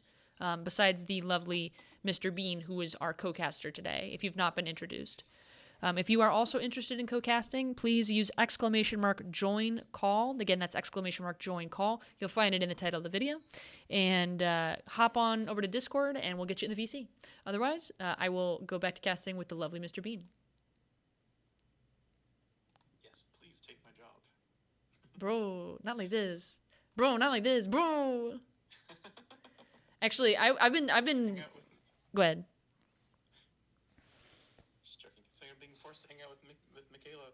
I'm keeping you captive. Tragedy. Travesty, hold on. Tragevsty. Bam. Tragevsty. That's what you get out of law school, folks. Real and disturbingly true. Wordplay. Speaking of plays, that Ogre Pawn has not dealt damage. It's not gonna happen. Ho-Oh is not gonna come down. No way. No shot. I don't think Hunter's got another boss. I think it's do damage or do nothing this turn. I mean, you can use Pheasantipity, but you need all this energy for your Ho-Oh. Yeah, Mikhail just put 2 boss back in his deck. So he put Fez down. That's game.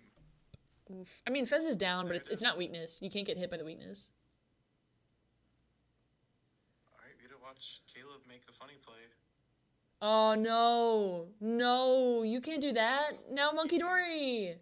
I guess you can't Monkey Dory and Ho-Oh at the same time without Turo. Come on, Caleb.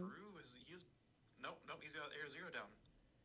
He's got 8 boards. Oh, no, this was a mistake, Hunter, a mistake. I mean, you can't just put energy down. You can't put damage down willy-nilly. There's a monkey in there. I mean, he could just pass. Could he? He could play the Riley McKay turn. Neutral Jin. Jin? No, I don't know. But the Winning move is not to play. I think the quick search was for the basic darkness. Okay, there's the monkey. Now where is the Ho-Oh? Where is he? I mean, it's a combo play you still have to set up. You know, you don't want to just monkey now. I mean, you could just monkey now. Yeah, I wonder if Caleb realizes he has 8 bench spots or not. Surely he does. Surely.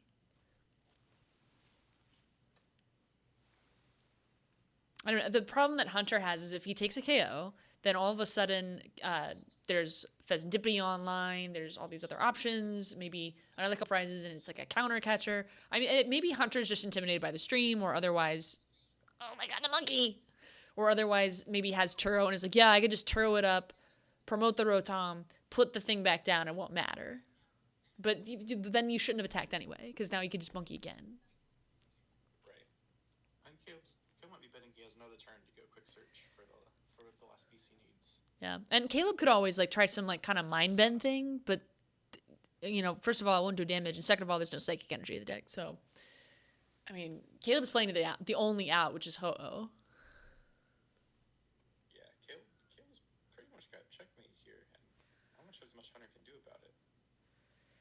I guess Caleb still has to set it up, but there's 9 minutes left to set it up, and it's probably going to get set up considering Hunter can't keep attacking. I mean, I guess he will now, but that's a mistake. I think that's a mistake. Now, granted, this is the only way to fix the mistake is to knock it out. So we need another Charizard EX and the Ho-Oh. We only have one quick search. We have the candy for the Charizard when we need it, so that's good. But I would not want to be Caleb right now.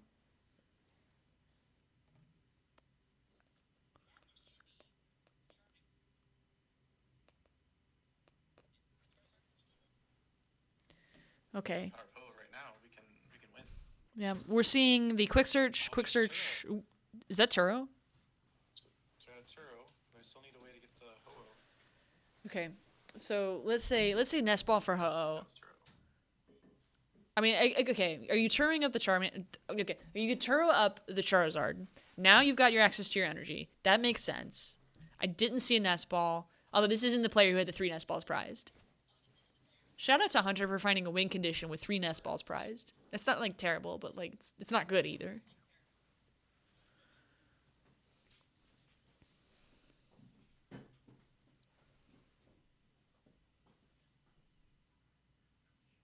I'm interested in what Caleb leaves active at the end of this turn.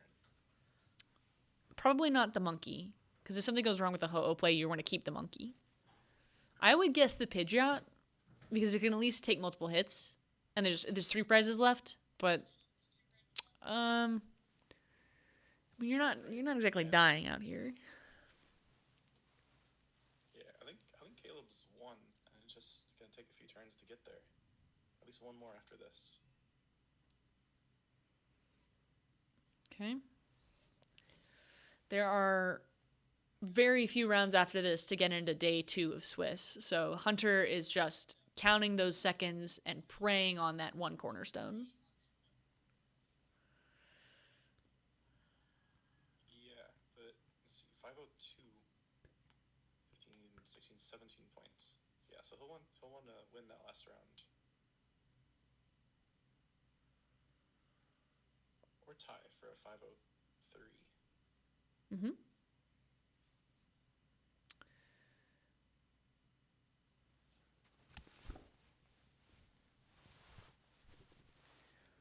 Now, if you are Caleb in this situation, and you don't have a Ho-Oh, now I'm not gonna say like you can't just like, I'm not gonna talk about like palming or anything, but like how do you get your mental? You know, how do you arrange your mental in a situation like this to know play for your outs, don't give up. We just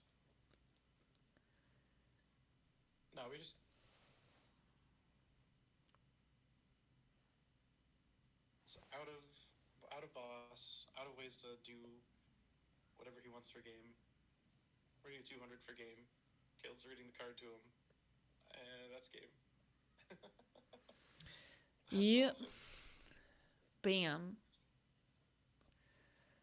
Caleb fully working and getting a tie out of a situation that could have been impossible had Hunter just not attacked. That's got to sting, especially because now Hunter is probably not going to make day 2 off of this round. Now Hunter has to play one more Swiss round and hope to make it in, because 502 is not the same as 603 or 602.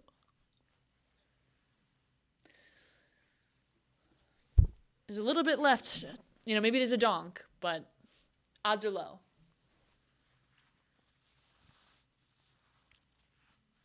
Low, but not zero. Low but not zero. Low but not zero. What if Hunter pick second, just to see if he can get an aggressive jump on Caleb?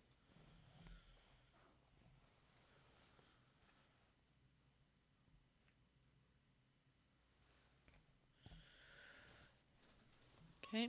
We are going to get the replay to finish. This the turn where you take the turn where you take the monkey dory, you have to be recognizing, oh no, I've just done something. Hunter not knowing what the Ho-Oh the entire time is probably a major factor here. Because it's not foreseeable. You're thinking it's going to be a Chi-Yu, and a Chi-Yu is survivable. Chi-Yu's not survivable if you get multiple monkey dory turns, but that's... Yeah, being able to Oh, you could just see it in his face. Yeah, right. You want to keep that secret through the first game. It was really important.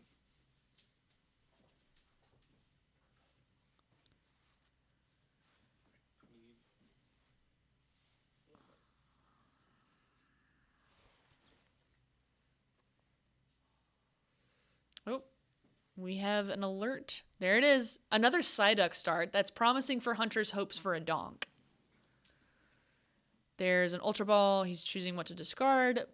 And he's going to keep that extra grass energy because you never know if you need it to get that donk this next turn. Caleb's going to go second, though, so that means there's going to be an option for the Buddy Buddy Pop. 3 Arvin in the prizes. It's triple threats today.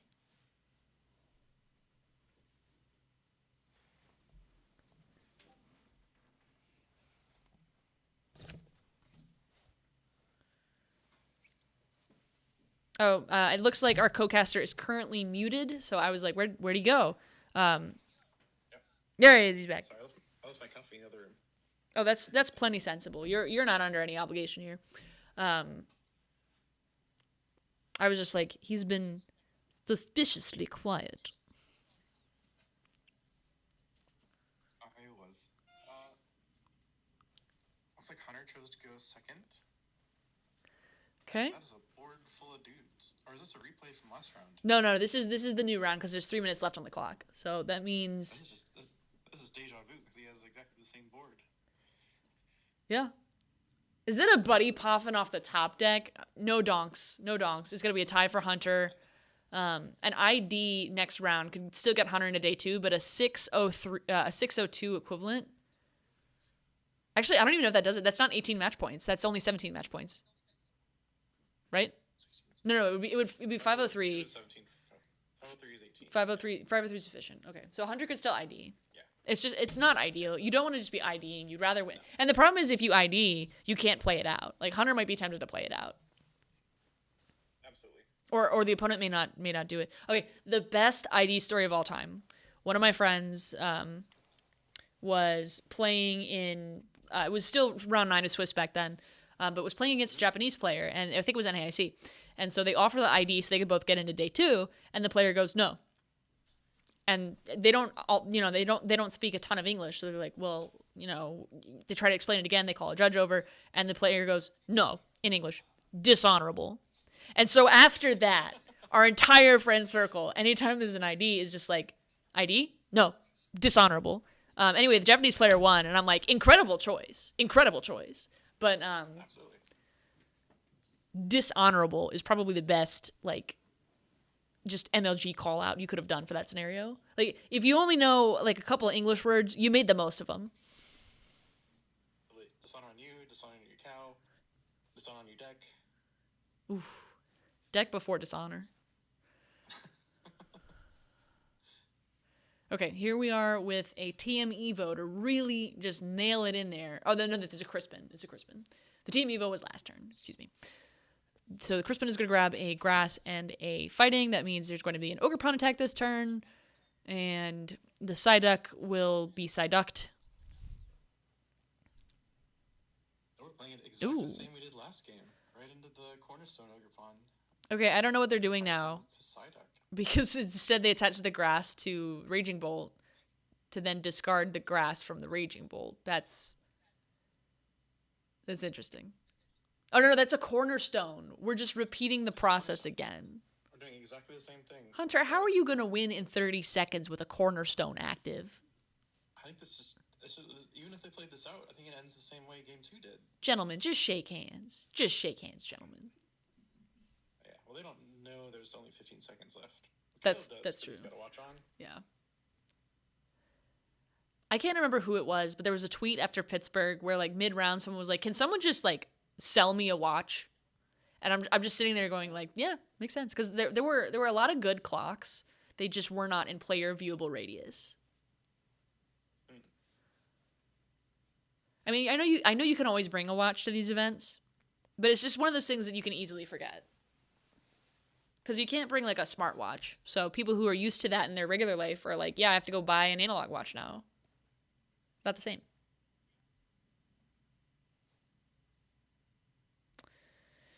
And there it is. The handshake, the tie. Statistically, they could still both make day 2. But is that what you really want? That is true.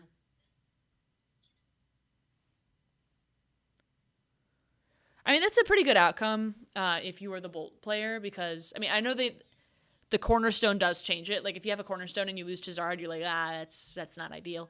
But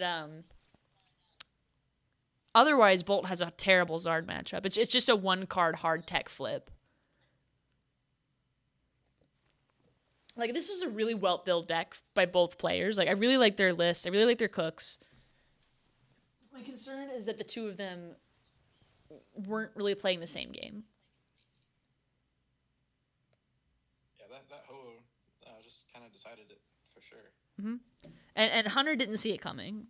And, like, maybe Hunter saw it coming and was just thinking, yeah, I gotta add pressure, you know, I could get knocked out, something like that. But I don't know. Yeah. I think that one's gonna sting tomorrow. Yeah, I think with the way Game 3 was starting to go, I don't think he saw it in another out.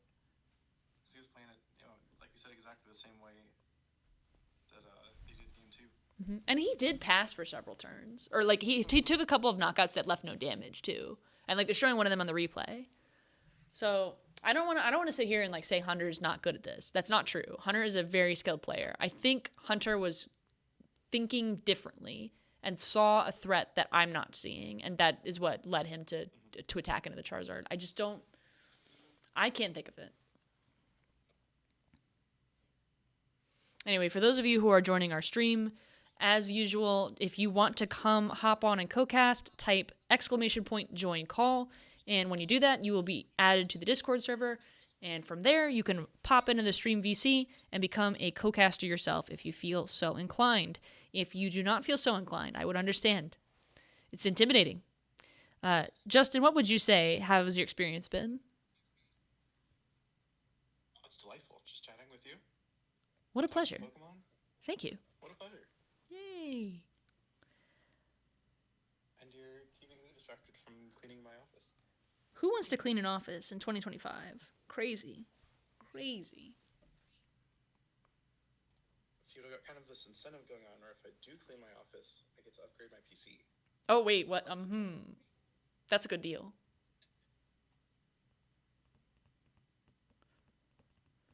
I can't believe Kyle's the only caster today not wearing a sweater. Incredible work. Was Chip wearing one? Chip had one. I know Azul was. I don't think. Okay. Chip had the jacket, and then he had like a shirt underneath that had Ghastly on it. It may not have been a sweater. Hopefully Kyle's just saving his for tomorrow. Mm-hmm. A big show. Yeah. On a technical level, talking about this regionals for a minute, not about the organization of Milwaukee, not about the organization of people coming into the stream, not the organization of, I guess, the round start times, but specifically talking about, I guess, the meta share of Milwaukee. Anytime you come into a regional when a new set comes out, there's normally a period of uncertainty about what decks will do well and what lists of those decks will do well. But I have not seen one quite this juicy in at least 3 years. What over under? Do you think this is the best new set meta we've gotten in a while, where people are just super unclear of what we're doing, or do you think this is pretty standard? I think there are a lot of cards to play with, but coping you can beat Guardy. A really, really good Guardy player is still just kind of cope. That's true. I think we'll see that validated on day 2, because I don't think Gardevoir can do anything versus Kangaskhan Absol. I look at it and I go, the HP's too high. There's no basics. It's all basics, so you can't Devo TM.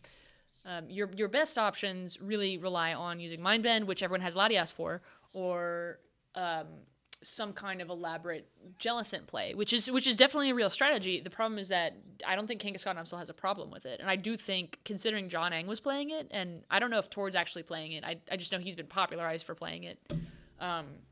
I think the amount of people giving this deck credibility suggests Gardevoir is not going to take this one because that deck beats Gardevoir. Like, this is the first deck in years that's beat Gardevoir. That's what I think. That's what I hope. I hope it's not oppressive, but that's an opinion. I will say, I think when rotation does come around, the cards from this set will be some of the best cards in the format. True. Unless the megas start getting power creeped from here, like this is a pretty solid set to start out. This is a good one. Especially with Lucario and all the fighting guys, all the fighting support.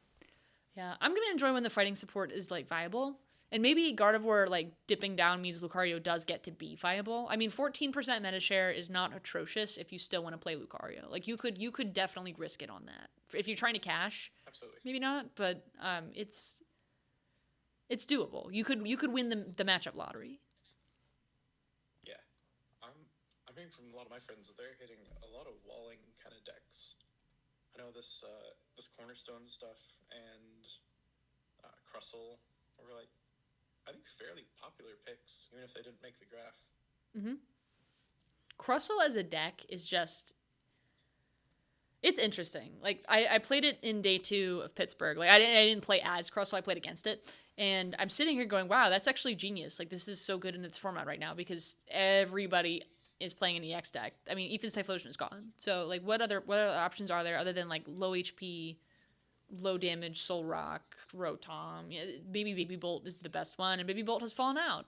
So, Crustle right now is in a good spot, particularly if Gardevoir drops. Like, I think this format will still have toxic problems if Gardevoir drops. I just don't think Gardevoir's dropping. And it's certainly not dropping all the way. I don't think it's dropping. I just hope it's dropping. 3 years is a long time to be the B-diff. Yeah, there's a lot of very strong decks that are very annoying decks as well that Gardevoir is keeping down. Mm-hmm. The meta could be a lot worse with it totally gone. This is true. This is true. Less fun to play.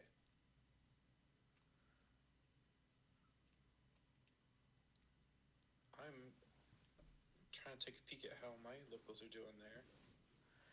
Any players to watch? Oh, we have one gentleman at 4-2-1. This is his first regional. Shout out Andrew.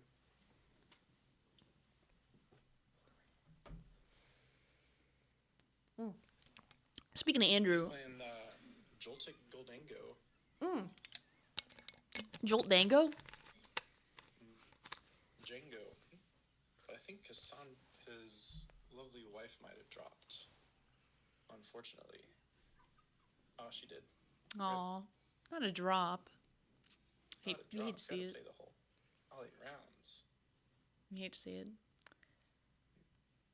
Oh, look, we got a trainer spotlight on Tord Reklev on the official stream. That's not unusual. That's what, every tournament?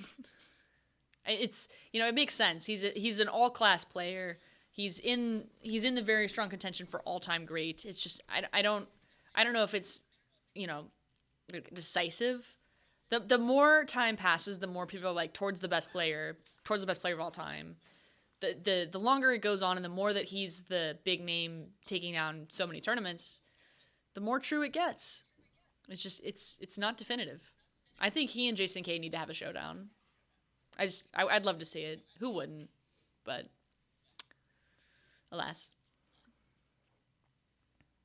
Looks like I've got 3 locals all at 4-2-1. Ooh. So good luck to all of them this round.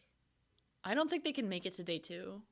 Wait, no, they can. They can. It's win and ins. I'm sorry. It's throwing me off. Wait, no. 5-2-1 is 15, 16. That's 16 points. Is that short? No, that's enough. 5-2-1 is oh wait. 5-2-1 is in. Okay, yeah. Yeah, 5-2-1 is in because then you could go like 6-2-1 afterwards. So like I'm trying to take like because the normal day 2 is 6-2-1 for 9 Swiss rounds. Just subtract a win off of that. 5-2-1 is enough. I don't think you're gonna make top cut. I don't think you're gonna make top cut with 5-2-1. It's not happening. Like I don't think your locals are gonna make top cut, but it's technically possible, and so that means it's totally gonna happen. Absolutely. Absolutely. I hope they all win their win and in. Making day 2 slightly more achievable is probably a good thing. I mean, it feels weird that people can get into day 2 with a 5-3-1 now, but at least it's a good resistance 5-3-1. because by the time you get in at 5-2-1, then that's definitely impressive to have a 5-2-1 record.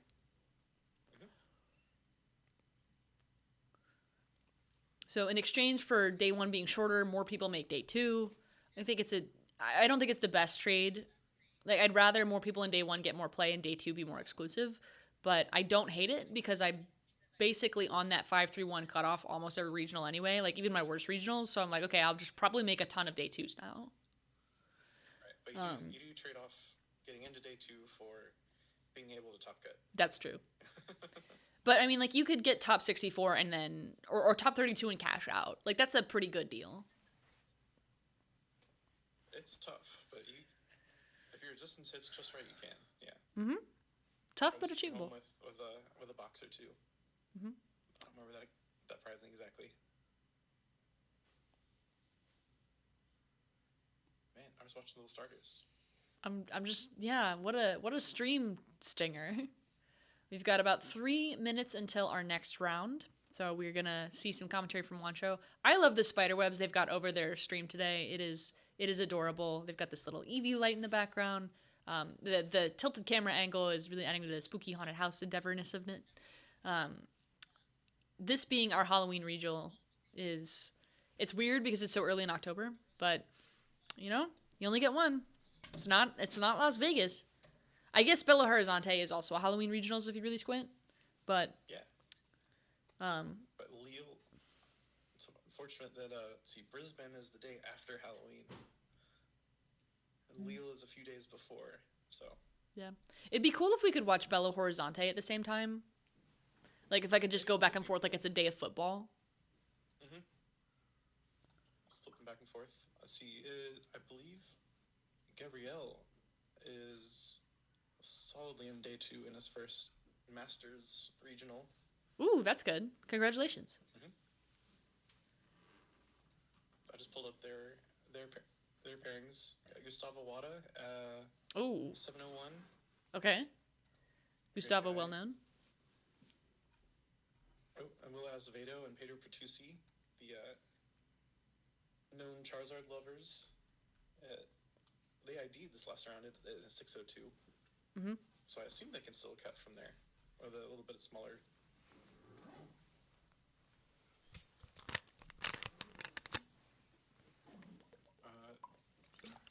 Mostly LATAM players. There is a Chinese player at 503.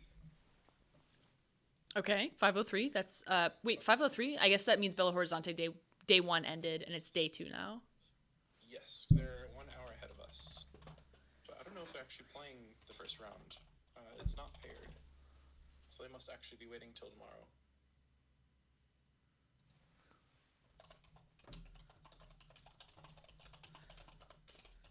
Now I'm on Twitter telling absolutely everyone to come co-cast. Yeah. Not that I don't like you. I like you as my co-caster. You're my favorite co-caster. The whole point of this was to get some more people in here. So Yeah. Let's get some people in here. I don't know. I mean, I told myself I would like message everyone yesterday and be like, come on into the stream. We're going to do a whole thing. But also considering like the stream quality today has been like 2 frames per second, if we're lucky. I don't feel bad. I'm going to do that tomorrow and I'm going to fix this resolution thing tonight. And then like I'll close the stream and then reopen it, fix the resolution, and then reclose the stream. And then that means tomorrow when I do message and bother everybody that they're actually going to come into a stream that's functional. So like, I don't feel bad. Not a missed opportunity. This was a teachable moment. Yeah, I think I'm a believer that you'll get it fixed this evening. Yeah. If only. Well, also, I probably won't have to restart the live 3 times like this morning, because I have to say that was foul.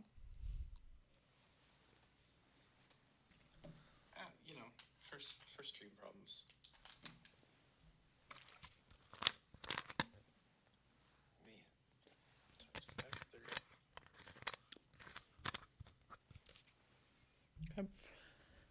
I know I'm technically streaming day 1 and day 2. I think I may omit the back half of day 2. I'm gonna watch, or no, not the back half. The last Swiss round of today, because it's not super great to be streaming at 3 frames per second. I've enjoyed this a lot. We still have one more round of Swiss, but I'd rather fix the stream and like come on midway through round 1 of day 2, then just like limp along, you know.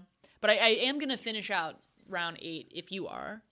I mean, if you're not, then I'm gonna be all sad. But I'm down. sick. Okay.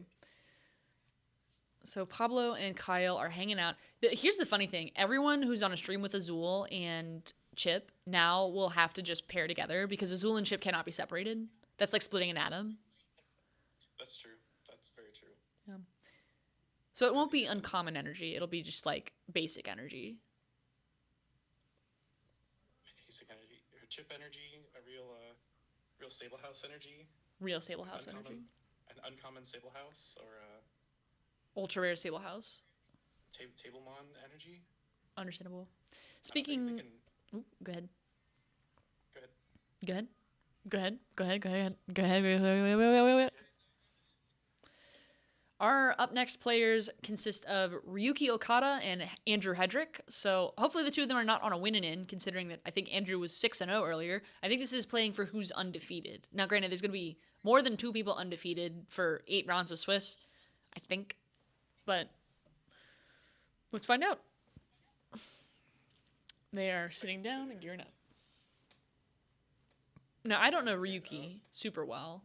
I do know Andrew. He's won how many regionals? Like 60 billion regionals at this point. I don't know if he's in contention for the game's all-time greats yet.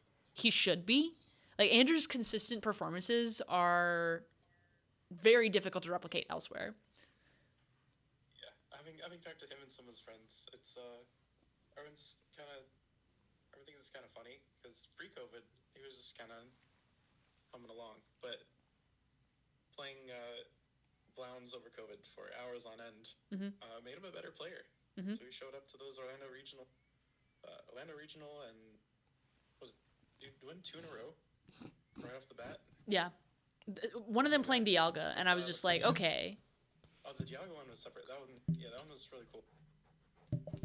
Or it's just again like he just been playing it online for 6 months while no one was paying attention to it. At this point, it's what regionals has Andrew not won yet? He's got options, but I think he's slowly going to win every location. Good for him. Maybe. That is, if Ryuki doesn't stop him. The fact that Ryuki is here from, I think, Japan is very impressive. Yeah, I love to see the TPC area players come over here. Ryuki...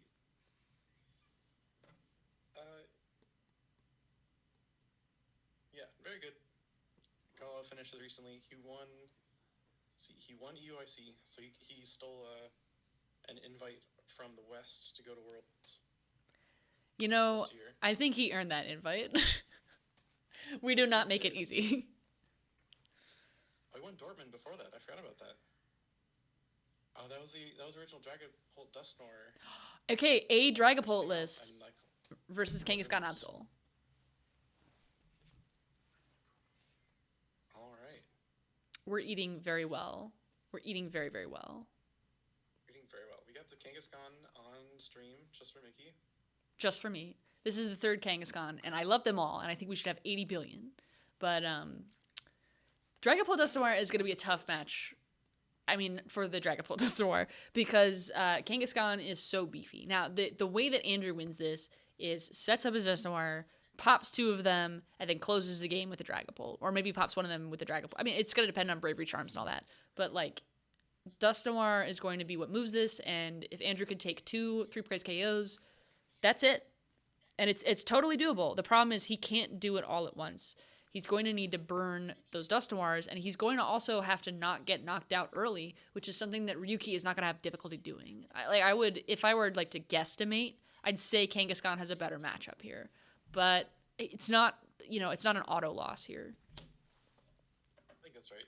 And if this is Tord deck, there is a Cornerstone, but that doesn't stop Dragapult. Not even slightly. Cornerstone has got to get out of the field. Like, if you start, like, the worst you could have is, like, you start Cornerstone, get nothing. Andrew gets, like, he goes, like, 1st or 2nd, doesn't matter. Gets a Rare Candy the next turn. Bam. Game's over. Like, I don't think that's happening. That's not how Dragapult works.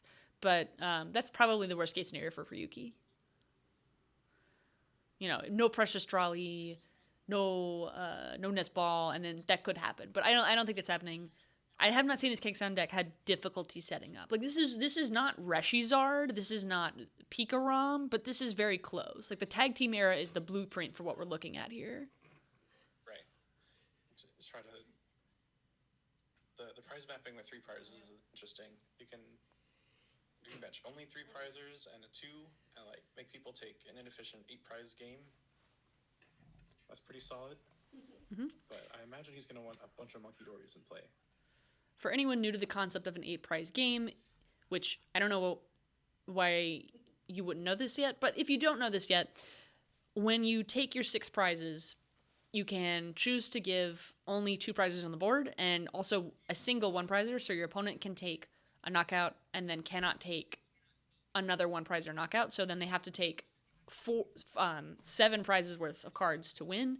With a 3 prize deck, that changes again. You can give them a single 1 prizer and only 3 prizes after that. So you could say a Monkey Dory, 2 Kangaskhan, and a Absol, and that's all the cards your opponent can ever possibly choose to knock out. That is an 8 prize game. You can't win by just. I guess you could. You could take 2 3 prize knockouts. Excuse me. But if you paced it correctly so that there weren't enough on the board at the same time, you could. Oh my god! I completely got that wrong. Wow. You know what? There's something about like talking out loud that makes your brain shut down. Okay. The real math is you let your opponent take 5 prize cards, remove everything else, and then you put down a 3 prizer. Excuse me. I don't know why that was hard to say. That was not that hard to say. See the prizes. Ryuki supporters have run away. Ryuki's 2 Lilies, an Iono, and a boss. And a Dark Energy and a Lively Stadium, but mostly the Lilies. 1 Dragapult in the prizes for Andrew is not ideal. Jamming Tower in the prizes is not ideal, particularly if there's like a Hero's Cape. But some of these Pult lists are sometimes playing so few Dragapult. I'm just like, how are you doing that? Like, what are you thinking? And usually they're thinking they don't need it. You could just Night Stretcher it. I think Andrew's glad the Jamming Tower is in the bottom couple of prizes. Oh, he will be. He very much will be. I think we expect with the Tord list it's going to be Trolley over Hero's Cape, but it could be just about anything. I think those plays like Stamp before. We can't guarantee it's the Tord list. Nope. But odds are good. I mean, the cards are just as good no matter where in the country or the world you live. So. Ooh, there is a pink card in Ryuki's hand, and it's a Trolley. Yep. All right, Precious Trolley. Does it get set up? And Andrew did not. That is just an energy and a fez. Ooh, that's so bad to do that pass and then just have a trolley in hand. That's disgusting. I don't like this for Andrew. It's too soon. And he's just smiling through it. Every day that Andrew plays Pokemon, he has a good time. Absolutely. Which is every day, to be clear. To be clear, yes.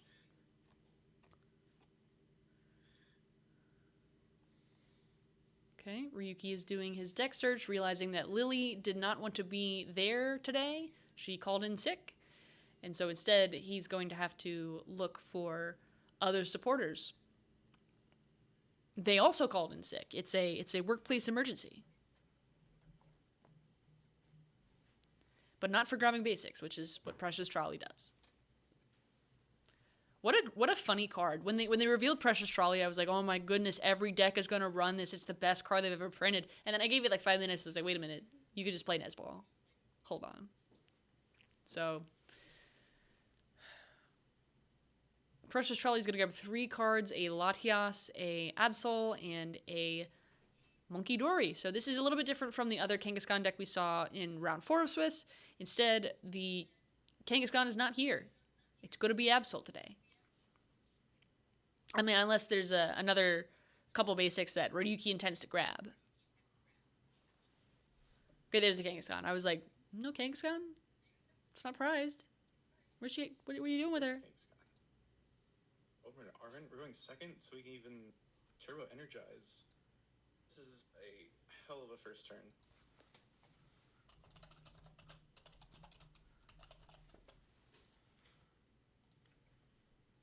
And a Pokegear for next turn. Alright. Rethinking it. Stand by.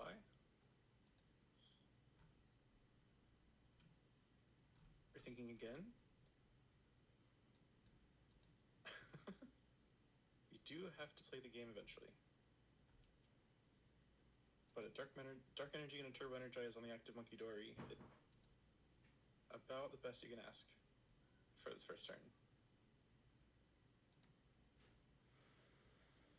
Okay. What are we cooking? And we got the Psyduck. So this is very bad for Andrew. This is horrific for Andrew. The Psyduck is what made so many people, I think, avoid Polt for this one. Anytime a little bench preventing guy like that comes out, the first one where he's legal, if the problem was pronounced, it's gonna be played it's gonna be overplayed statistically to what I think it should be. This happened with Manaphy, this happened with Jirachi, this happened with Shaman. Because after Atlanta Regionals, everyone said Shaman's a bad card and got rid of it, and then that's why we have Wellspring back again. That's why Terrorbox is back. Actually, Terrorbox was held down before by Terrapagos, which then everyone realized was a bad deck and got rid of. But I'm wondering what we're gonna do now. And I think the stream is frozen, so I'm gonna keep wondering until I unfreeze the stream. Right, well, I'm watching the main stream. I mean, I've got the main stream open too, but I'm not seeing anything. Well, Hedrick's got a Monkey Dory. His Dracobolt deck has no Dreepies in play, which is not great, but he is Lilying for 8. We'll see if he can find a few.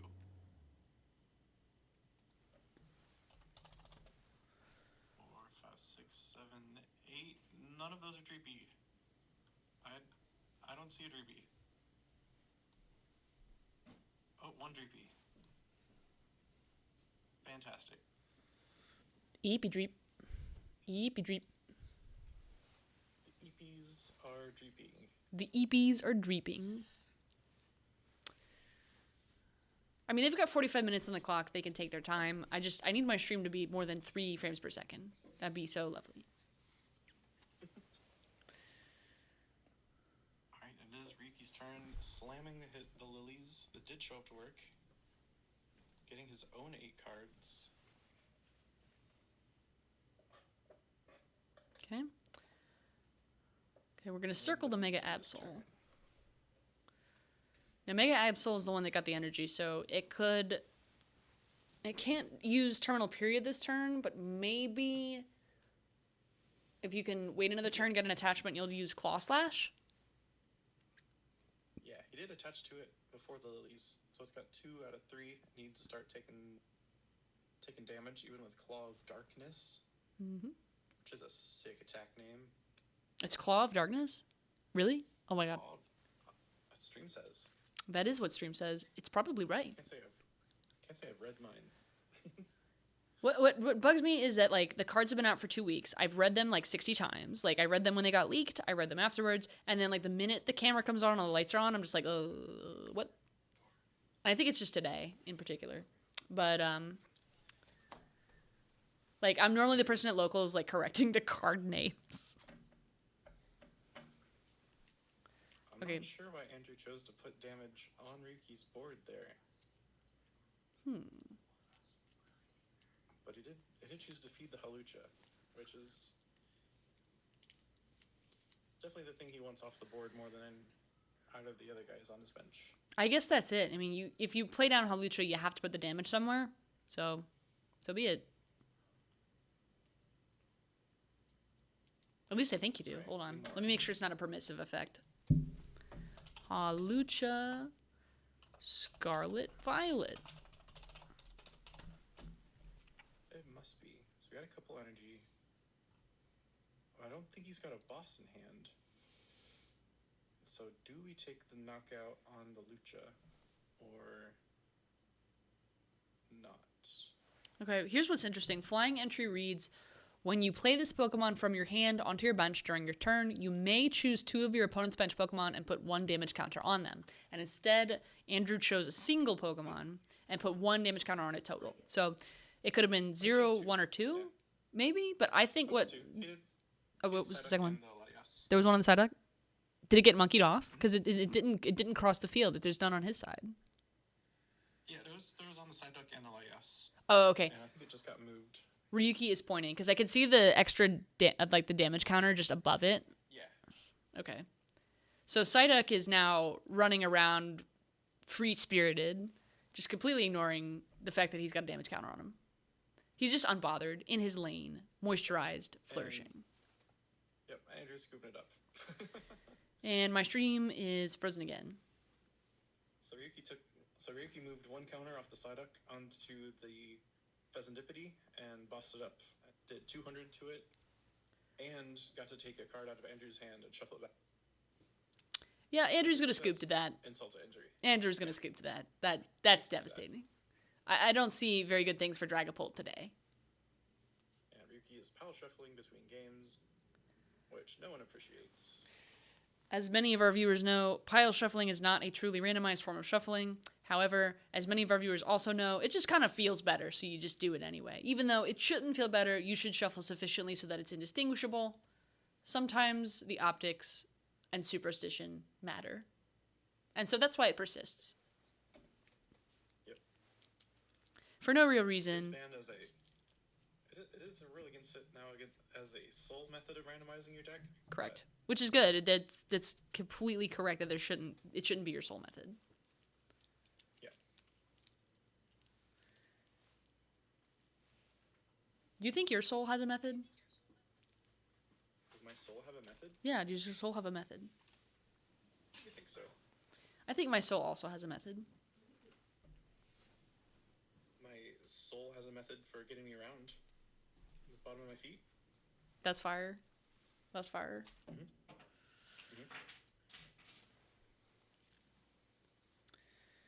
All right, Ryuki has quite a lot of time here to close out another game. Andrew scooping early means he's going to be more likely to get 2 full games out. I don't disagree with his choice. We saw a lot of players take really long game ones, so Andrew making the executive decision to identify his win ratio was 2 down and choosing to scoop is a very high-level play that we don't always get to see. And we'll probably get 2 good games out of the rest of the set unless Ryuki closes it out here. And Ryuki is going first, so Pheasantipity's start is not ideal, but survivable. The prizes don't look terrible. A couple of supporters in there, 1 counter catcher, but I wouldn't be upset if I were Ryuki. Yep, we see Andrew is rewarded. I saw a couple buddy puffins in his hand. Ooh. So this will be a much better start than last game. Completely.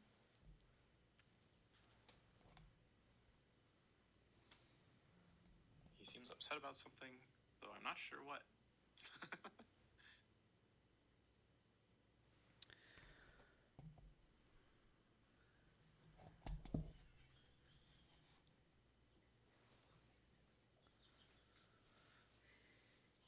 He's nestballed. Oh, for Kenga. Okay.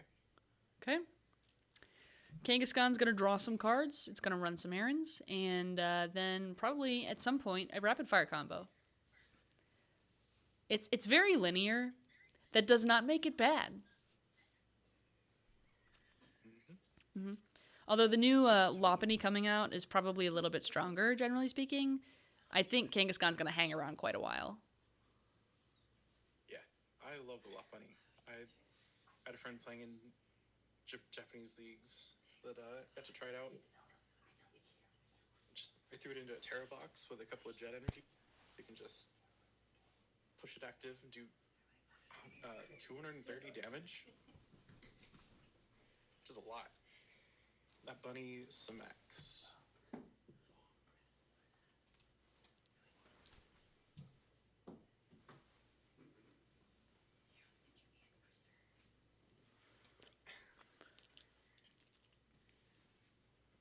Andrew's playing his first buddy.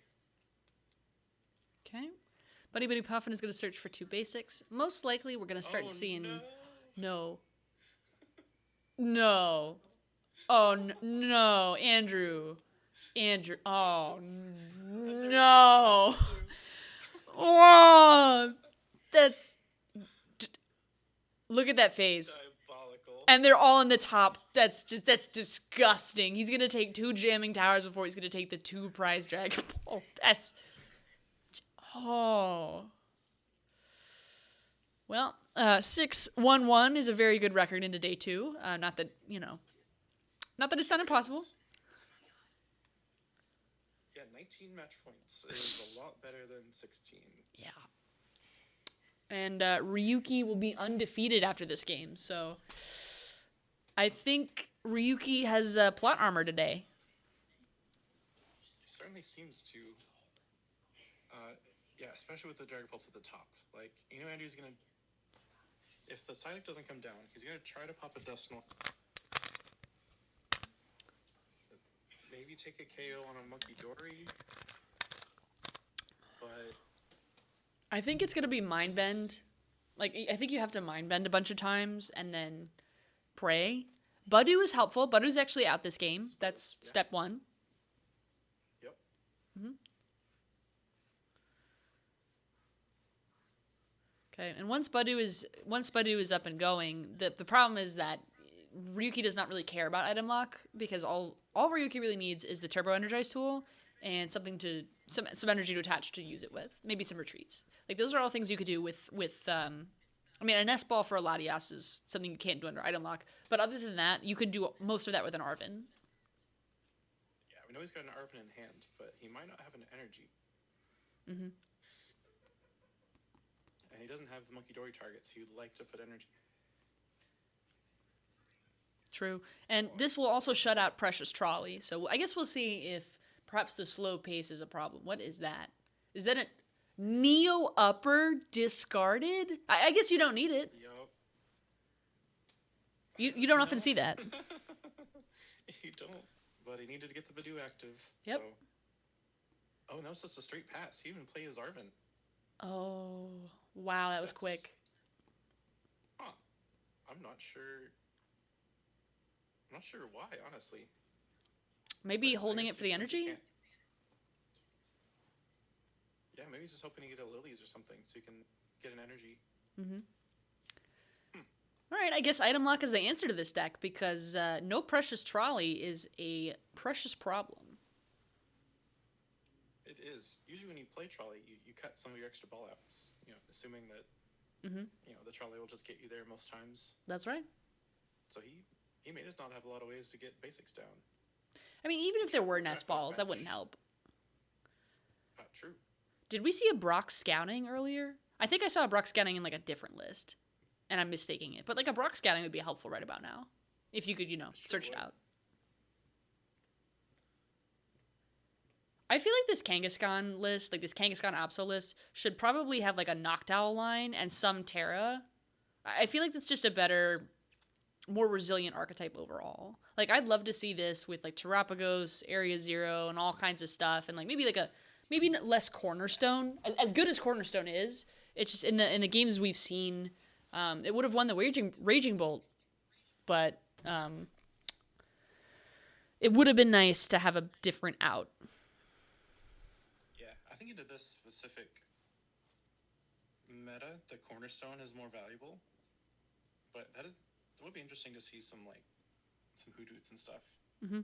It just opens you up to losing price cards you don't want to, instead of making your opponent go through a lot of big guys. True. Do you see Hedrick's board? Not as developed as it could possibly be.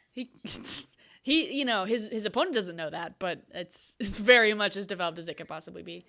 Well, I mean, you could put down another Dust Noir. Could have. We chose the 4th Dreep. Maybe like a bait and switch play. I mean, what does 4th Dreep really get you here? Like, if maybe a Draculawack, because maybe if you pop the Dust Noir and your whole bench is Dragapults, then that's something that you're okay feeding to your opponent. You just scoop back the Draculawack and just replace it. Right. That doesn't sound right, though. Like, considering how bad Ryuki's setup looks. Yeah. I wonder how Andrew thinks he's going to take some prizes. It's got to be Itchy Pollen, Pheasantipity, and then just keep going until you can Dust Dwarf Pheasantipity. But by that point, a Psyduck should show up. I agree. Where's 6? see a lot of cards. So whatever he's planning to do, he'll probably get to do it. Okay, our top chatter is letting us know it looks like Ryuki is going to use Cornerstone. I don't think it's a bad idea. I don't think it's a bad idea. I don't know if he's planning to do it, but it is all he has in hand. Just some That's cornerstones true. and some Arvins. Well, Cornerstone doesn't stop Dragapult, so I mean, it's not coming down for that. Still just needs an energy. And doesn't have it. Nope. So let Drick just keep Dragapulting away. No Earthen Vessel. Non-reactivating.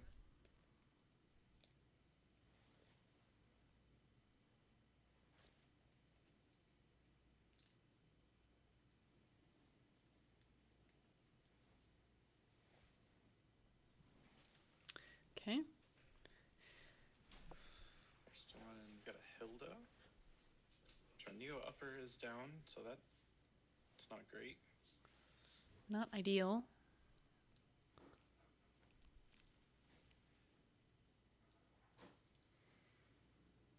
This is item lock the game. I mean, we saw this with Frillish, except this time it's Badu. So at least when it's Badu, you're like, okay, this could get knocked out at any second. You can't do any attacks. And guess what? You really can't do any attacks when you can't draw energy. So, I mean, Andrew can't even scoop. Like, this is just... He found another Dragapult. He has 3. He's 3. Okay. Let's go deck building. Okay. Whew. We're in this. Okay, so this is suddenly a lot better position. Yeah. Now it's worse to discard the Mew upper. He did pop the Dusknoir into the active, which is interesting. Okay, so the theory here is that Pheasantipity is the thing you've got the most damage on, and Psyduck could come out at any time. So if you're trying to balance a power here, 70 on to that Pheasantipity means a single Hawlucha and then a 60 Phantom Dive will kill it. So I do think that was a good choice. Every turn that you leave that Dusknoir out is another turn that Psyduck could come down. So you'd rather get the value. Okay, filling up your bench though with a Monkey Dory does not mean you're going to get a Hawlucha down. It means you're going to hope for Badu to get killed before you get the Hawlucha down. Yeah. Okay, this is suddenly a way more interesting game. Okay. So Checking. do you keep him item locked is the question. Just for a bit. Just for a little bit. Oh, no, we're swinging. Ooh. Okay. Bag secured. And then I guess Ryuki can't use Penny to get both the Kangaskhan and the Pheasantipity too. So that's nice. Was that knockout? No, that was just close. Why is it discarded? Come on. Was that knockout? Maybe there was an extra an extra itchy pollen, or maybe the stream numbers were wrong because the stream number said it was like 70. 3 plus. I'm gonna assume Andrew Hedrick did the math right. I don't think that's a hard guess to No, make. right. 3 plus 130 is 160. Yep, 160. Plus 50 is knockout. Oh, yeah. okay. So it was knockout. Yeah. All right. One left for the Kangaskhan. Yeah, I was misled by reading the stream. Oops. Happens. All right, and he's just ripping lilies here. I don't know what his plan is. I guess it's just Eviltal stall the monkey. That's a bad plan. I don't think that's a great plan. It does No. do damage to the monkey. Yeah, it does 40 to the monkey, which is more than the monkey can remove. So you do cumulatively not like completely blow up your game. But the problem with leaving monkey anywhere on the board is that it will just move your damage back onto you. So I don't like it. If I'm Ryuki, I don't really want to use Eviltal here. I'd rather like maybe knock out the Badu with no, because that's 20 without the weakness. Well, he's got one too many cards off the Ionic. That's Okay. what's happening here. Maybe the Eviltal is just a feed card so that the prize race math works, which is weird because there's 4 prizes left, so like it would be a 3 and a 1 would be really easy. Okay, it's not a feed card. It's clearly there for clutch. Right, yeah. But clutching a monkey does 40 damage to it.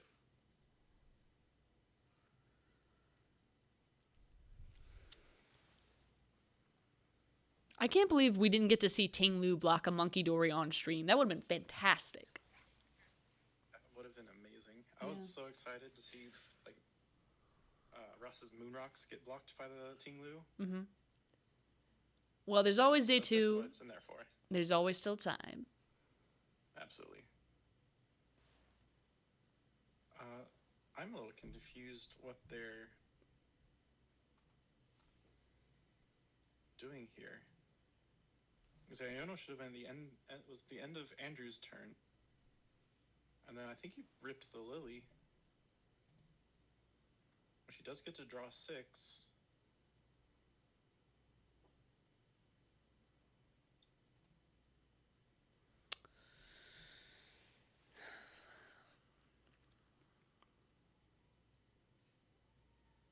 Ooh, what are they discussing here?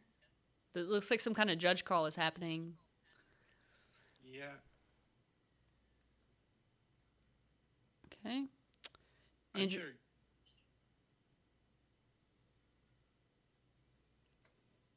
You seen? Sure. I think they're confused about him playing the Lily. I think he drew 8 initially, but stopped before he got all of it. So just making sure he got the right 6 cards off the Lily instead of... That could be it.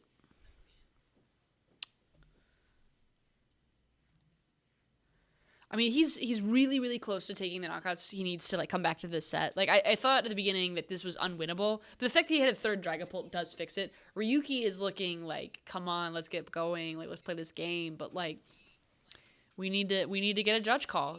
Judges have been called.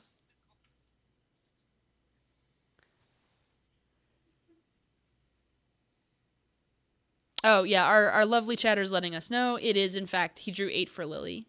He's supposed to draw, and they're making him put the right 2 cards back. Okay. There's Head Judge Pram, the goat. Ooh, it's Mr. Pramawat. I'm glad for him. He is an all-time competitor, and now he's an all-time judge. You just love to see, like, people winning.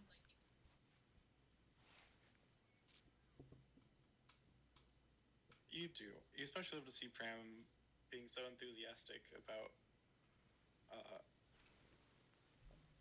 making sure there's clean gameplay.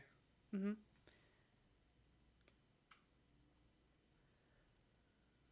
I agree with our chatter, 912, letting us know that if he's going to play the Kangaskhan, it shouldn't matter, which I agree. Even if there's a double prize penalty here, I don't see Andrew in a bad position at all.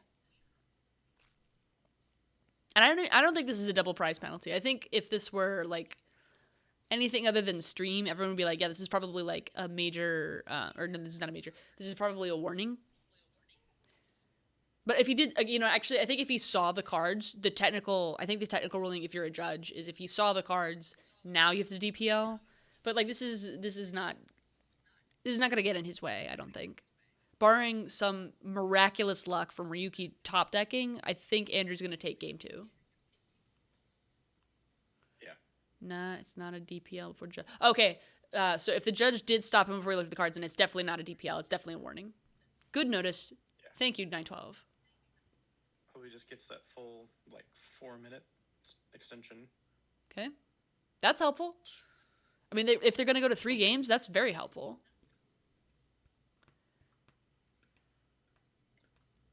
I mean, Andrew is going to do everything he can. Alright, so we found a dark... Nope, we're just dropping cards.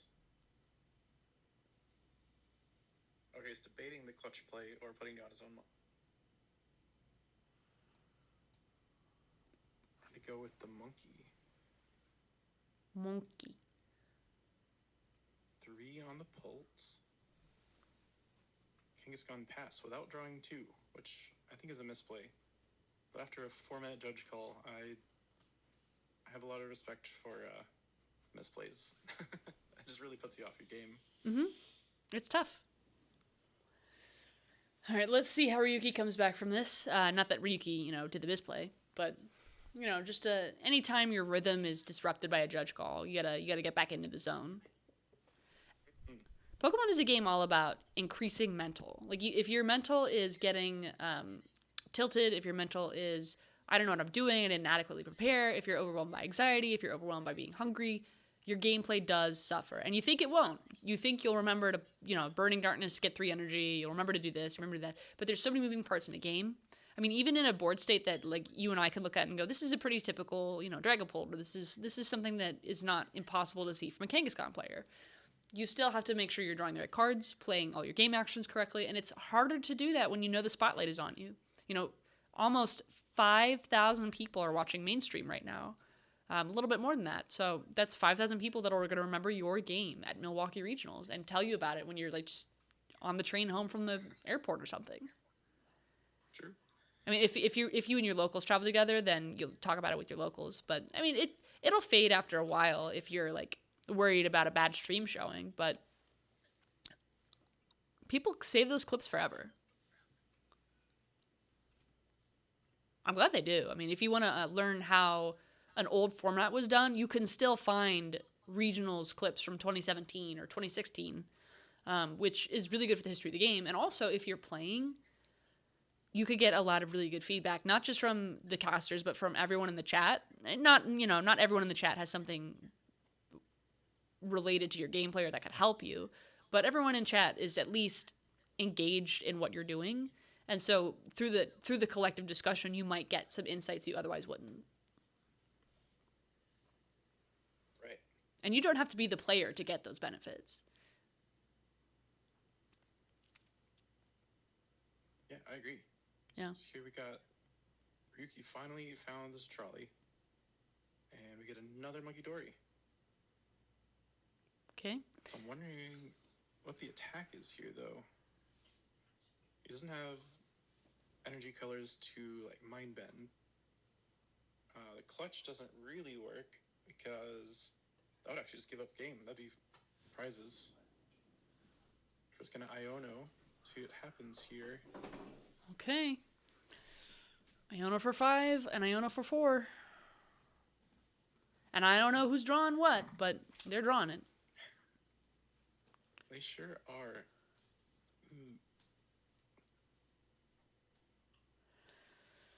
Andrew has got to be just loving this. Absolutely, yeah. This looks fairly unlosable at this point. You never know, there's always last minute, but I agree with you.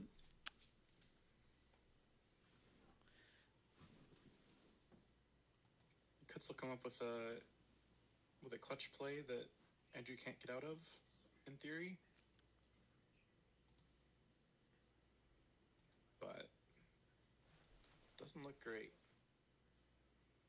So what do you leave active? We're gonna leave this Kangaskhan active? Okay. So Boss would win the game here, I believe, off KOing 2. Yep, Boss would do it.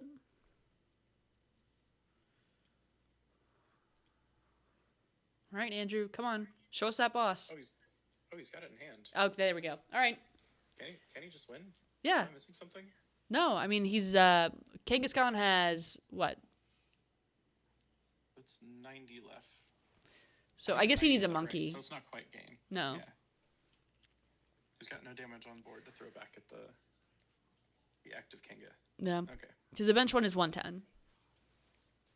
I was like, no, he's got a monkey out. And then I was like, oh, he doesn't have damage on him. So, no, not quite. Not quite. Okay, Ultra Ball. For a Pheasantipity. Not sure about that. Latias, there we go. Yeah, not sure about that either. I think he's just getting it to hand to thin the deck a bit. Mm-hmm. If I had to guess. Good guess. I would join your guess.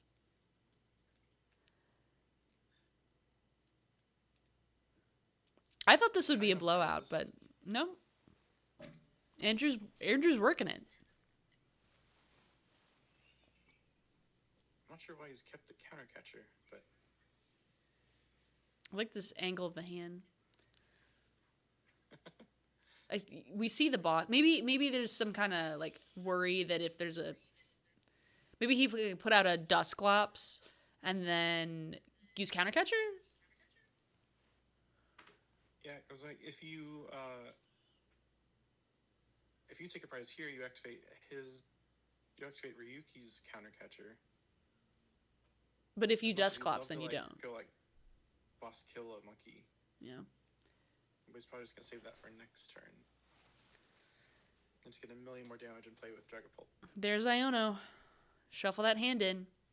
Shuffle, shuffle, shuffle, shuffle, shuffle. Shuffle, shuffle, shuffle. Shuffle, shuffle, shuffle, shuffle. Our last pulse. We got an energy. Energy's good. Okay.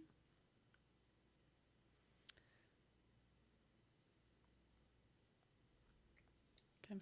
Thank you for our Chop Chatter 912 for letting us know how that judge call went, by the way, because we have the audio for the official stream muted. I may change that for tomorrow, but I appreciate the insight. Thank you.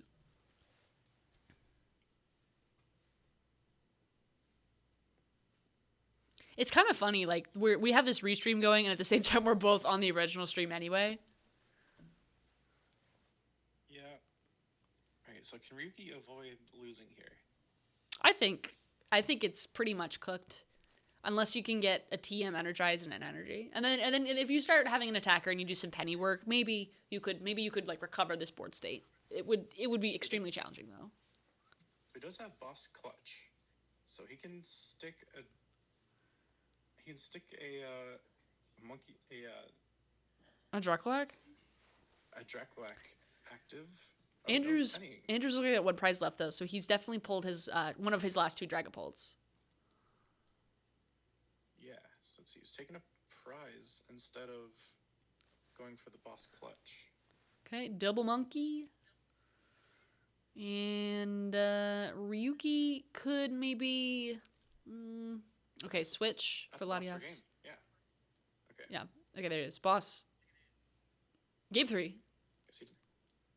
They have 18 Well, minutes he for didn't game play 3.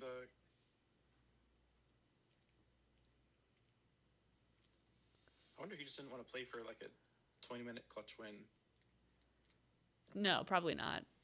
I don't even think it would be that stable of a clutch win either. Because there's Monkey Dory, so like eventually the Monkey Dory would just keep pushing the damage down. And he doesn't have to worry about it being a 3-prizer either. It could just be... I mean, okay, he's got his own repeat Monkey Dory, so like he could like defend. I think a Dusclops would have been a really good play there if he had it access to it. I guess he just did not have access to it, or he didn't think he needed it. He might have been running low on luminous energies. Hedrick. That's true. That's true. One of the tough things about stream is that you don't know where every card is.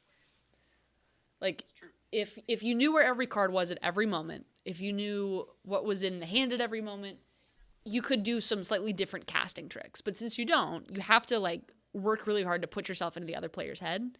And, you know, you could look at the board state and generally intuit what could come next. But it's, you know, the value is knowing those one or two weird eclectic plays that no one else can identify, like the Riley McKay Ursaluna pass turn. And granted, you could cast that and wait until he actually takes the turn to explain, oh, he passed because it's going to prevent some kind of Pheasantipity getting you access to boss retaliation. But knowing those little core tidbits and then also getting them out of your mouth at the right time. Like, I think you've known me long enough to know that anytime I talk about Pokemon, I'm going to be insufferable, and I'm going to not shut up, and I'm going to make sure I'm heard even if what I'm saying is completely like nothing. I like the sensation of commentating this game just for the fun of it. But making sure after 6 hours your brain is still connected to your neck is extremely difficult, I have to admit. That sounds like great qualities for a caster to have, though. Yeah. We have a report from the field at LDF at 6:02 and undefeated Ooh. in round 9 with a Charizard deck. Let's go.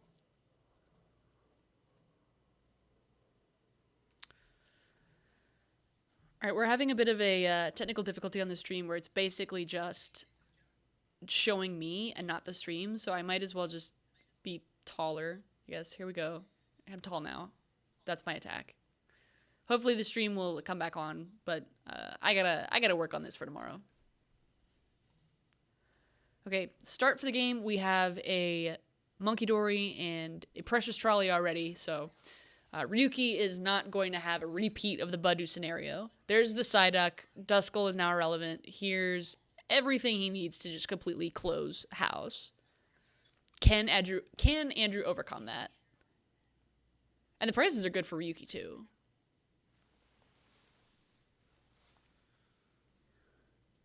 Yep, there's that energy. Yeah, this looks like a game that'll go much more Ryuki's way. Mm-hmm. Trolley down. We got Arvin. I assume, did he take a TM there? I didn't. He can't Arvin. Isn't he going first? Oh, no. He's not, because there's an energy attached. Okay, he's going second. Mm-hmm. Yeah, you're Arvin for the trolley. He's holding it, but he has like 2 stacks of... Oh, that's a Pokegear. Okay. No, that's a Lily. That's a Lily. Yeah, geared for Lily after. Okay. Just in case he gets item locked. Right. And yeah, there's the Energize. Okay, there's... Yep. Beautiful. That's the board he had game 1, which I assume is the board he wants every time. Andrew has got to be shaking. Not great. No. No Dreepies in play again. Mm-mm. Andrew has just gotten completely, like... In everything that was luck-based that could have gone wrong, has gone wrong. So the fact that we managed to, like, pull out game 2 was already impressive. I mean, that's the difference between a top tables player and maybe with day 2 by 1 round player. I mean, if you're a top tables player, there are no limits for you. You take every self-imposed limit and you spend every second of your day trying to just shred that out and figure out what you have to do to be the best, and that there's nothing you could have done other than what you did to be the best. And you'll never be perfect. No one's perfect. Even Jason Klasinski, who had a perfect memory, even he made mistakes. It's such a complex game that doesn't map 1-to-1 to any kind of strategic or systemic thinking. Here he goes. Lily's Determination for 8. There's a Nest Ball. I see a Latias. I see a Poffin. So he's got a Poffin to get some Dreepies. And Andrew is looking through his entire hand and thinking of every possible possibility for what he needs to do. And granted, turn 1 is easy. Just set up some Dreepies. But that prize map has to be disgusting, knowing that you can't use the Dusclops that you just put down, by the way. That's like a... I wonder why he evolved it, considering that Dusclops is 2 retreat cost, I think. Maybe he evolved it so it wasn't an easy, like, Monkey Dory 60 damage knockout. That's the only thing I can think of, because with Psyduck down, he can't even, like, explode it to retreat it. It's super vulnerable to being clutch targeted. And granted, clutch is not going to come onto the board until Andrew takes some knockouts, which he can look at this board and say, no, I'm totally not going to take any knockouts right now. That's just not feasible. So, yeah, it's rough. We're not doing much at all. Whose turn is it? Ryuki? No, it's still Andrew. He just did a Poffin. Oh, okay. Oh, he's got a Nest Ball. He's going for the Nest Ball. Ryuki might be making it like a time check, like a please play faster check. Did he whiff the Nest Ball? I didn't think so. Why else would it be in his discard then? Because he Poffin for the 2 guys. He couldn't have Nest Balled for the Duskull. It was their last turn. I think it was 1 Dreepy from hand and 1 from the Nest Ball. But then what about the Poffin? Go back and check. Did he play Poffin? Yeah, he played a Poffin. Did he whiff a Nest Ball? Looks like it. Wow. Oh, he prized 2 Dreepy, didn't he? That must be it. I mean, I can't... But then to announce it to your opponent like that? Oh, that's foul. Yeah, he prized 2 Dreepy and Monkey. So, which I assume he wanted one of those 3 off the Nest Ball. Okay, King's got active. Run errands for 2. Ryuki has a hand full of cards, and it does not really matter too much because there's an energy and then there's an Absol. So things are about to get knocked out. Okay, there's the Dusknoir being trapped, or Dusclops being trapped active. We were just talking about that. Like if the Dusknoir comes down, it does nothing for you. So why would you put down Dusclops when you're not doing damage or taking KOs? I assume it's because he intends to knock out the Psyduck eventually, but I'm not sure exactly why he pushed it up now. That's a good point. Just to save everything else. I guess that's the best feed card he has. Like, he doesn't want either of his Draculax to go. And his Pheasantipity is a juicy target because that's a 2-prize lead. So I guess in that scenario, you'd rather get rid of the thing that's clogging up your field. It's just, Yeah. I guess he knows he's not getting set up anyway. So maybe I'm being overly critical. He's making the best out of a bad situation. That's what he's doing. Yeah. Okay, Iono. Iono for 6. Iono for 6. Dracloak for a 7th. Ooh. We have attached this turn, so I don't think we're doing much else this turn. Nope. Did we already attach the cloak this turn? I think he did a Night Stretcher the turn before, and then there's a second energy on it now. So, yep. Okay, Ryuki is drawing a Ursaluna and a Lively Stadium. So, Ursaluna will not do anything with the Arven in his hand will. Bravery Charm and a Vessel. Vessel for 2. Dark at a Fighting. He didn't actually reveal the belt. Okay.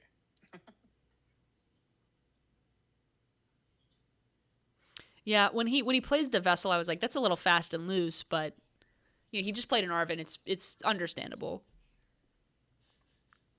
Okay, there we go. And Free Retreat Latias, and now it's very disastrous for Andrew because Claw of Darkness is just going to reap through that hand. I think that Luminous Energy is going to go. Yeah, or the Turo. Okay. Oh, it does discard. That's... Ooh. I wonder what the Turo... Why Turo? You know, like... You're really going to Turo up Pheasantipity, I guess, but... They need Pheasantipity right now. They can't get rid of that. 1, Yeah, this is 2, an interesting 3. spot. Because if you attack into this Absol, the 2 monkeys will let him just Heal. right back with Terminal Period. Mm-hmm. Put 6 counters on it. That's so funny. Like, you need a Miss Energy, but then at the same time, that means you can't attach. So what are you supposed to do? Yeah. I guess it has to be boss on something.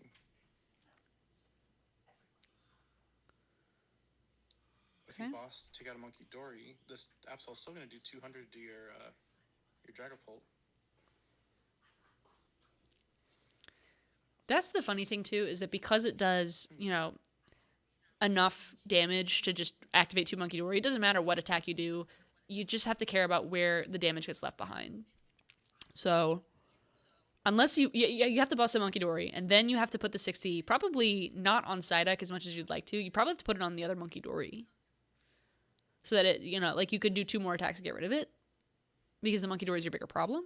I mean, I guess you could just knock out the Psyduck, because it's there, it's so clean, it means you could put your Draculax back, or your Dusknoir back into use. Assuming they don't just Super Rod pull it back in, but... Yeah, and then the Duskulls are all 60 HP. So we put one of them down, that's a free prize for your double monkeys to go to. Exactly. It's not being used for something else.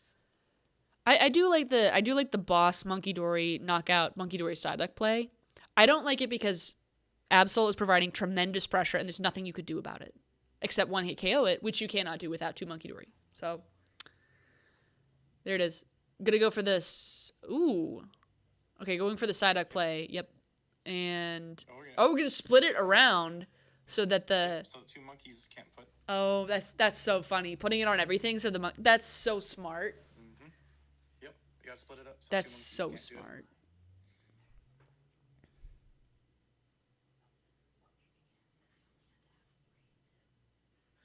Okay. Aaron for 2.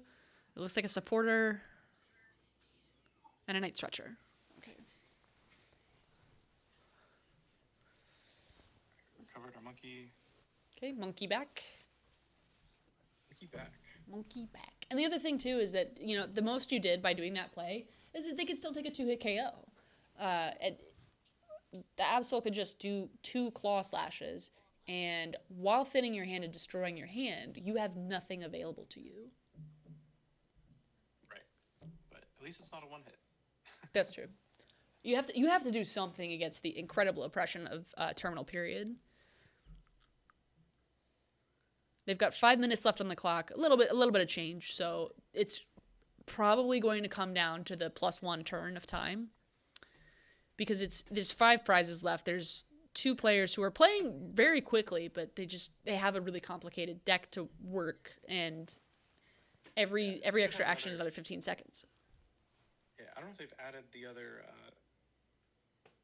4 or 5 minutes they should have off the judge's call. Oh, that's right. Okay, so they have 9 minutes basically. I think so. Yeah. Because they normally don't tweak the Swiss round calculator, because people do like sometimes look at the stream to count like if there's time left in their round when they're just wandering around. Like they can't look at their phones while they're playing, but I don't think they changed the whole clock for an extension. Or I could be wrong. Right.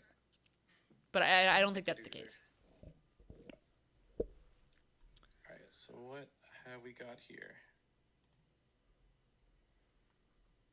Should be puffing for nothing.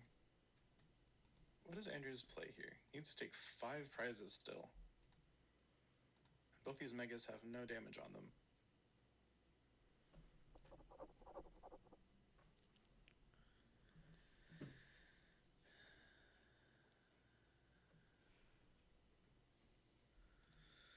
Okay. So in hand, Enhance. got another Ultra Ball that we're probably failing. We can boss kill the Latios. Or a monkey.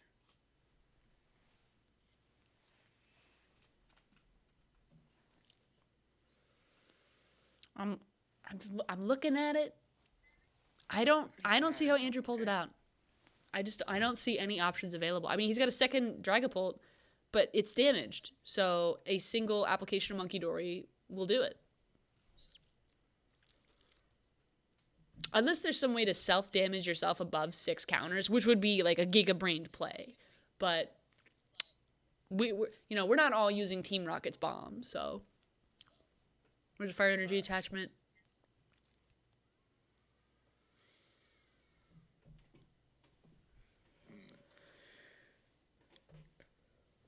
I mean, Andrew is calculating fiercely and just checking the discard, going through every possible motion to try to create some momentum to save himself here.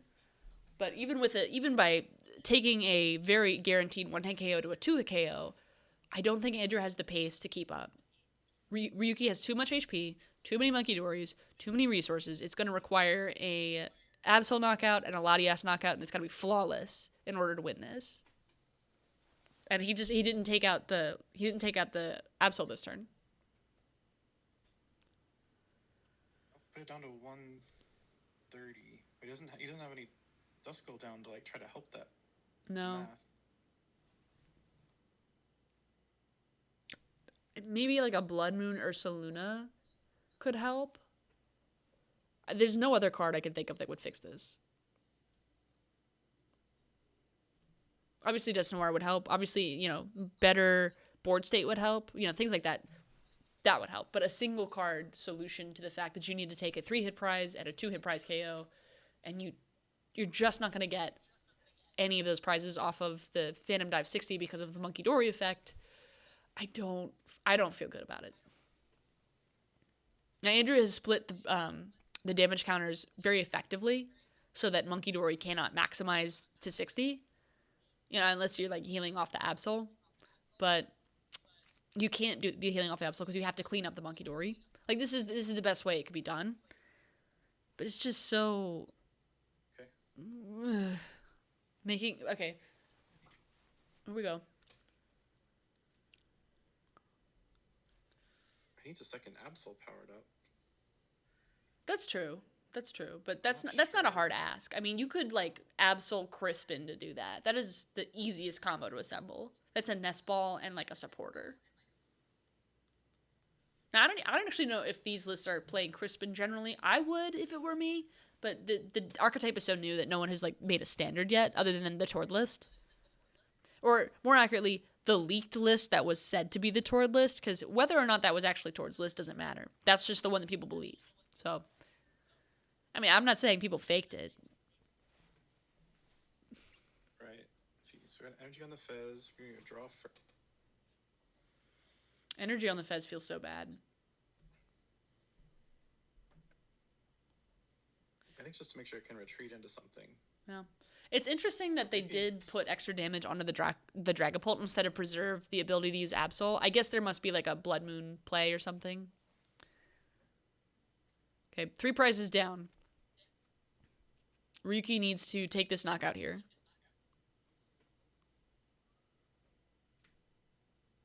If you could charge up Kangaskhan in 1 turn, that would do it. And you could use like Energy Switch, but you'd have to have Crispin, you'd have to have something. And a Mist Energy and whatever that second card was that does not look like it's useful is not going to cut it.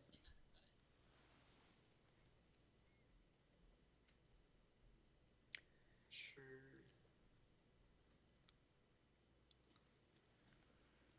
$230 on the Dragapult. Okay, they did add. I just looked at the time. They did add the time extension because now it says 9 minutes. Oh no, this is overtime. That's 10 minutes of overtime. Yeah. Turn 0.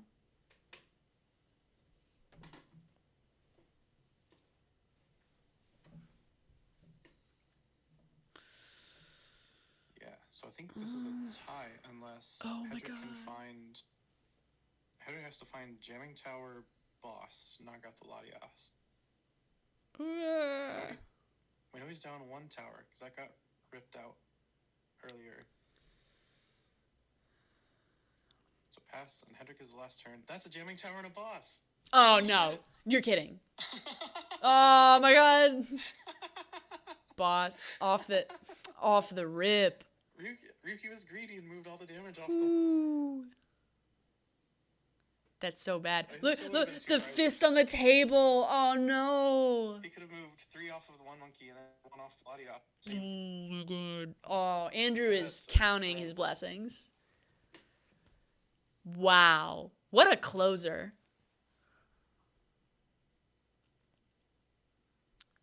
I feel so bad for Ryuki. Ryuki is just like, bummer. You know, like this happened. Like, you know, Ryuki still made day 2. That's already great. But like, oh man. Yeah. Oh That man. that was something.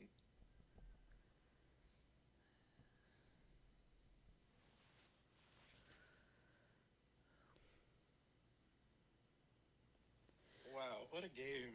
Whew.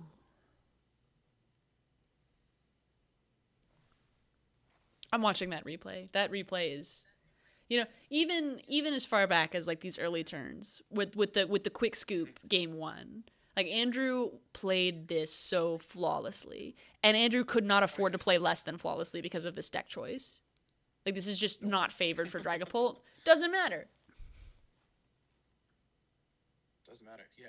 No, he knew how this deck works. Probably because everyone else in his room is playing it. Mhm. So I imagine he was up late last night playing games against it. Mhm. It's a good archetype. That's crazy. That's just crazy. Yeah.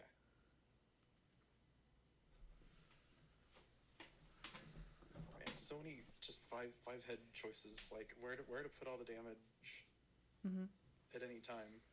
Although, if you were playing Lost Box back in the day, there's a lot of familiar numbers here. You know, Monkey Dory is the same as a Switch card, or Phantom Dive is like a nerfed Lost Mine. Also, he had to get that off the rip in turn 1 of time. Like, that was just statistically unlikely. Oh yeah, especially after the first Jamming Tower got ripped out of his hand early. Like Ryuki tried to prevent it.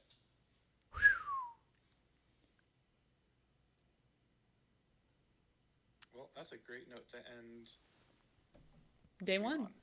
And the stream. Day That's 1. true. Day 1 in the stream.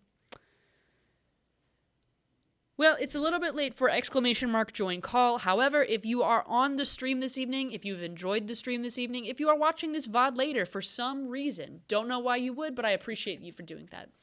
If you would like to join in and commentate tomorrow, there will be another stream. I will probably fix the resolution somewhat, no guarantees.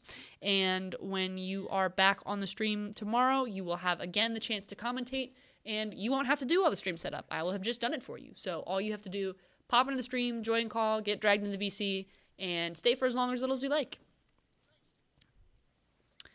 Justin, it has been a pleasure co-commentating with you today. Would you like to shout anyone out? Nope. Oh, actually, I want to see if any of my locals made day 2. Let's find out real quick. I'd like to find that out. Yeah, I believe you were tracking 3 people at 4-2, 4-2-1, something like that. So this would be a narrow day 2, but my God, I hope they do it.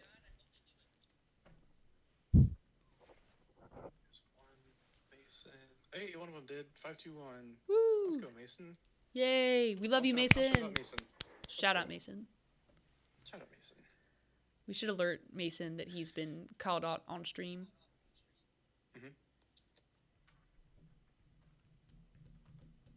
Yep. Oh, yeah. There's the picture of the winning match flip.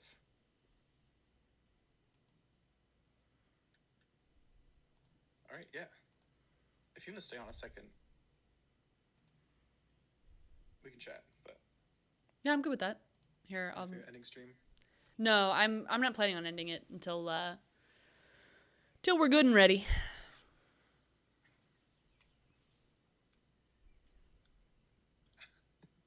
Watching Andrew's interview.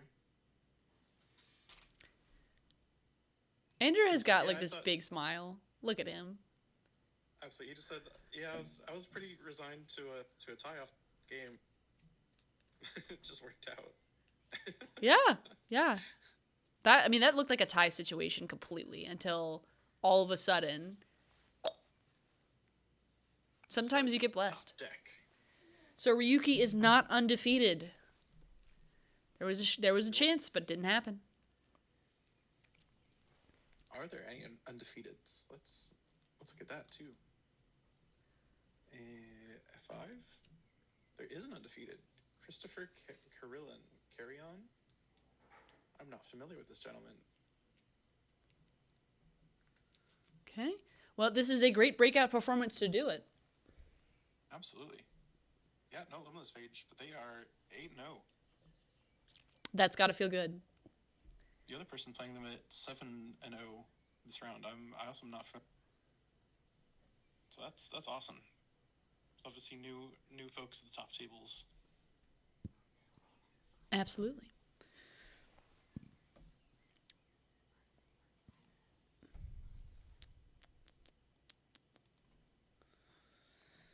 Let's see, Ross going into day 2 with a 602.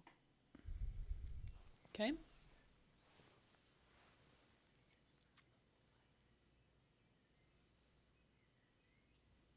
So, anything else you'd like to shout out or talk through? I'd like to shout out Mr. Justin Bean, Mr. Darth Bean, who was on this call with me. I think that was a several-hour co-cast that, you stepped up and decided to join. What a king. And I enjoyed vastly commentating with you, sir, and I hope you return tomorrow. Anytime. Great. And to all my friends on Twitter who took a look at the stream for a bit, we had as many as 50 viewers. That's more than I expected. I thought it would be maybe 5-10 tops. So thank you for coming on in. And I hope tomorrow is wonderful, excellent, and at more than 3 frames per second. I believe too. All right, I am going to probably end stream and then go figure out how to fix resolution for tomorrow, and then that'll be it. Cool. Yeah, if you want to hang out on call for a bit, that's cool. That's up to you. Yeah, just for a minute. Okay. Then this has been Optimal 60, ladies and gentlemen, signing out.